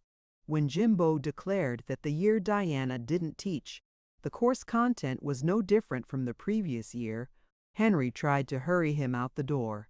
He recalled all the testimony from the NERD people insisting that things were much different and much improved after Diana left the course. Before he could, Diana said, "I have one question, Jimbo. We taught that lab together for many years when you were chair of NERD. During that time, it was my impression that each year's class could differ immensely from the previous year. Specifically, one year, the class would like the way the course was run, then the next year's class would hate it. Do you agree?" "Yes, wholeheartedly, absolutely." "Thank you." Henry walked Jimbo out of the hearing room, wishing fervently that he had never asked him to testify. What a mess, but hopefully Lyle could fix it. Chapter 25. Anne Bigot was a crawling morass of nerves. As she explained to the panel, it was not really fear of retribution for what she might say. It was fear that she might be understood incorrectly and that would harm either her chairman or Diana. She was overwhelmed, she exclaimed, because I heard that this is the first termination for cause hearing ever held in Belmont. What an airhead, Henry thought. She swings so widely back and forth that her testimony is generally contradictory and always rambling. When she criticizes Lyle, in answer to a question from the panel, she, in nearly the same breath, praises him on a totally unrelated issue. Lord protect me from these dithering female types, he implored, raising his eyes toward the ceiling. He looked back at the witness critically. She's held her own in the looks department for a woman of her age, he decided, but has let herself go to fat somewhat. Must be from the looks of her about 10 years or so younger than. Diana. Well, Lyle thinks she loyal to him, and that's what counts here. Anne would not confirm her niece's testimony. Andrea had said her aunt thought that the excessive course load given Diana by Lyle was an attempt to break her spirit or drive her from the department. Anne declared that she could not remember saying that. It is possible that was what Andrea understood me to say. When asked directly if there was sex discrimination in the department, she said that in the past she had felt some discrimination because of sex, but she knew now that this was not the case. She gave several reasons why she was not treated the same or paid as much as the males in the department. It probably was because my research is so much different from the rest, or because Lyle was new in the position and didn't realize what he was saying. Jane felt anger toward Anne as she listened. She had asked around for information about her when she knew Anne would be testifying. Anne, of all people, knew what the situation truly was because Lyle had named her as the department affirmative action representative. Reflecting on the efficacy of the AA program, Jane knew that Belmont, like most universities around the country, had continued problems with grant procurement due to being out of compliance with the laws concerning discrimination and harassment. To counter this, or rather, to nip any potential problems in the bud, the administration created a setup whereby every department had an appointed representative for affirmative action. All complaints had to be brought to this person. At NERD, this was Anne who in turn took them to the department chair. A case of the proverbial fox guarding the chickens, Jane thought wryly. The complaints and the person complaining, the complainant, were handled by a special administrative flunky. It was made crystal clear that problems would increase if one pursued a complaint. Faculty women on tenure track were especially vulnerable to these kinds of threats. If the charge was serious and the complainant had evidence and witnesses and could not be persuaded to drop the charges, the common practice was to transfer the complainant to another department. No one could ever remember a male at Belmont being punished, transferred, or discharged for discrimination or harassment. Jane knew that Anne had heard complaints from women in the department and from medical students who had suffered discrimination and harassment. She shook her head sadly, wondering what she would have done in similar circumstances, which she also chose not to reveal the truth to the committee. Fearing reprisals?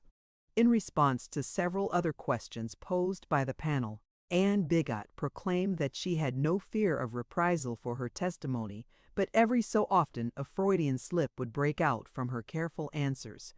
She was confirming a question from Diana concerning how both of them were often overlooked when departmental journals were circulated. "If I didn't get a journal, I would just take it out of someone else's box," she said angrily. Then with a guilty expression, "Maybe I won't be working there next week." Jane asked, "Does he customarily yell or get angry at people?" Avoiding the question, Anne replied, "The biggest problem with him is getting him to put his answers down in writing." She did, however, confirm that she had been asked to testify by Diana and had begged off. Not really because of losing my job, it was just that it was so serious a charge. Anne amply substantiated what Diana had already testified to regarding her many attempts to communicate with Lyle and establish a better relationship. she was also generous with her assertion that Diana was a totally honest person. We have had problems sometimes working together, but the one thing I was sure of was her absolute, utter honesty. This charge came as a horrible shock to me, and that is the truth. To give you an idea of how much I trust her, there are 2 people in the department that I would feel right about leaving alone in my office, and she was one of them. I wouldn't even trust Lyle. Throughout the testimony of this witness, the panel continually interrupted the cross-examinations of Diana. This happened at especially crucial times when important evidence was on the verge of being brought out or confirmed. One time, to the chagrin of Henry and Frank, it worked in Trenchant's favor. Henry had interrupted to ask Anne about a rather damning quote attributed to her by Lyle, which appeared on Diana's yearly reappointment appraisal sheet. It read, "I believe that she, Diana, is completely ineffective in the summer medical nutrition course and should be replaced." Anne was adamant that she had not said that. Instead, she insisted, "When the chairman came to me for my input on your appraisal, I told him what you had told me," directing her answer at Diana, "which was that you felt ineffective. I told him that I thought you had tried desperately hard to learn this material. I said to him that you were working assiduously and trying unremittingly, but that you and I both felt that you needed at least another year of study to be really proficient." On hearing this, Jane blanched with shock. Here was information that Lyle had falsified a senior faculty person's Anne appraisal on the reappointment papers of Diana. Anyus interrupted Diana's questioning and attempted to gloss over the damning admission. He suggested that it was just a misunderstanding in terms. It didn't work because Anne was angry that her honest comments regarding the teaching effectiveness of Diana had been misconstrued in a way that was completely false, and she made that clear to Anyus in no uncertain terms. After finishing off Anyus, she turned to Diana and said, "For you to come into the summer course with no training at all at the age of 57 and be trained to teach nutrition, for you to undertake such an endeavor, amazed me." I made it clear to Lyle that she needed more time, perhaps one more summer to be an effective teacher, not what he quoted me as saying. Now the chair stepped in and advised that this was getting way off the subject they were there to discuss, but the panel, except for Anyus, wanted to hear more, and Anne, still angry at the way she had been misquoted, obliged them, and the teaching load put on her. It was a horrible thing to ask somebody to do 7 labs in a week, plus directing the radiology lab during the first semester. In the past, these labs were distributed among the graduate students, and to ask one person to do that, I thought was, remember, turning again to address Diana. "I told you it was a terrible stress for you to undergo, and that if I were subjected to that, I couldn't do it." Directing her remarks back to the panel, she continued, "I know because at one point in my life, I taught 5 courses at one time, and I went about bananas after 2 years. I had to quit because of the stress." Henry interrupted decisively this time and announced a recess. The testimony of his witness was getting entirely too sympathetic toward Diana, and he wanted no more references to Lyle's creative editing of Anne's comments on the employee appraisal form. Falsifying employee reappointment forms was a real no-no, especially now with the union breathing down our necks, he thought. Chapter 26. Already in evidence and on the record was the incident of Lyle's tampering with one of the so-called suspicious Smurfs by stapling a note written by Diana to it. Now there was testimony that he had falsified a comment by one of the senior faculty which appeared on an appraisal form. One more example of evidence tampering was still to come. When the hearing reconvened, Jane interrupted. "One moment before we go on to the next witness, a point of clarification. From what I heard a little while ago, I think Diana believes that we send the president the recommendation of this committee. Now, my understanding was that we do not make a recommendation, we make a report of our findings." "That is correct. We are only going to write a report. We don't make recommendations. We only make a report of the hearing. "That's all we are looking at," Henry said frantically. "Damn and blast, how did she get onto that? And why didn't I pick up on it? I shudder to think what those dingy women would do if they knew that when my report for this committee comes out, it will find the entire panel has made a recommendation that is unanimous and it is for termination." The hearing was about completed. Henry could feel the relief flooding through him like a torrent. Full of great expectations, he announced that Lyle would be the next witness, and all these little misunderstandings will be cleared up. True to form, like a well-rehearsed circus act, the performance that followed went off like greased lightning. Henry allowed neither the other members of the panel nor Diana to clutter it up. First, the clarification of number of suspicious Smurfs found, when they were found, and who found them. This time, Lyle, looking confident and well-coached, consulted his crib sheet and gave the answer without circumlocution. Looking both eager and willing to help out as best he could, Lyle earnestly spoke his piece. "After checking with Mark, who had the date in the files, we found that the material was sent to the analyst in the fall of last year. There were originally 3 that Randy and Ian had given him, not 2 as he had said in his previous testimony. I can't think why I said 2, of course, I meant 3. Jimbo had found and sent him the 2 suspicious nursing nutrition Smurfs.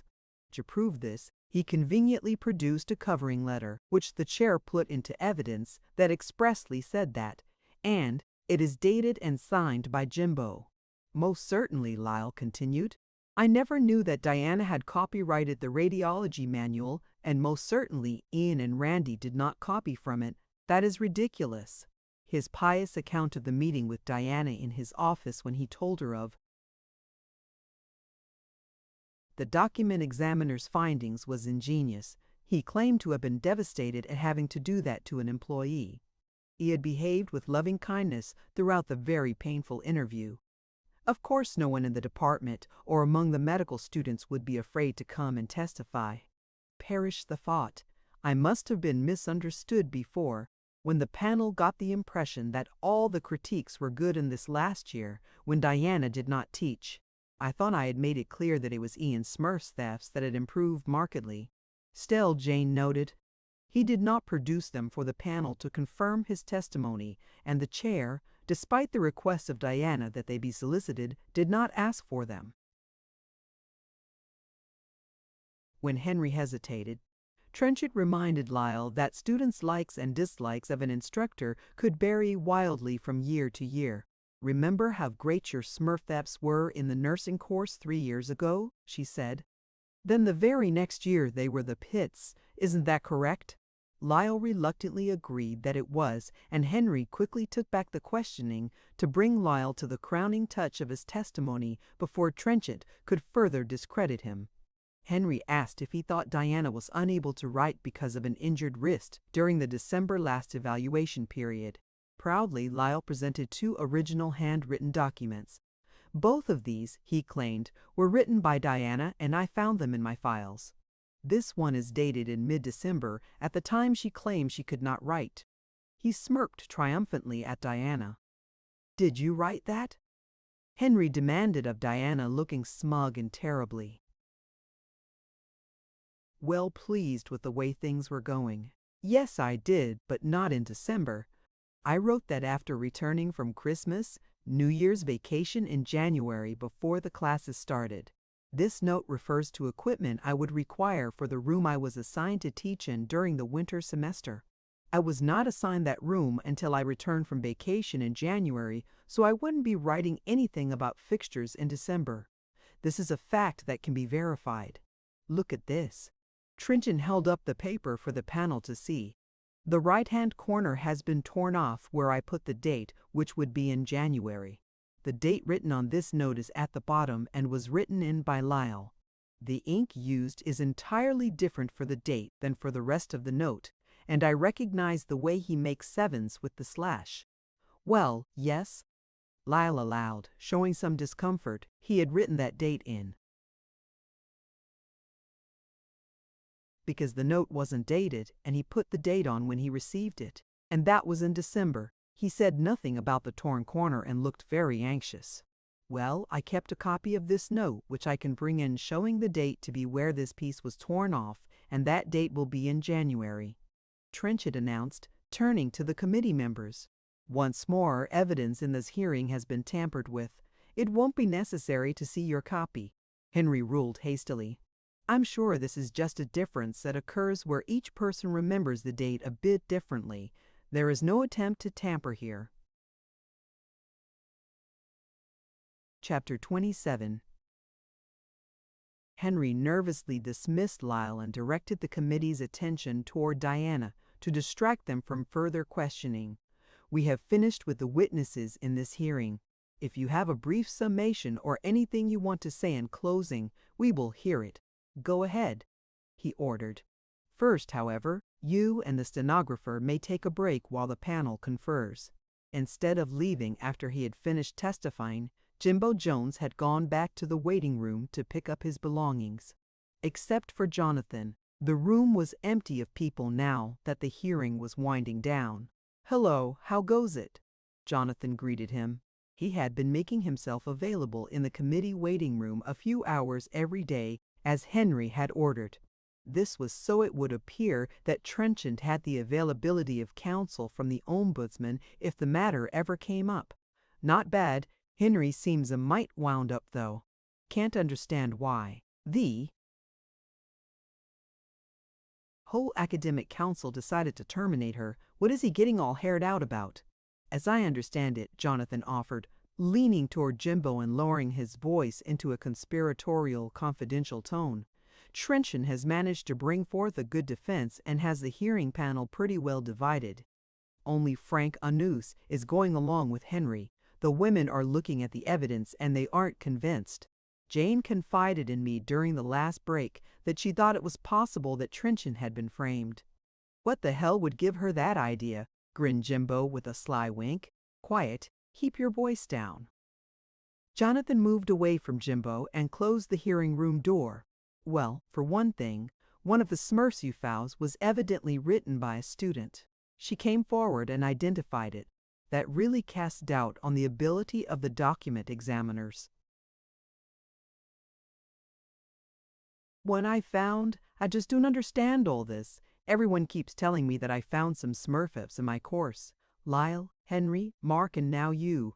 I don't remember it, and I told the panel that just a few minutes ago. You told the panel that? Good God, Jimbo, Henry was depending on you to confirm that you had found them.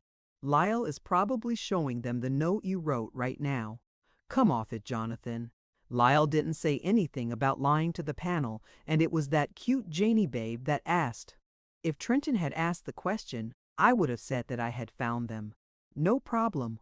All Lyle asked me to do was write and date the note last year sometime. Nobody asked me about that. Thank heavens, thought Jonathan. Aloud, he said, You'd better keep that under your hat, Jimbo. From what Jane tells me, Lyle has been pretty creative with the evidence already. So what? Jimbo replied expansively. That's his part of the scheme. After all, he's the one that wants to get rid of her. Yes, you're right, but be careful about saying things like that. You never know who will hear and try to make something of it. Oh, by the way, did you hear that Kate left Henry? He said she was gone when he got home last night. Just left him a note. No shit. Who'd she catch him doing it with? Well, from what I hear, the two men gossiped cozily until the members of the panel arrived to announce that the hearing had ended. Proceed with your summary, Henry commanded indifferently when everyone was back in place at the table. Diana Trenchard finished making a note and then said, Yes, I have some closing words, but first I want to point out that I was given no opportunity to present rebuttal witness as you did. Anus shifted in his seat, then carefully and slowly, as if he were speaking to a retarded person, said, You misunderstand. They were not rebuttal witnesses. We had them come to clarify things that your witnesses said. Bull, thought Diana. Aloud, she continued, They contradicted some of my evidence, and I was not given a chance to clarify their testimony with my witnesses. What is she trying to pull now? Henry moaned to himself, but much to his surprise, Diana pulled her notes in front of her and began her closing remarks. Now, for the first charge that I created false smurfs. I have shown that the document examiner erred regarding the suspect smurfs they examined. One, at least, was a recognized student written evaluation. Therefore, their opinion on all of the documents is open to question. Several witnesses have testified as to the wrist injury I sustained, showing that I could not have written the 2 smurfs Lyle said he found in the course last year. Also, the suspect smurfs from previous years are highly dubious as evidence of anything. They are not dated, and there has been no discernible chain of custody established. Ian could not even identify them and disagreed with Randy that they were somehow different from the rest of the evaluations received. I remind you again that document examiners are not infallible, and that only a couple of small examples of my handwriting were submitted to them that were not copies.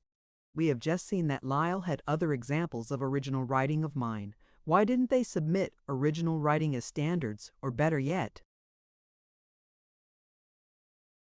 authenticate the standards by having them written in the presence of the document examiner? In point of fact, none of the writing used as standards were authenticated, and this makes them moot. The second charge, that I submitted these suspect documents as student smurf, as unproven.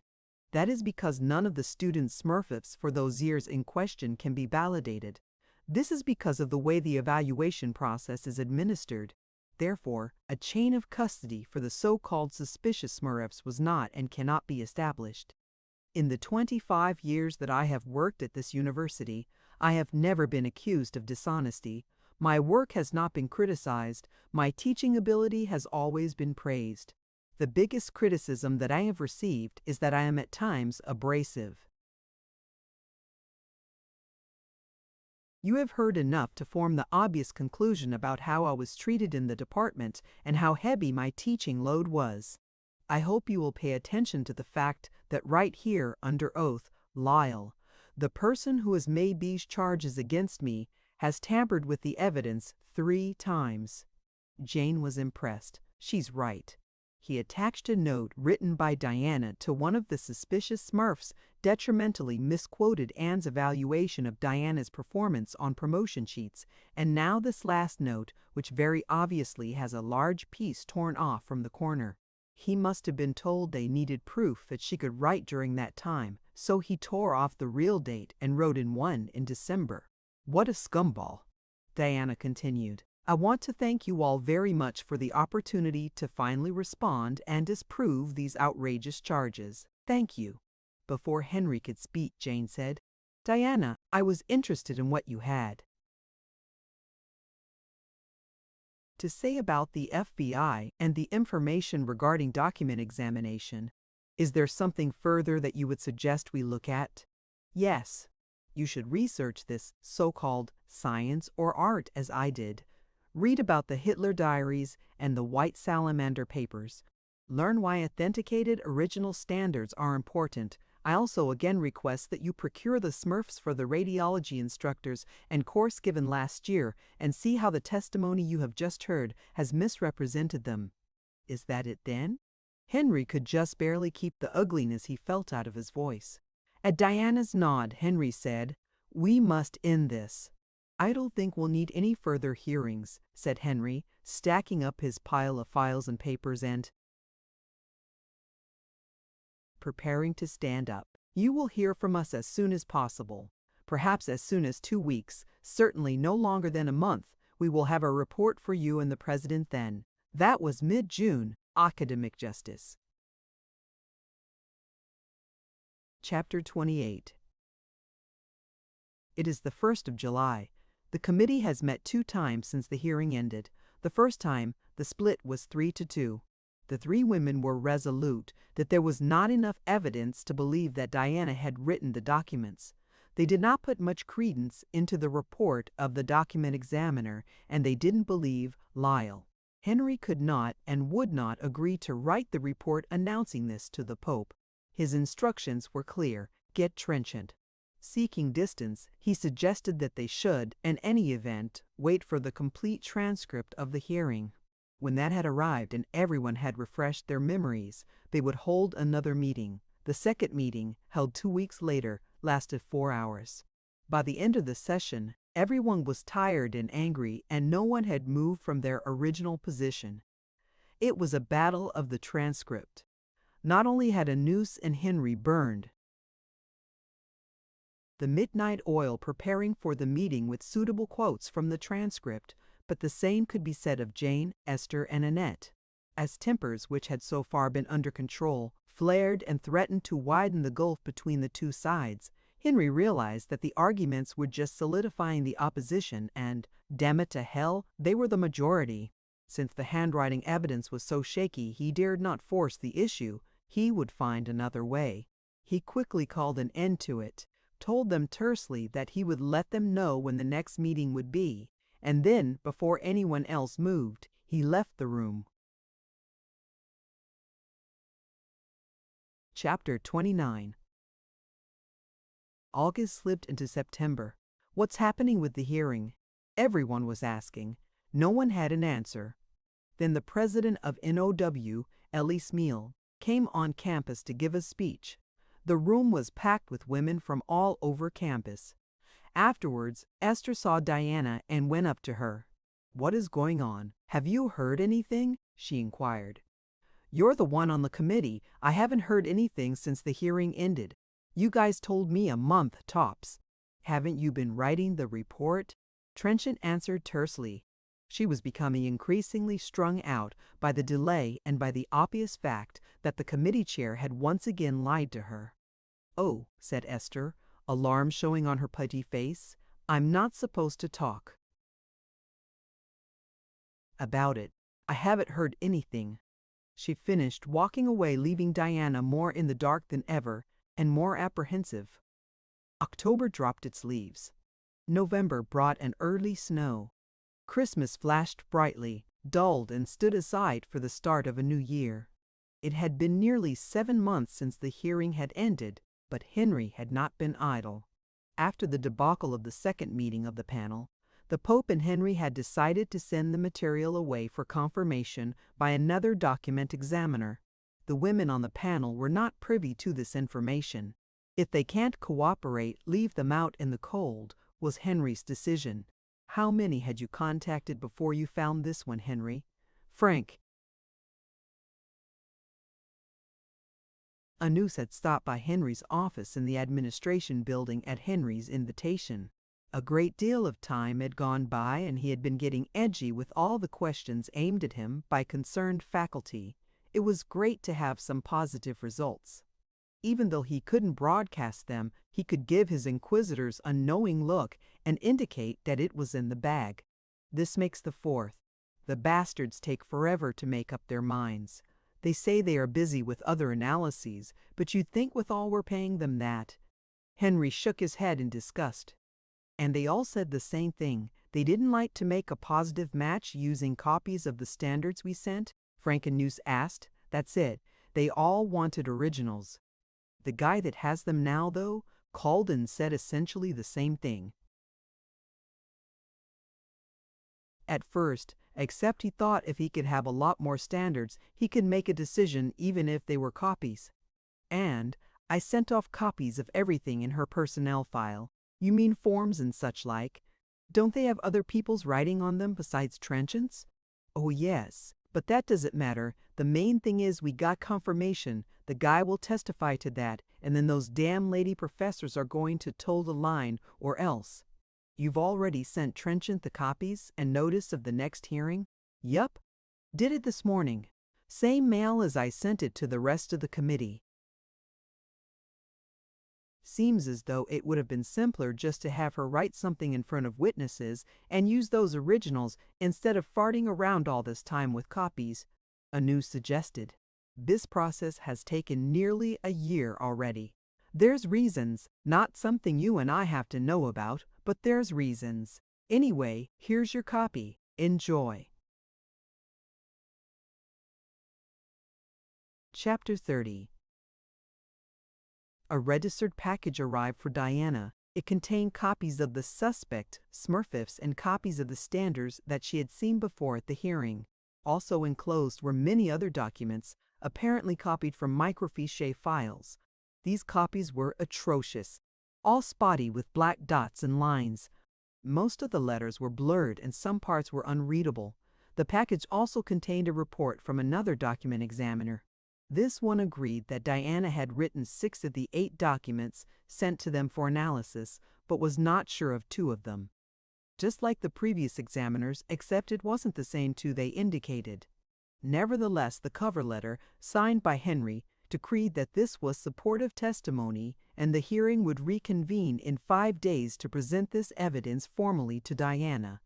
At that time, she would be given an opportunity to cross-examine the so-called expert testimony of the document examiner. This time Henry was taking no chances. This time the document examiner was male. Diana and her supporters were not terribly surprised by contents of the package.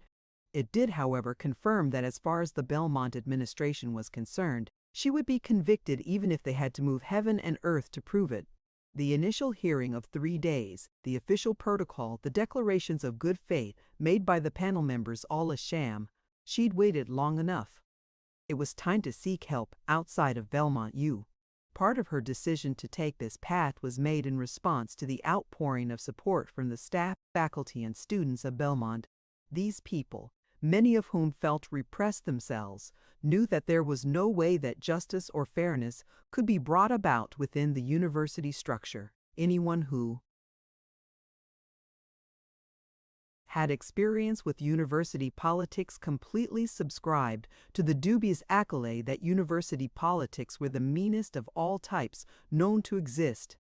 Many were angry that the whole rotten business evolved around a mere 7 out of several hundred forms, all of which in the normal course of events would have been ignored. There was frustration as well. They felt helpless, and many were sickened at their lack of ability to effect any change. By sending money to Diana to help with legal expenses, they could mitigate their helplessness and their fear. Efforts were initiated to bring the affair before the faculty senate, but they were quashed as soon as they started by the new senate president, former ombudsman Jonathan Bambridge. Trustees were approached by supporters as well as university alumni groups. There was sympathy, but no one wanted to risk their position against the very real power wielded by the administration. Several women faculty went to the Pope and pleaded for him to intercede.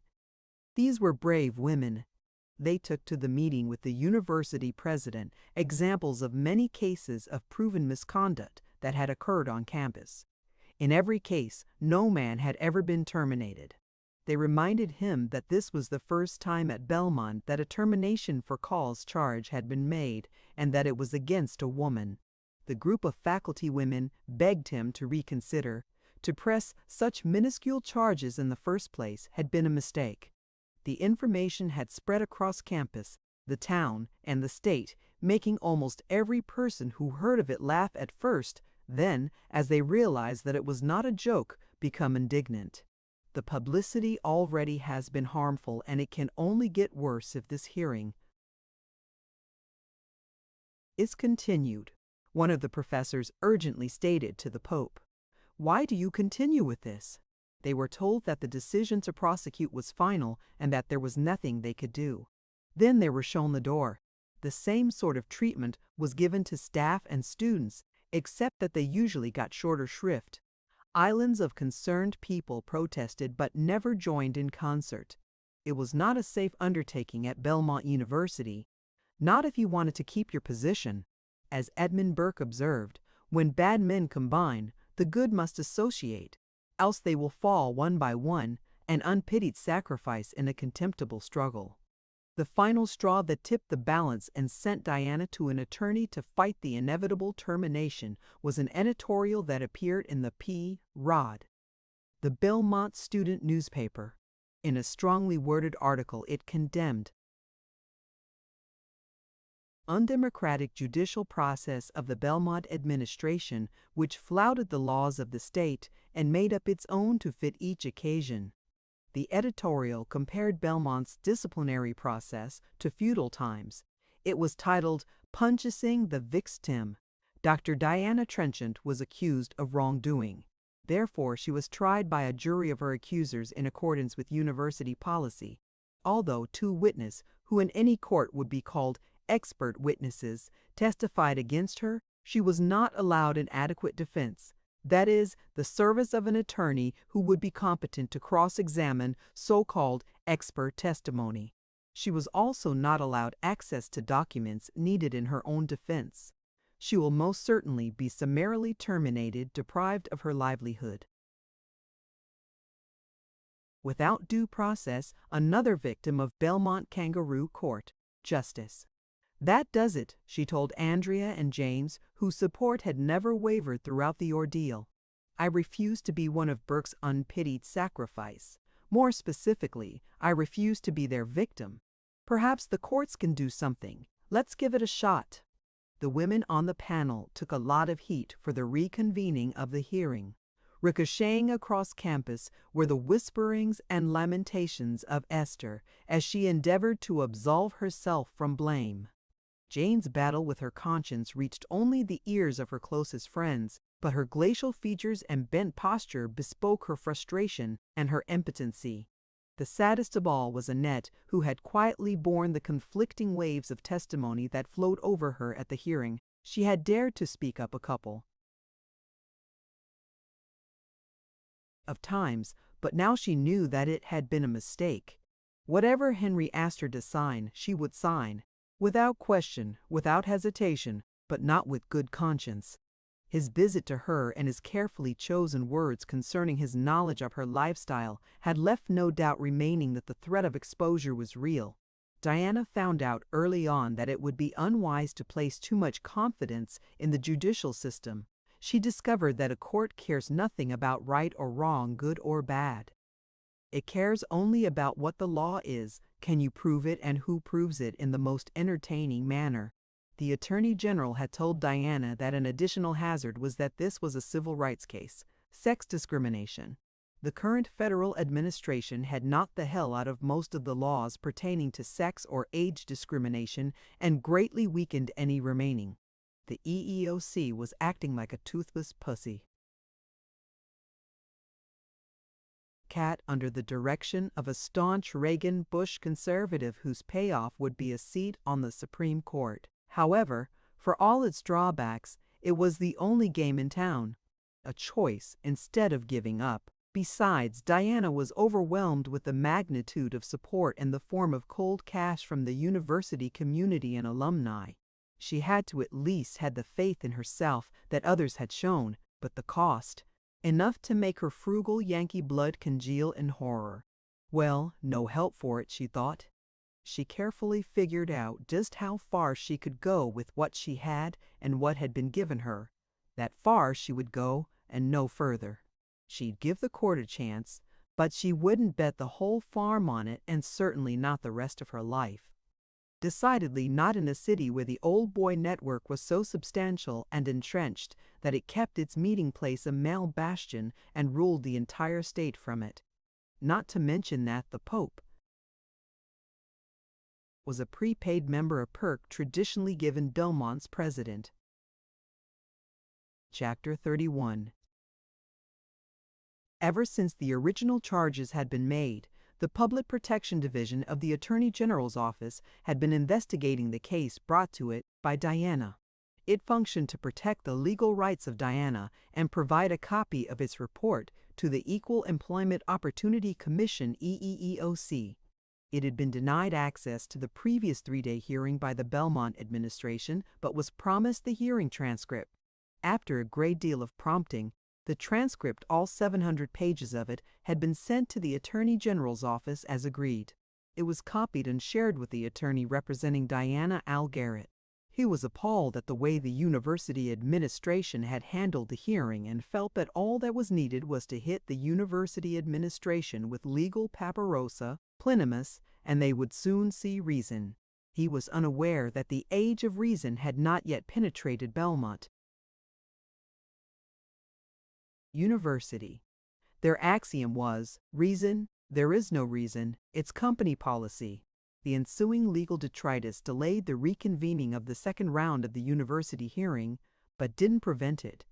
In the short time given, Diana obtained affidavits from a prominent document examiner and a promise of testimony from the university psychologist. A court reporter was once again recording the proceedings, but it wasn't Janet. The surroundings had changed also. Now, they were all sitting around the table in a very large auditorium in the English department. Diana had an attorney present, but university policy prevented him from doing anything except whisper instructions to her. Of course, they had talked beforehand and had planned how the defense part and cross-examination would go. Even so, the attorney was still in the court mode. He had little or no concept of a university hearing, and much of what went on left him stunned with disbelief and unable to provide much direction. When he tried, whispering furtively into Diana's ear to do this or say that, it made Diana little more than a puppet dangling on one string, and just as effective. One thing for certain, thought Diana as the hearing progressed. Someone should tell lawyers about breath mints. As soon as she could gain recognition from the chair, Diana requested that the hearing be open. The purpose of a closed hearing in personnel matters is to protect the employee. I waive that protection. To herself she thought, I know from experience that I have much more protection in public opinion than I have as a member of the faculty of Belmont University. Interested citizens and the press are waiting outside. They were prevented from coming in. I respectfully request that they be allowed to enter. Prevented was right, she thought. A plethora of campus cops was guarding the door of the Lee hearing room. Henry was indeed worried that the goings-on in the hearing room might be observed by an impartial observer and had taken steps to prevent it. No, he answered, it is the policy of the university that hearings be closed. We will now proceed to the testimony of the second document examiner. Henry was pleased to note that while Amos Avery, the handwriting analyst, was being sworn, the panel members played with the files on the table in front of them. He had met with each of the women individually and had whipped them into line. His eyes sparkled as he recalled their helplessness and his feelings of power. Henry next proceeded to enter into evidence various letters and the handwriting documents. Diana, under instructions from her attorney, objected. Objections which would have been given credence in a court of law were just ignored by Henry. The only thing all the legal patter accomplished was to increase the tension and the red in his face. Well, I'll just have to bear it, he thought grimly. That sharp lawyer Simon Moraine, hired by the Pope to advise them on both hearings, had been adamant. Always let her speak. You can interrupt her witnesses, you can even ignore what she says or refuse what she may request, but always let her have her say. We can't have her complaining that she didn't get a fair hearing. Henry remembered how he had laughed at the simplicity of that strategy. Concerning what she was saying now, Henry wasn't about to pay any attention. The objections Trenchant was making were important, having to do with the evidence. The writing used to standards were still not authenticated. The copies of microfiche files were almost unreadable due to their being covered with dots and black lines. In contention were the extra standards that this analyst had requested, since he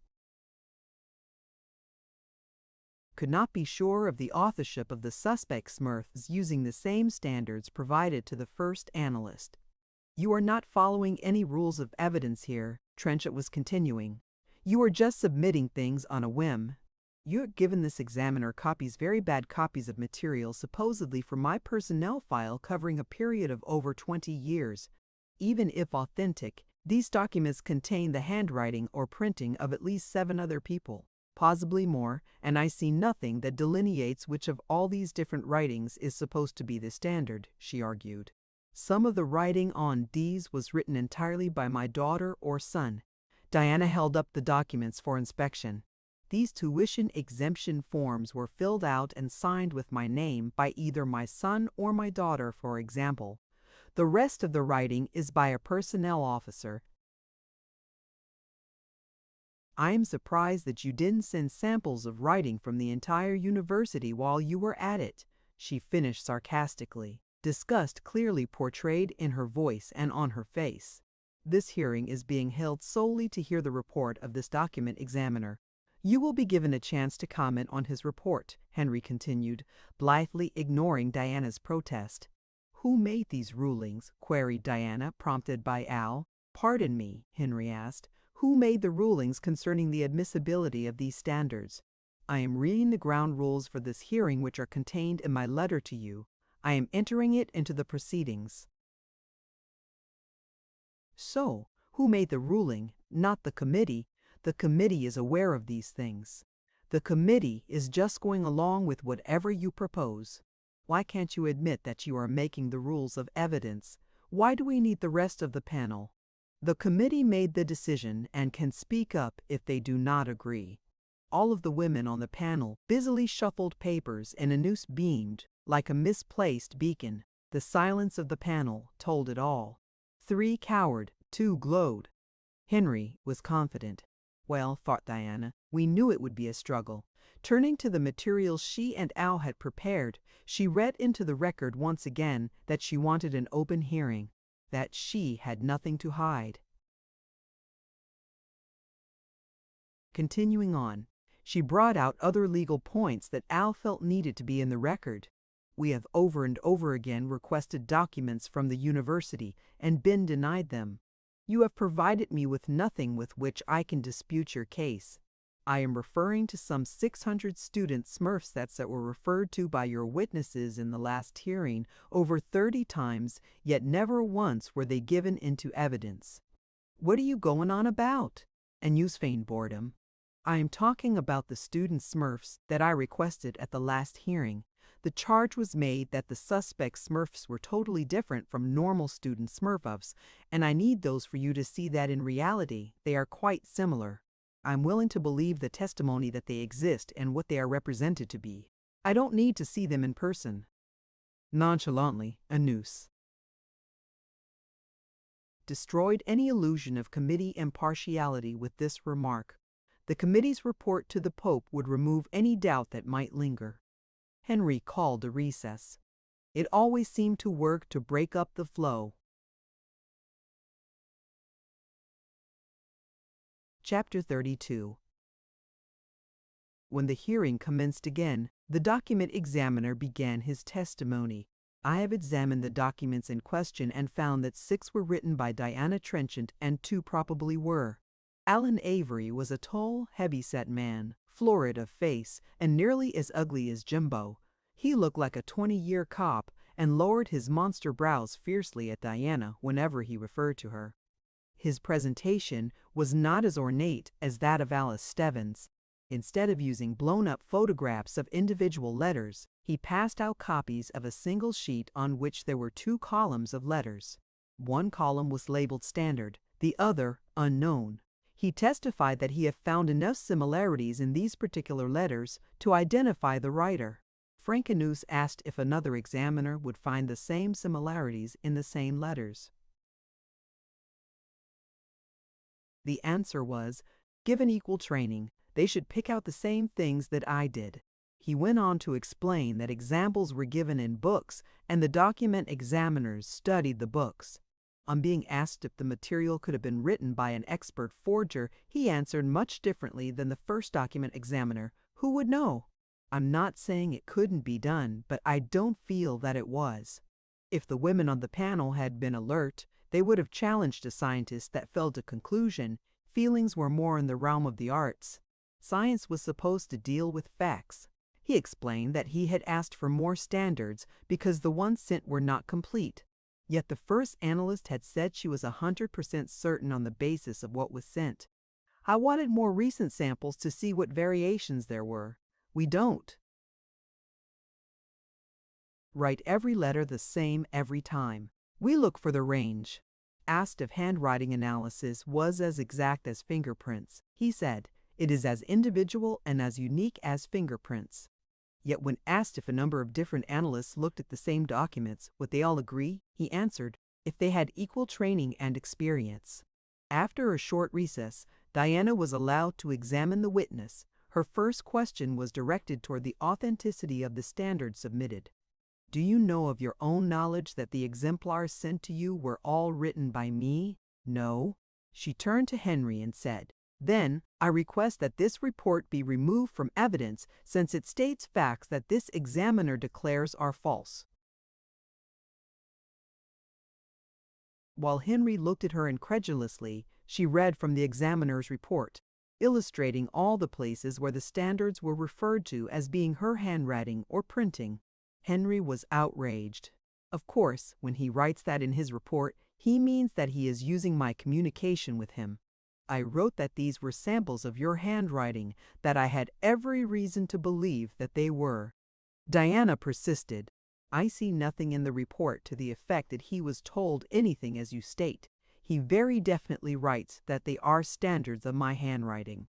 Now he says under oath that he does not know. These errors nullify the report.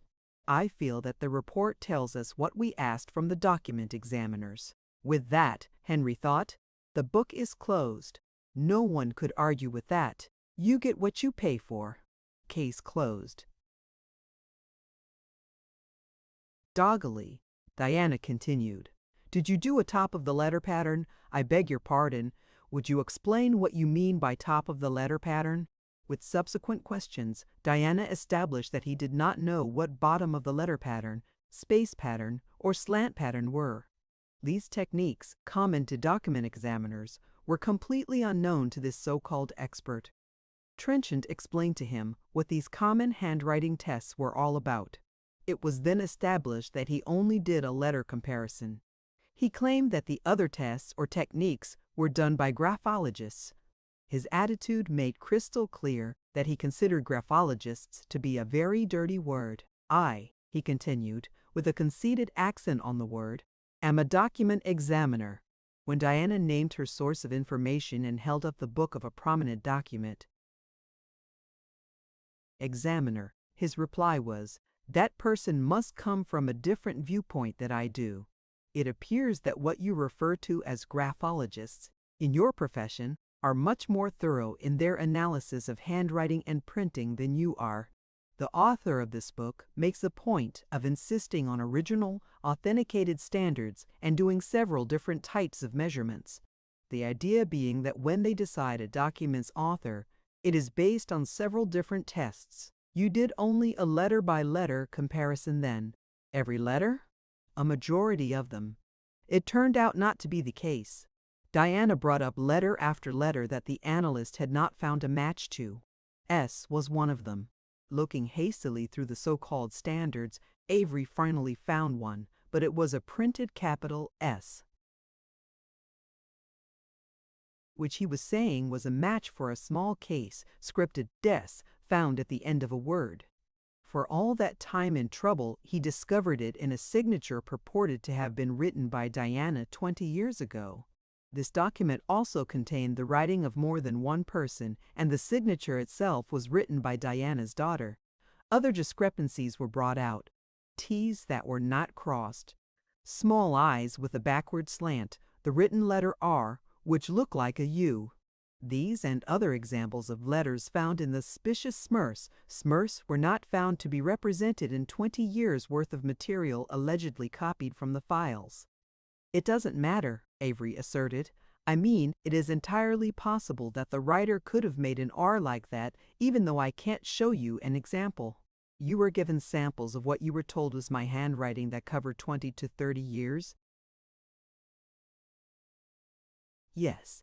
Is it not true that a person's handwriting may change due to injury or disease such as osteoporosis, rheumatism, or arthritis? I would agree that a person's handwriting can change over the years. Do you know of any statistical studies pertaining to the accuracy of handwriting analysis?" "Accuracy?" "Yes. Is it 50%, 75%, or 100% accurate? Do you know of any studies made?" "It is 100% accurate. It is allowed in the courts." "Wait a minute. Are you saying the courts have made a study?" "I don't know if such a study has been made, but the courts allow handwriting identification, testimony to be given. That is damn different than statistical tests of accuracy. Tell me this. Courts allow juries to give verdicts of guilty or not guilty, is that correct? Yes. That doesn't mean that they are always correct in their assessment. That just means that the court accepts it, right? Yes. You are aware that the courts accept and allow testimony from any number of so-called experts in many different fields, such as doctors, psychologists, engineers, and natural scientists, just to name a few? Yes. This does not necessarily mean that all of these are 100% correct in their testimony. It just means that the court accepts and allows it. Is that correct? Yes. Sources of error can exist in handwriting analysis, can they not? There are a lot of judgment calls, just like there is in most professions. Isn't that correct? Yes. So we really have no evidence that handwriting analysis is infallible. In fact, there are document examiners that are honest enough not to claim that. Well, they must be graphologists. We are on a different basis, and it cannot be carried over to what we are doing. Trenchant then named a well-known document examiner and asked if Avery knew of him. Of course. Is he a graphologist? No. We talked to him about the situation and asked him questions. Unfortunately, it was much too expensive to bring him here to testify. However, he did agree to make an affidavit. I will read from it now. Quote, "It is my opinion that the identification of handwriting is not as positive as fingerprint identification. While a document examiner may feel that his or her opinion is 100% positive, the facts are that the opinion is based on qualifications, training, experience, and judgment, any of which may be limiting or otherwise subject to question. In addition, the known standards used in the comparison for the Belmont case may be tainted or under dispute. I don't agree," the document examiner said, visibly upset. Henry called a recess. When the session opened again, Diana asked, "If you had your druthers, would you agree with other document examiners that original standards are preferable to copies?" "Yes. You have said that you could not reach a conclusion from the first lot of so-called standards sent to you. If you had not been sent all that additional material going back 20 to 30 years, what would have been your conclusion?" "I would have no conclusion. I am interested in your report of this note. The other unknown material you were sent was written on evaluation forms. I am speaking now of the note." Trenchant held up her copy. Avery nodded and located his copy among the papers before him on the table. "Now, you report that you cannot be sure of the authorship of this note, which has quite a few words, but you can be sure of the authorship of this evaluation form, which has only 2 words. Avery found the other document referred to and looked at them and then at his notes. "Yes," he agreed, "I could not be sure of the note because it contains block printing. So do these other smurfs that you say you have identified. There is some block printing on the note that we are talking about, but most of it is small case printing." Well, there were not enough individualistic examples in the note to be sure. Henry wished that they had never let that note be sent to the document examiners. It had been nothing but trouble and was not related to the smurf of forgery that Diana was charged with. That damn note which had come out of nowhere, reportedly given Lyle by his good friend but never verified, was not identified as being written by Diana by either of the 2 document examiner firms. The 2 examiners also differed on the identification of one of the suspect medical school smurfs. One was sure of Exhibit 2, but not of 3. The other was sure of 3, but not of 2. Henry recalled that now, both document examiner witnesses agreed that the handwriting did change over the years. Jesus, if this woman keeps it up, she'll destroy all our evidence. Quickly, Henry stepped in, and Amos Avery, the second document examiner that the Belmont administration had hired, was excused. Chapter 33. After Avery left the hearing room, Diana put the expert document examiner's affidavit that she had read from into evidence. The expert had sworn in this affidavit that all of the student evaluations for the medical school courses for those years should be analyzed. It was possible that another person or persons had handwriting or printing that was similar to Diana's. She read this portion to the committee and added that she hoped they would read the complete affidavit, which contained several pages of the document examiner's credentials. All along, the women kept their eyes either on these papers or on the witness. They steadfastly refused to look at Diana or at the chair. They asked few questions of the witness, tonelessly, and did not ask any follow-up or clarifying questions. Annette gives new dimension to the act of keeping a low profile, thought Henry. Her demeanor resembles that of a puppy that has just been whipped for. Pissing on the new carpet. Jane, on the other hand, adopts a superior mime. Her greatly elevated nose brings her whole being into an altitude seemingly far above the detestable situation she finds herself in. As for Esther, well, she's a wreck. Never terribly lucid in her thought processes, she babbles incoherently and then apologizes when asked to repeat them. Her piggy eyes dart from witness to her papers in a flurry of indecisiveness. Frankenus is up to form though and really enjoying it. Henry watched Frank proudly as he flung Diana a shit-eaten grin at every opportunity and at times actually taunted her in a way reminiscent of a town bully.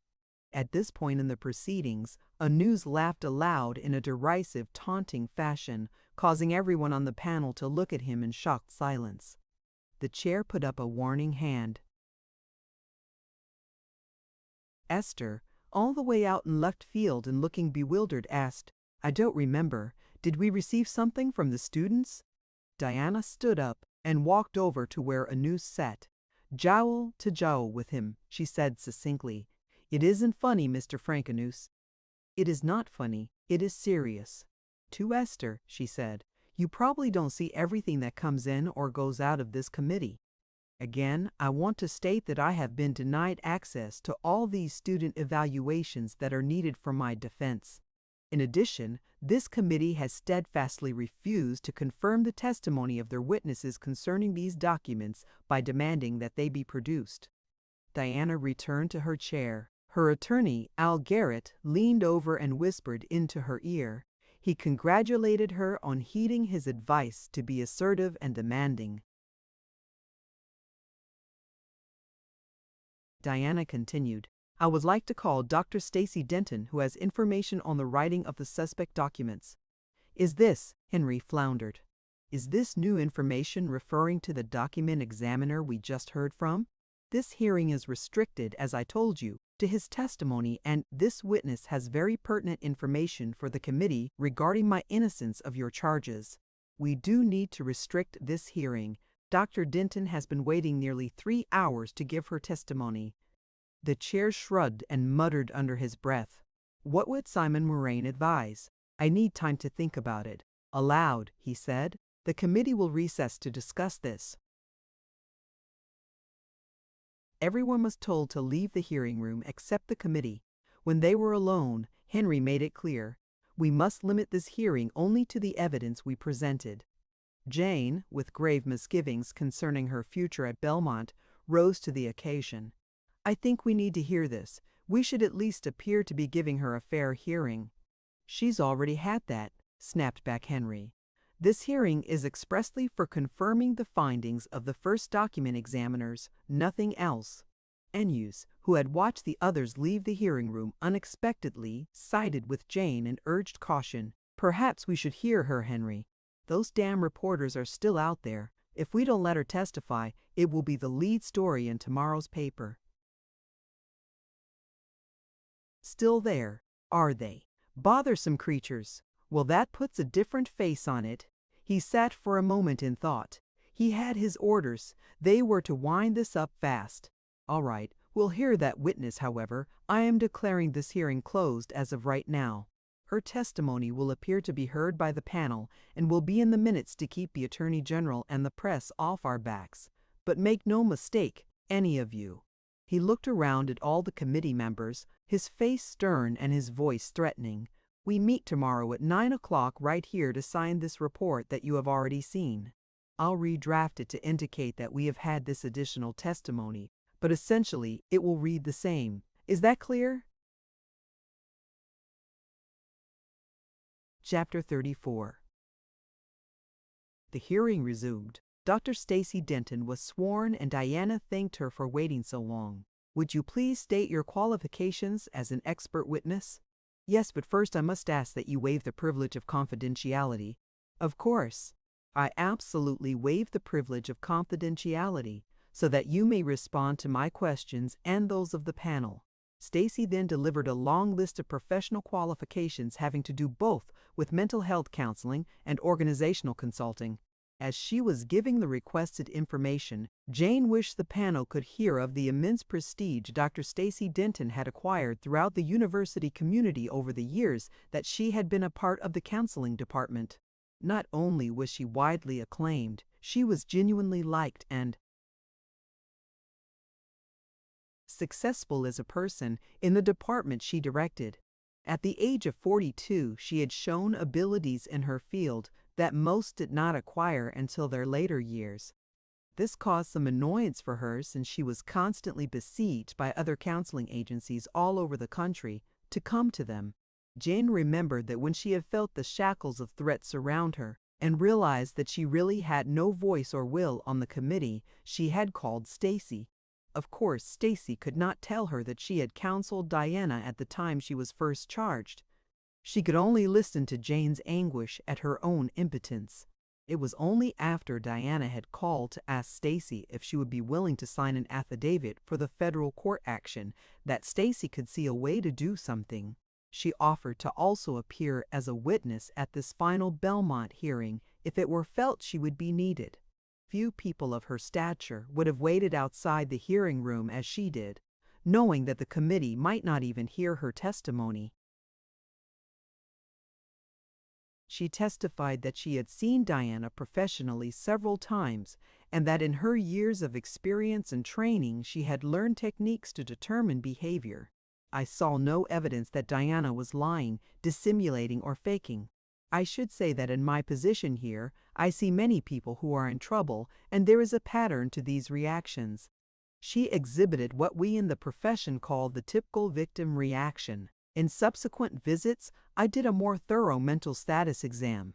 I used all sorts of techniques that uncover whether a person may be unconsciously suppressing the fact that she wrote something or did something. I believe that she could not have been lying, Stacy said succinctly. She was too upset, too shocked to really fake me out. Henry carefully distorted her words in the recommendation the committee later signed and sent to the Pope to read. The psychologist found that Diana Trenchant had a genuine victim response and truly believes herself to be innocent. A far and exceedingly prejudiced cry from the actual testimony of the psychologist. In fact, in the 6-page document, he devoted only 10 lines to Diana and her witness's testimony, one short paragraph. Diana asked Stacy if she could, without violating confidentiality, tell of similar cases at Belmont where a faculty person had been accused of wrongdoing.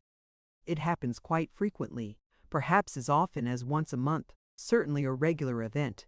And in none of these cases which might involve repeated incidents of drunkenness, sexual harassment, and, well, I can't go into details, but these are serious areas of misconduct that I'm referring to, not something as insignificant as 7 Smurfs. In none of these cases was the person ever told to resign or face a termination for cause hearing. The problem was handled by the proper department head. Either a warning was given or appropriate disciplinary action was taken. When Diana asked if the committee had any questions, Jane, in an attempt to demonstrate the proficiency of this expert witness, once again bravely ventured forth, asking Stacy to delineate some of the techniques used in this case and how she evaluated them. The psychologist did this clearly and precisely, giving the methods used and how Diana reacted. It was very illuminating testimony and totally ignored, except by the women who had hoped that it might cause Henry to listen. At one point, a noose tried to twist Stacy's words around so it appeared that she was been saying that Diana had denied that there was any trouble with any person in the department.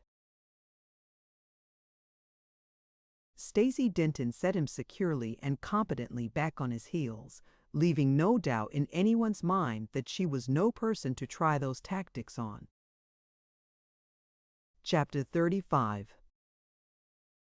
When Stacy had been excused, the chair was ready to adjourn. On the advice of her attorney, Diana requested that it be on the record that Anus, one of the panel members, had acted throughout the hearing in a manner prejudicial and threatening to Diana and to her witnesses. Henry was livid with anger. "You are out of order. You are making statements about people on the committee that has nothing to do with this. Your comment will not be entered and the committee will disregard it." How typical of that woman to state the obvious, he fumed inwardly. Always before, while ruling, he had kept his cool and at least glanced at the panel members for assent or dissent. This time he ably demonstrated that the show of democratic procedure was only that, a show. Damn her! She had unglued him that time. In any event, Diana was refused permission to enter the evidence she had that would have shown that Anus was biased. Next, Diana reviewed the poor performance given by the document examiner. He testified that he could not make a decision on the first set of exemplars sent him. Then, when he was sent 20 years' worth of documents containing the handwriting of multiple individuals, he claimed that he disregarded most of it. She went over all of the individual letters in the suspect evaluations that Avery had not been able to match with anything in the writing he used as standards. This shows that there were as many non-matches as matches in his presentation. The panel listened passively, then Henry asked if that was her final statement. "No," she answered, "I shall read that now." She picked up the paper, which had been written mostly by her attorney and edited by her. It was designed to get the legal points on the record so that they could be presented later in a court of law. We are at the end of another hearing, and it is a grim page in the rights of faculty members of this university. I had been tried by a committee which is chaired by the prosecuting official. He has reopened proceedings, engaged in ex parte communications, received legal advice from the prosecution's lawyer, and denied me the opportunity to even examine the evidence against me. A faculty member at any state college, and indeed a mailroom employee in the state motor vehicle department, would have more rights than you have given me. Henry tuned her out. All this legal stuff, he thought, is just to give her attorney crap to fill a brief. Moraine had told him this would probably happen. Now what's this? Alertly, Henry listened. There are strong reasons to believe this panel has operated in violation of my state and federal rights. If this committee does not end this unfortunate proceeding, the U.S. District Court will finally have to determine these issues. This committee, at the last hearing, made several promises to me, and I was fool enough to believe them. It said that it would issue a decision within a few weeks.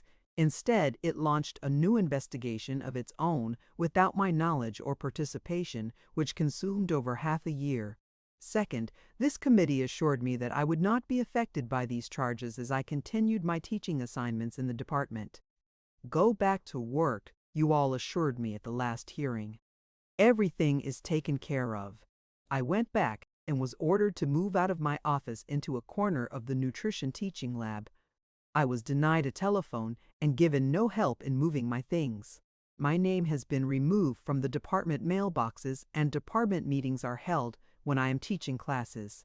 For these many months, while you reopened the investigation behind my back, I have been a non-person in my department. Jane shifted in her chair uneasily. She recalled how all of these promises had been made when the panel had ended the first hearing. In fact, she had made some of them herself. It had seemed then, she reflected, that the evidence against Diana was inconclusive and that the majority of the panel felt this was so. She had expected that just a simple vote of the panel would send Diana back to her classroom where she belonged. I have served this university for nearly a quarter century. Students have consistently reviewed my efforts favorably, and that is a source of much consternation in my department. The entire central administration is prosecuting me, angered because I insisted on minimal rights. For example, I refused to have my job eliminated or my copyrighted manual used without my consent. They are determined to terminate me. and have spared no resources in support of that goal. It would appear that some of these efforts violate my rights under state law, federal law, and the Constitution. That's really what it's all about, decided Annette, as she kept her head lowered and her eyes fastened on the unseen files before her. Violation of her rights. Violation of my rights to freely consider the evidence both for and against her and render an impartial judgment. I believe this case represents what is in store for a person who does not remain in the favor of those who determine policy for this university. I have been accused of writing 7 Smurfs over a 2-year period. Only 5 of these 7 were alleged to have been detrimental to 2 faculty men, Ian and Randy. This is 5 out of the 600 to 800 submitted for medical radiology during that time. At a minimum, even were these charges true, the misconduct of which I am accused would be dishonesty, but of a variety with no real import or effect. Diana stopped and reached for the glass of water in front of her. I wish I could tell these people what it has been like working here in this university for the last 25 years. If they would only listen, I'd throw out this prepared statement in a flash and start with, her thoughts went back only a very few years, to before the affirmative action laws. She recalled vividly how she was treated, what women were still subjected to. She amended wryly. Lewd, suggestive poses of women in every lab and office. Huge posters on many doors facing the hallways. Projections via slides of scantily or unclothed women in provocative poses that were used to illustrate lecture material and treated with derision by the male lecturer. We couldn't complain because we were told that if we didn't like it, we could leave. We were told that this activity was normal and healthy. We were told that if we found it offensive, we must be queer. And then that wonderful day when Sally, a woman graduate student, found and placed on her door a large full-length picture of an unclad male. He was young and pleasant-looking like the boy next door. No suggestiveness here, just the human male form. His penis hung quietly from his pelvis, as unremarkable and vulnerable as the breast of an old woman. But what an uproar it caused! The men were furious. They clucked and cackled like a bunch of biddy hens which had been surprised by a predator's invasion of the henhouse. Diana held the glass to her mouth for a few moments more, even though she was not drinking to stifle the smile that was trying to force itself into being from the memory. The offending poster was quickly torn down, torn up, and still the cacophony continued unabated. That is, until Sally was called into the nerd chairman's office. When she emerged, she packed up her belongings and left. Of course, we can't have that kind of sexual depravity continue. The men were certainly united in that decision. How quickly and easily they can fire women for whatever men define as impropriety. She continued with her statement. We have seen no evidence that any faculty were injured by those Smurfs. The evaluations that had an impact were the hundreds of evaluations that we have not seen despite my efforts to have them made available for this hearing. If these faculty had problems, it was with their teaching. There is no evidence or any proof as to when or even if these 7 Smurfs were submitted. The administration has not shown any motive on my part to fabricate and submit them. What I am really accused of is manipulating student opinion to deny Ian and Randy tenure, when in fact neither have been denied tenure, and I have not manipulated student opinion. If student evaluations improved the year that I did not teach in the course, it was in part because previous criticisms have been taken to heart and teaching improved in the course, and also because Ian specifically instructed the students to make only positive comments. You could verify this by talking to the medical students, but you are not allowed to. Esther tried to follow Diana's words and rebut each point as she heard it, but was overcome by the simple truth of what she was hearing. She too had been convinced that the handwriting evidence was not to be trusted. One of the people in her department had once worked at NERD. She had confirmed the status of Diana in the department and corroborated what she had told the panel. Esther shrugged. Too bad, can't be helped, she thought. Evidence was introduced at this hearing without being authenticated. Hundreds of Smurfs were described but shown to no one. Professional witnesses were used against me, yet I was not allowed to have an attorney cross-examine them. And the ultimate injustice is that the prosecution official is the chair of the hearing panel. I do not believe that I ever had a chance in these proceedings. If the administration's evidence is insufficient, you reopen the hearing and get more using unauthenticated material. If I am effectively questioning a witness, interrupt me as you did countless times. If there is evidence on my behalf, you deny it to me. Frankennews was delightedly and avidly listening to Diana's closing statement. God, he thought, you can sure tell that it was written by a lawyer, and he's pulled out all the stops. What a tearjerker, he judged cynically, as if any of what she was saying mattered. The facts were that we decide what will be correct, not the stupid courts.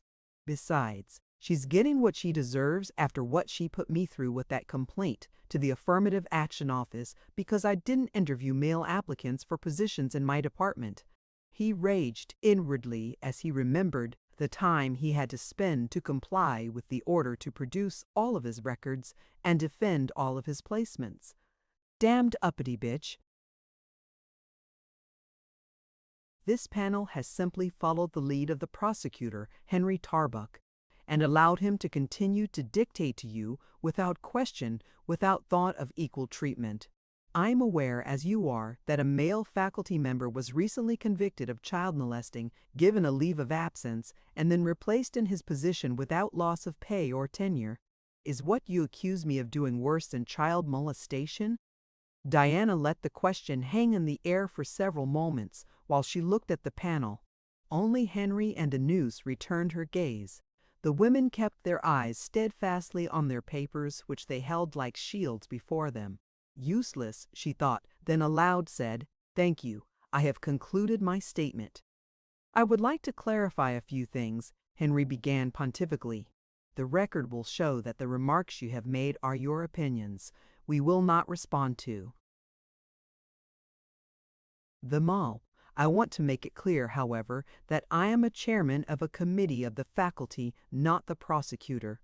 There, he thought self-righteously, that will show her that I can quote my lawyer too. "Secondly, we do not decide anything. We will not recommend anything. We are merely the investigating committee which makes the report." Chapter 36. True to form, Henry adjourned the second hearing with lies that didn't matter, he reflected. We have the power. The hearing panel met the next day. Each person was given a copy of the report that Henry had prepared. Read it, and when you have finished, come over here and sign this original. I will require that you turn in your copies today. You are to keep this report in confidence. When is Diana to be notified? Timidly, Esther asked the question, raising her eyes from the document she was reading. In good time, when it is deemed appropriate. Henry was terse in his reply, warning that no further questions from the other members of the committee would be tolerated. Following this, Esther sent a letter to the Pope asking him not to terminate Diana. Later, she would show copies of this letter to the staff and faculty women who criticized her for signing such a malicious report. We had to sign it. We had no choice, but see, I tried to help her. Henry sent a copy of the hearing panel's report to Diana late in March. It was in the form of a memorandum addressed to the Pope. Even though the report had been signed early in February, it was dated March 31st, as were all the signatures at the end. The report of 6 pages had 4 parts: factual history, procedures followed, findings on considerations, and recommendations. Surprise, surprise, after maintaining in 2 separate hearings that the committee only gave a report and would not recommend any action. Actually, there was little in the report that came as any surprise. The so-called factual history was a composite of the testimony of Lyle, Ian, and Randy. It was carefully written. It reported that Lyle had discovered several suspicious student feedback forms, when in fact he had said 2. The report was redolent with accusation. Phrases such as "she forged" and "department could not tolerate forgery" were found throughout and put in a context difficult to justify. One of these sentences read, "Given the opinion of the handwriting experts that she had forged student course evaluations in a manner designed to denigrate the performance of co-faculty members, the chairman of NER decided to seek termination for cause." Thus, the document examiners were not only given credit for identifying a person's handwriting, but Henry claimed they were able to read the intent of the person whom they said wrote the material examined. Nowhere in the hearing were their clairvoyant abilities established. Indeed, the entire section contained nothing of the events as testified to by Diana and her witnesses. The section on the procedures followed was again taken from what Henry had decided were the procedures followed and wickedly slanted against Diana. It did not mention that the reason 32 additional standards were sent to the second document examiner was because he could not make a decision on the basis of the standards sent to the first one. Instead, it claimed that the second document examiner confirmed the results of the first. It also omitted to add that the standards sent were abysmally poor copies from microfiche, covered a period of 25 years, and included handwriting and printing of many different people. Henry thought the section called "Findings on Considerations" was a gem. After he had finished writing it, he had leaned back in his chair and mentally patted himself on the back. Here was contained the only mention that there had been other testimony entered into the hearing. Here, in the entire 6-page report, only 10 lines were devoted to the witnesses for Diana. The testimony of Sarah he tersely dismissed with, "One student witness identified one of the suspect critiques and claimed that she, the student, had written it, but the claim was not substantiated because the student would not have her handwriting examined." Months later, the investigator for the Attorney General would note that incident in the transcript of the hearing and make the following comment in her report. Did the committee really expect that the hired experts could, at a point when opinions had been stated under oath, seriously undertake a fresh analysis of the questioned document? Henry's report gave no indication that the standards were unauthenticated or why Diana was not asked to write for the document examiners to produce authenticated ones. All of the testimony of Diana was totally ignored. It was as if she had never appeared at the hearing, a non-person status like that maintained against her by her department since the accusation was first made. Of course, it follows that the recommendation section would state, true to the faculty handbook's rhetoric, that termination was recommended since Diana had demonstrated a lack of professional and moral fitness. To Corden and Attorney General. Chapter 37. In the days following the hearing, the Belmont administration directed its attention to the complaint brought against it in the County Superior Court. On its behalf, Attorney Simon Moraine began the usual returns from the baseline destined to increase costs, delay judgment, and frustrate justice. The analogy to tennis is not far-fetched. One side, the plaintiff via her attorney Al Garrett, serves. A volley of paper ensues from both sides directed at each other, but under the supervision and rule of the official, a judge. Where the analogy loses ground is that very little action occurs in the court. Sure, the plaintiff and respondent and the lawyers must show up for hearings, but most everything goes on in the judge's chambers. Simon Moraine had a great deal of practice in delaying tactics. Over the last 4 years, 7 people had brought suit against Belmont for sex discrimination. All 7 had been forced to withdraw as their cases dragged on, and their resources dwindled. Simon's initial move this time was to have the case go to a higher court, in this instance, the United States District Court. This move placed 2 additional burdens on the plaintiff and her attorney. First, the cost of the proceedings was greater than at the district level. And second, the travel distance to attend hearings increased 50-fold. An advantage was also inadvertently given. The judge who was appointed to sit at the session was known for his fairness and knowledge of the law. Al Garrett immediately filed an amended complaint to the federal court, which could rule on federal laws as well as state. In it, he listed 6 charges against Belmont University. 1. Violation of due process. 2. Violation of constitutional law. 3. Violation of the State Administrative Procedures Act. 4. Violation of the State Open Meeting Law. 5. Violation of the State Access to Public Records, and 6. Violation of the Fair Employment Practices Act. With the listing of these charges, he asked that the court issue a restraining order, an injunction that would order the respondent, Belmont University, to grant the plaintiff her right to a fair and impartial hearing by the university and access to the documents that had been withheld from her.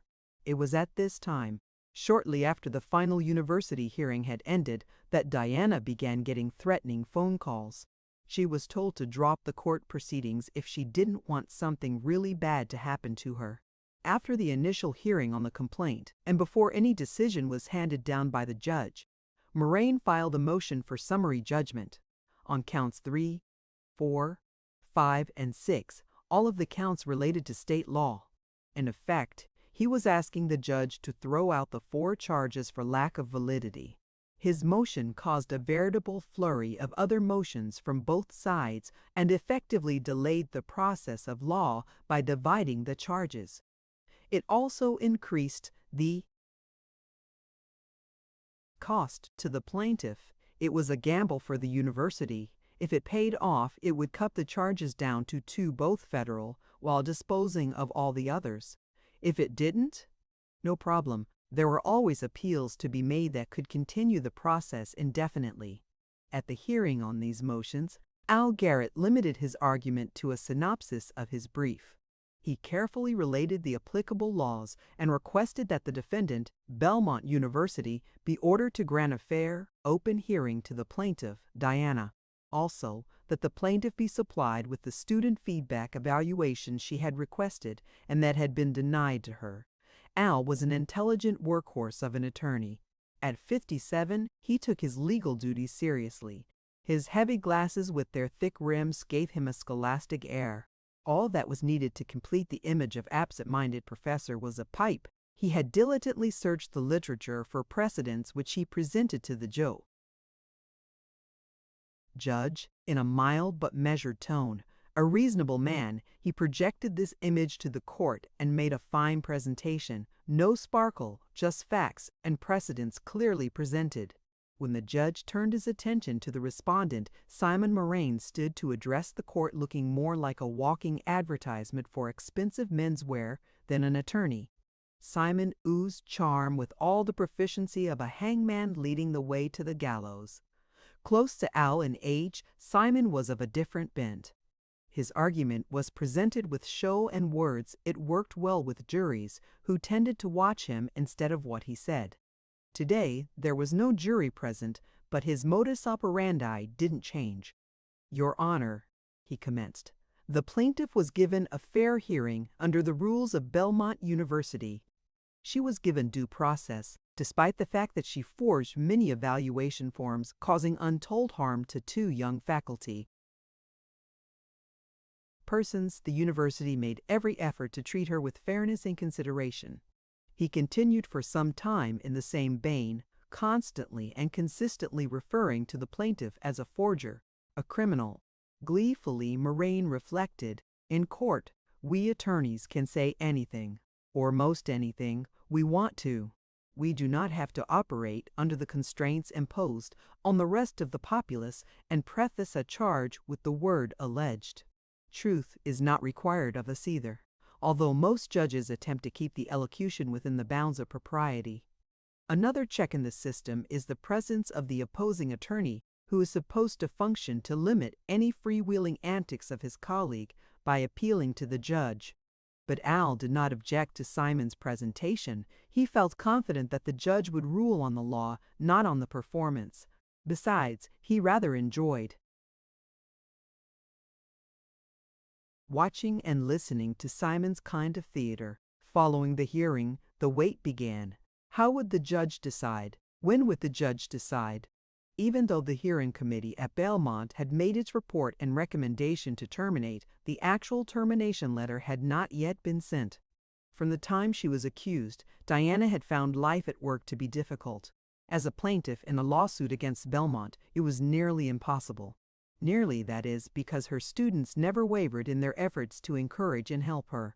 It was during this wait that factual information was obtained concerning a dean at Belmont who had falsified a faculty promotion sheet. The occurrence had been rumored, but now the players were known. Al Garrett had talked to the principals of the event and obtained 2 affidavits attesting to the misconduct and subsequent lack of punishment awarded the dean, who was still employed at the university. The man had suffered no loss of rank or pay for his transgression. These affidavits were added to the pile of papers already on file with the judge. Early in June, the opinion and order of the judge arrived. Al Garrett's 3rd charge had been thrown out by the judge, who wrote that the law cited did not apply to Belmont University. The other 3 charges were sustained. On charge number 4, relating to the open meeting law, the judge wrote in part, to permit this hearing panel to operate outside the open meeting law would be to enable the university to take roundabout steps to avoid its public duty. He continued by describing the hearing panel as resembling the type of secret activities the open meeting law seeks to prevent, and suggested that if the panel had considered any area to be extremely sensitive, it could have gone into executive session. Even this he qualified, asserting that it was subject to the plaintiff's right to a public hearing. As to the public record law, charge number 5, he ruled that the plaintiff should have access to the evaluations requested. The court finds, he wrote, that Belmont must comply with the public records law. Finally, on charge number 6, relating to the fair employment law, the judge found the evidence submitted to be sufficient to indicate retaliatory sexual discrimination. A few days later, with this opinion and order from the court in hand, John T. Pope, president of Belmont University, terminated the plaintiff, effective immediately. The Pope's action was expected by everyone except Al Garrett, Diana's attorney. He still thought he'd won the case. Belmont had been thumbing its nose at the judicial system as long as anyone could remember. Diana Trenchant packed up the teaching and research accumulations of nearly 25 years and left for home. Neither the president nor any of the V's could be reached for comment. However, Bob Alistar, the PR for Belmont, called in the press. "We have no comment," he asserted.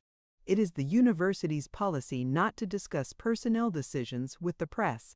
Now there was a new angle in the threatening phone calls to the plaintiff. The caller would start out in a friendly fashion.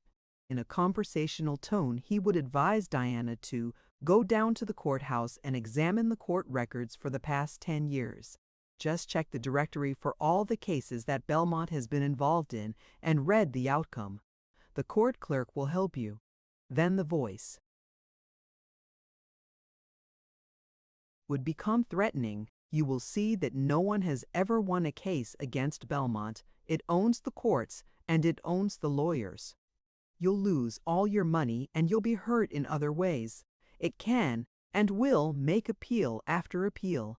It can and will tie this case up for years. Give it up before you get hurt." Chapter 38. The investigation by the Attorney General continued. When she tried to interview potential witnesses at Belmont, she was prevented by the administration.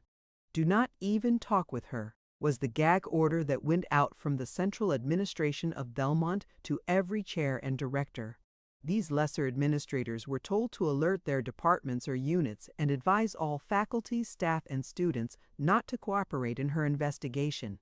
For a while, the investigation lagged. It was hoped that as tempers cooled and reason reasserted itself, the university would be more receptive to the questions posed by the AG. It was, after all, to their benefit to answer the questions. It was an opportunity to get their position known because the report, when completed, would be sent to the EEOC. It would have considerable influence on research grants applied for by Belmont faculty. The cooling-off period solved nothing. Belmont administration was adamant they had done the right thing. There was nothing to investigate. The incident had ended. The Pope had spoken. Actually, the Pope was doing more than speaking. He was engaged in composing excuses and explanations. Supporters of Diana had sent the judge's order or excerpts from it to state legislators, faculty, staff, students, alumni, trustees, and any other person that had expressed interest in the lawsuit. This had resulted in hundreds of letters and phone calls to the Pope and members of his administration as well as to the Board of Trustees. What is going on? One of the first callers demanded, having insisted and gotten the Pope on the line, "You fired a good teacher after a judge ruled that she had not received a fair hearing?" "Our hearing panel gave her a fair hearing, sir. The newspapers had just blown this up to sell papers," the Pope replied, holding back his anger with difficulty and making his voice sound terribly knowledgeable.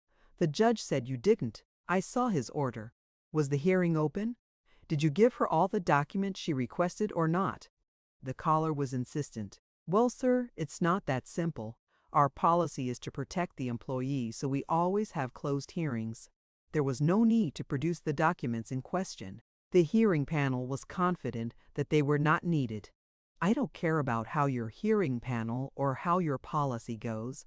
I'm asking about an excellent teacher who has served our university for nearly a quarter of a century. If she did what you have accused her of—" "Good God, man! 5 out of thousands, what difference could that make? You've made yourself look silly." The Pope took no more calls after that except from the trustees. He could not escape their critical views, but with the help of his hand-picked chairman of the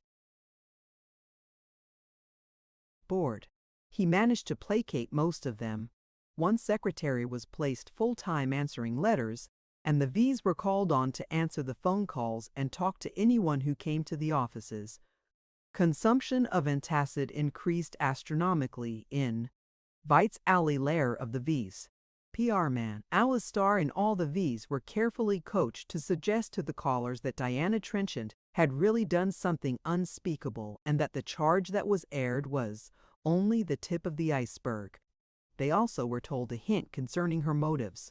She was thought to have so desired the chairmanship of the department, or she was delusional in her assertion that she had written any course material, etc., or she was not really the type of woman that normal women, those with husbands or boyfriends, wanted to associate with, or Meanwhile, back at the court, legal papers piled up anew. Diana felt helpless, drawn along in a maelstrom of chaos. A veritable barrage of verbiage flew to the court like guided missiles from both attorneys. They were couched in legal parlance and cushioned on expensive, patterned vellum. For every submission there was a filing fee, hours of research, and multiple law firm billings. For each batch of documents sent to the court, copies were made to send to the opposing attorney, the file, and sometimes even the plaintiff. Occasionally, a hearing on one or another of the various motions was called. When this happened, the lawyers and the plaintiff were joined by the judge, his clerk, and the court stenographer. Each attorney blew smoke substantial as ghost poop. The judge sat in the air high above the arena and pondered. At times he would interrupt and admonish. Periodically he would ask a question, and these were the interesting moments, as each attorney had a different answer. The lawyer for the defense only knew what he had been told by Henry Tarbuck, and Henry only knew what he had been told by Lyle. Diana's attorney knew only what she had told him, and it was obvious there was a lot that he hadn't remembered. How little the truth counted in these proceedings, Diana thought as she listened to the screw-up. Neither of these men, who are being questioned and are the only ones allowed to speak, were at Belmont when these events were occurring. Most of the time they are way out in left field with their answers. And here I sit, mute, because the system demands it, unable to clear up the confusion. All this money spent, and the judge still doesn't understand what the Smurfs are. He asked for clarification and got gibberish. There's the gavel. One more useless hearing is over with. Then, just as winter was getting a firm grip on the land, the Attorney General released her report. Diana and her supporters were jubilant. The local paper printed and the TV and radio blared. A strongly worded report from the AG's office to President Pope maintains that professor was fired unjustly. The AG's 30-page comprehensive letter of determination, LO'd, made it clear right at the beginning that the Belmont administration had refused to cooperate in the investigation. It emphasized that the university declined to make available people and information. At the end of the lot, it reiterated Belmont's non-cooperation. The LO'd went on to state that the university had held termination for cause hearings. Sworn testimony was taken which had been completely transcribed by a court reporter. This transcript and the court records relating to the illegal termination suit were used in this investigation since the Belmont administration refused to cooperate with the Attorney General. It took the form of a letter to the Pope. In stark contrast to Henry's report, the LUD reviewed the history of the allegations against Diana, giving the charges and the response to these charges equal weight and importance. This information was from the transcript which contained the sworn statements of all the university personnel involved in the hearing, those people who were prevented by the administration from talking to the AG investigator. It also reviewed the testimony of Diana and her witnesses. Reference was made to the testimony of the 3 document examiners, 2 presented by Belmont, the affidavit of the one submitted by Diana at the second hearing. The point was made early on that the specific charge which resulted in termination was that Diana had written 7 evaluations out of some 1,000 submitted. 5 of these were alleged to have injured 2 faculty members. It emphasized that testimony indicated that there were no performance problems with Diana. Testimony from both sides established that she was highly regarded by her students, was very dependable, and a hard worker. It noted that while expert witnesses, the document examiners, and the university attorney were used to testify against Diana, she was not allowed an attorney to conduct a competent cross-examination. Stating that even though supportive documents were not presented at the hearing, the committee accepted testimonial evidence on the contents of them. It concluded that this represented the most serious deprivation of fundamental fairness that occurred. Any concept of a fair administrative hearing, even one conducted without regard to strict rules of evidence, could not include the admission of testimonial evidence of the contents of documents which were available only to the party presenting the evidence.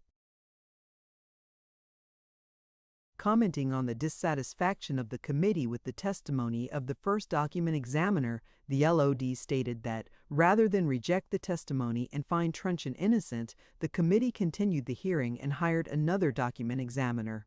This one disputed the findings of the first and required more standards.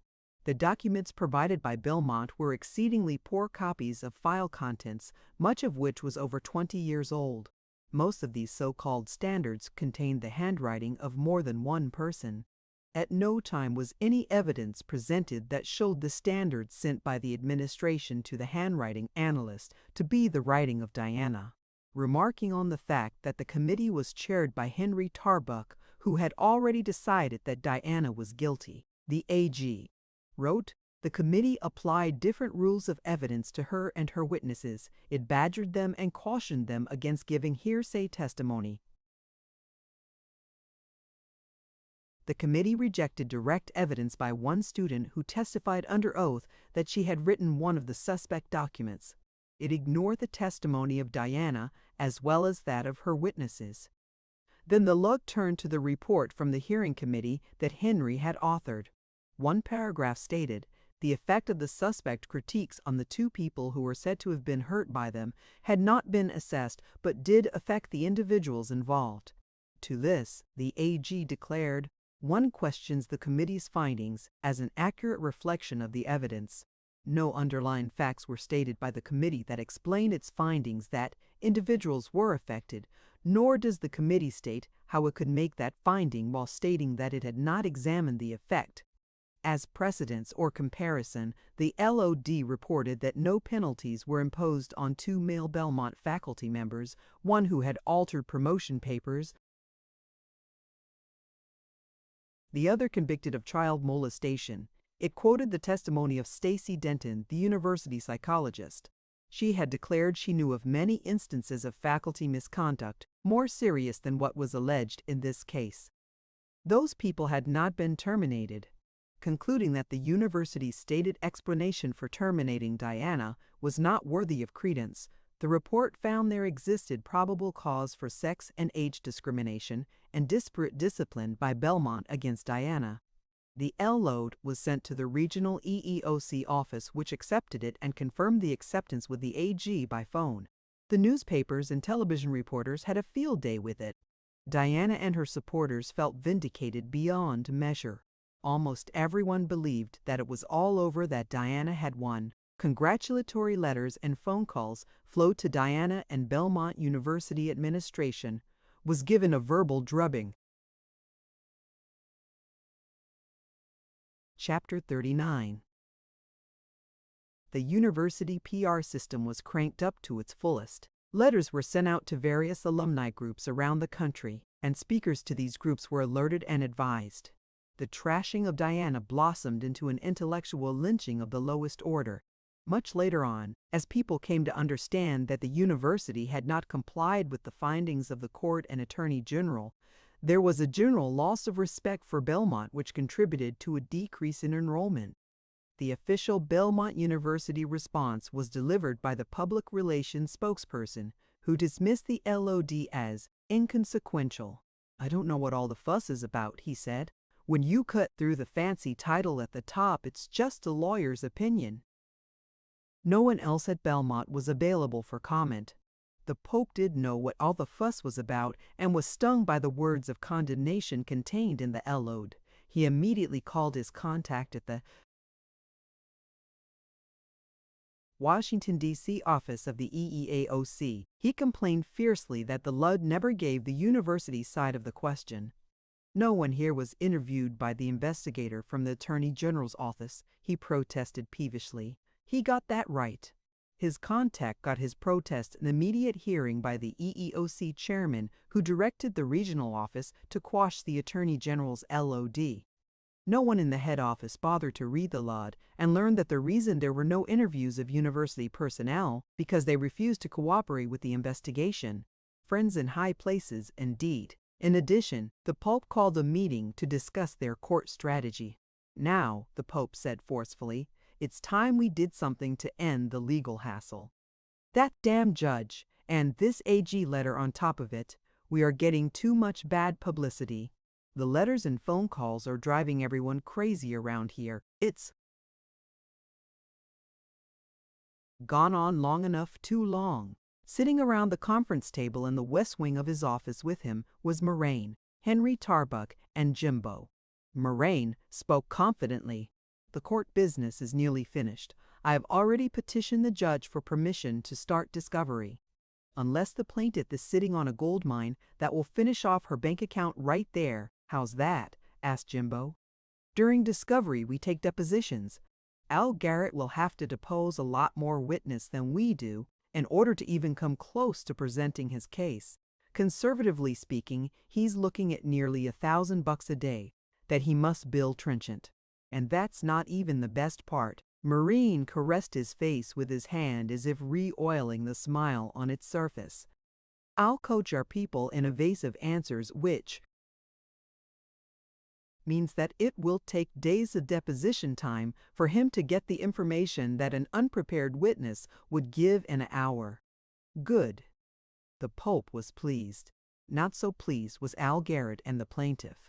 Both attorneys had agreed some months ago that the process of discovery would not be commenced until the judge had given his final ruling on the motions and the trial date set. Moraine delivered his low blow without missing a beat. "Oh," he cooed, when Al called him to complain, "I must have misunderstood. I thought you wanted to get started before the final ruling." Al was outclassed, and he knew it. Apologetically, he called the plaintiff and drew her the financial picture. An appeal to the judge for permission to delay discovery was ignored. Moraine had carefully picked his time. It was one of the last orders the judge signed before departing on his vacation. That's all she wrote, Diana acknowledged. In debt and unemployed, she dropped her illegal termination suit against Belmont University. Afterglow. Chapter 40. Deep within the bowels of the Belmont Library building, the university archivist Igor O'Toole had been keeping an informal running tally of events relating to the Smurf affair. He had gleaned the information from his friend Diana, confirmed gossip, media sources, university documents, and private sources which he knew to be reliable and would not reveal. He had, over the past 2 years, posted it in a scrapbook. His interest had been whetted when the story first broke. Everyone repeating it on campus was incredulous. Termination for cause, on account of 7 Smurfs? Really? It must be a joke. But Igor, casting out his informational net, discovered that it wasn't. It was discrimination, pure and simple, and he, because of his race, knew discrimination when he came on it. He remembered how close he had come to not landing his present position. A man in his late 40s, he had impeccable credentials and years of experience in archival work. He was also an African American. Strong, competent, and unassuming, he had applied for the posted position of senior archivist and then waited for the decision from personnel. Time passed. They told him they were still interviewing, but he had learned from a contact he had made in the library that they had reposted the advertisement for the job because no qualified applicants had been sent from personnel. That was how Igor's pool of informational sources began. Then suddenly he was called in for an interview. By now his contacts had grown and he discovered that his name had won him the job. Someone in the personnel department had inadvertently listed him to the library as a viable candidate based on his last name, obviously Irish. His race had been overlooked. The library director was delighted with his credentials and called him in for an interview. This firmly established to all and sundry that he was black. Back then, tokenism was rampant, so when the director hired him, the administration went along with it, albeit reluctantly. After all, the archives were in the basement. Who would notice? Now, having enjoyed many years at Belmont and made many friends, he was turning the last few pages of his scrapbook. It was by now a huge tome, meticulously kept, and recently augmented by Diana's contribution of letters, court papers, and related documents. He had reached the final section dealing with the people involved and the aftermath. Grimly, he noted that despite the several instances of plagiarism committed by the 2 faculty men, Ian Heathson and Randy Facisi, they were promoted and given tenure. The years of adverse student evaluations of their teaching abilities were all thrown out on the basis of 5 suspect ones and Henry's report. Randy, at the insistence of the medical students, was moved out of the medical radiology course and into an undergraduate nutrition course. A year later, there were problems involving some of the young women in the course. The women were hushed up, and Randy was given an immediate sabbatical of indefinite length. Ian continued in the radiology course but was never able to capture any grants to continue his research. The best all-around teacher and nerd, fed up to the gills with having to continually save the department's teaching bacon, quit and moved away. This excellent teacher, Ray Stennis, could no longer turn his back on the rampant dishonesty inherent in the department. The treatment afforded Diana had been the last straw. After Ray's departure, Lyle Stone was forced to give lucrative courses up to other departments. The resulting decrease in revenue caused a severe decline in his research programs, and plans were underway to abolish the nerd entirely. Franken News had suffered a near-fatal heart attack. Months later, when he returned to work, it was reported that he was a changed man. His attitude toward the women in his sector improved, and it was reported that he regretted his role on the trenchant panel. Esther received the promised promotion and a raise. A year later, she was retired broken and unhappy. Annette quit her position and moved out of the area with her roommate. Jane, who had been tenured, left. The circumstances were never divulged. Jimbo and Dean Broadhurst were quietly retired. An administrative intern in the Pope's office was summarily fired for injudiciously stating that it would have been more cost-effective to retire Diana than spend the thousands of dollars to terminate her. You see, he explained to the assembled president and V's, with more ignorance than good sense, our current policy would have paid for her retirement without any further outlay of monies on our part. The hearings, document examiners, courts, and subsequent damage control has cost nearly $100,000. Still reading, Igor marveled at how the ripples created by Diana's struggle had widened and spread out of Belmont into the state. Her short but important court venture resulted in 20 areas of state statute cited. These annotated statutes served to strengthen the application of the cited state laws to Belmont. Using these laws, a faculty union was kindled and an animal rights organization sued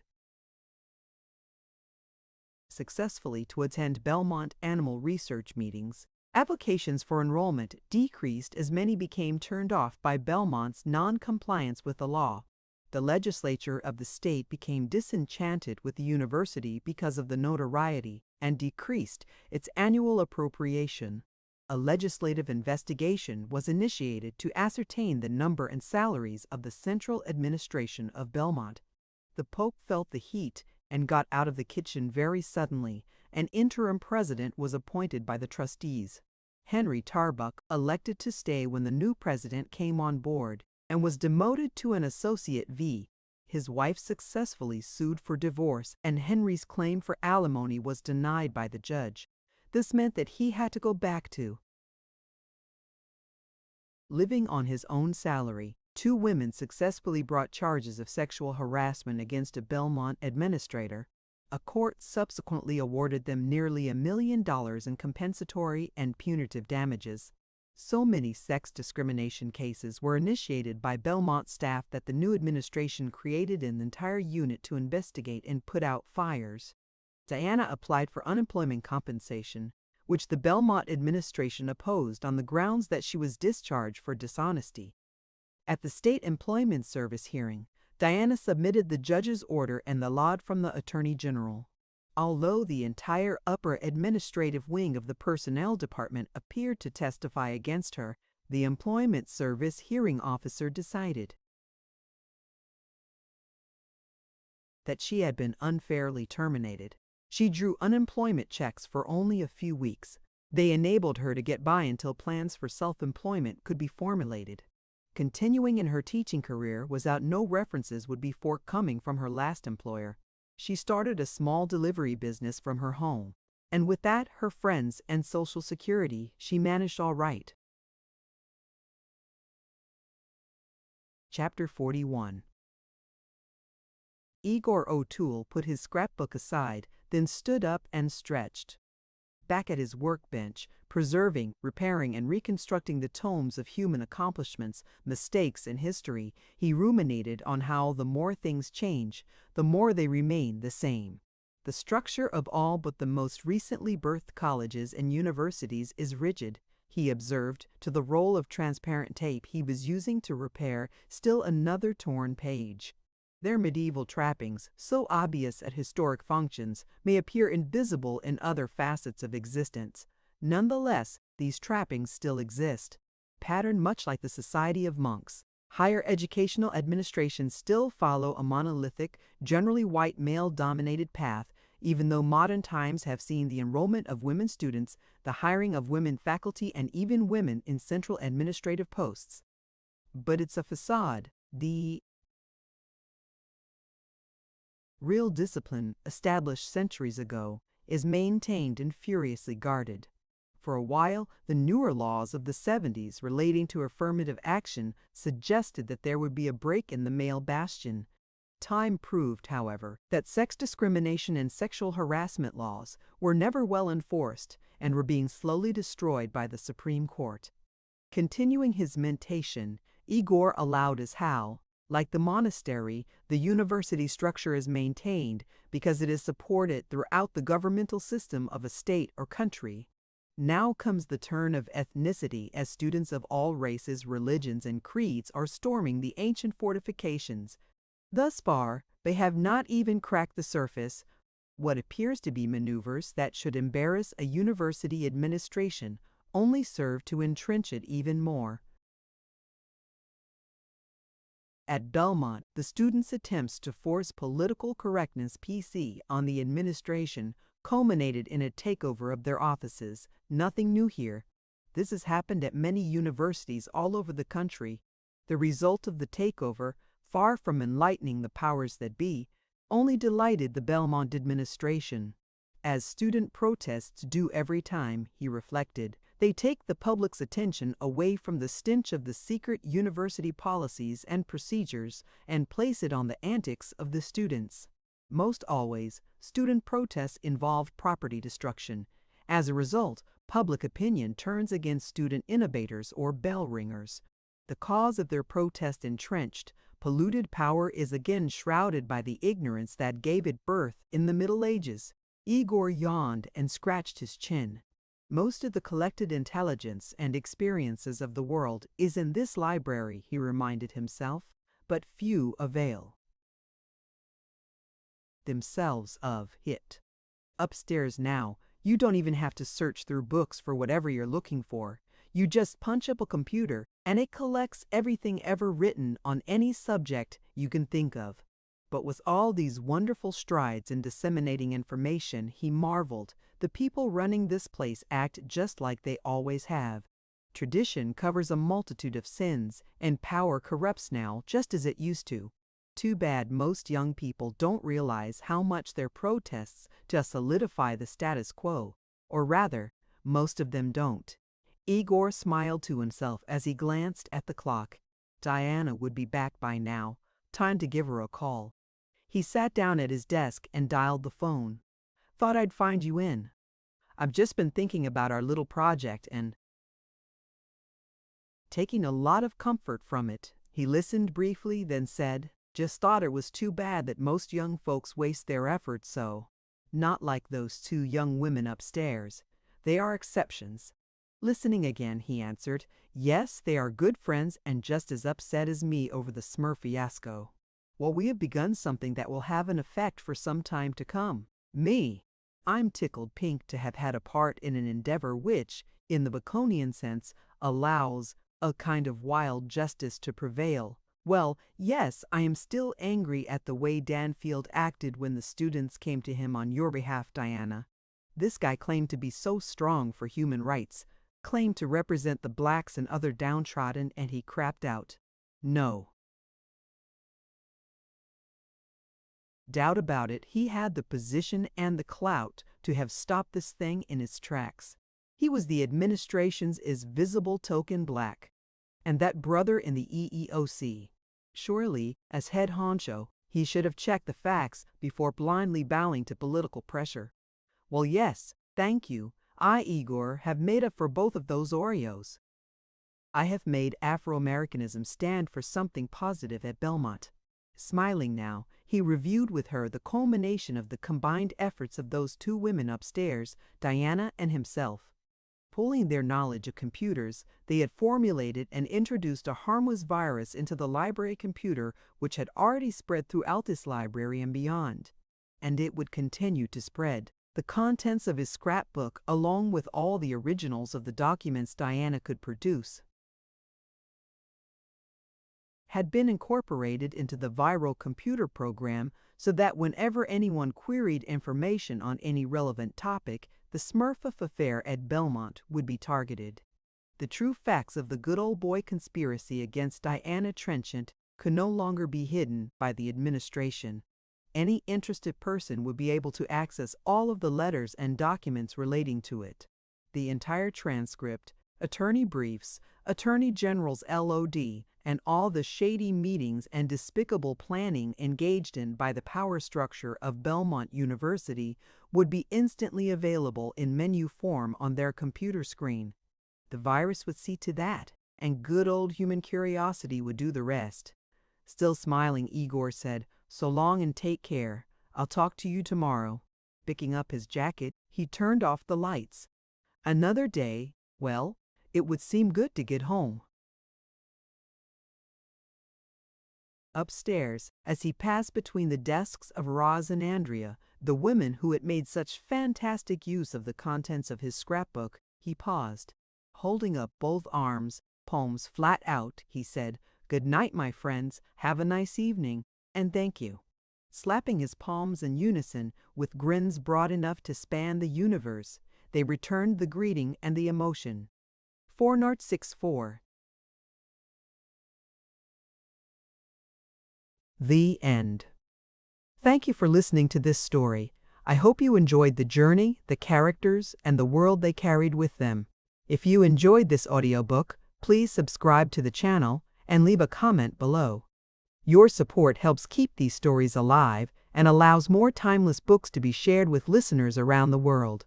Until next time, thank you for listening.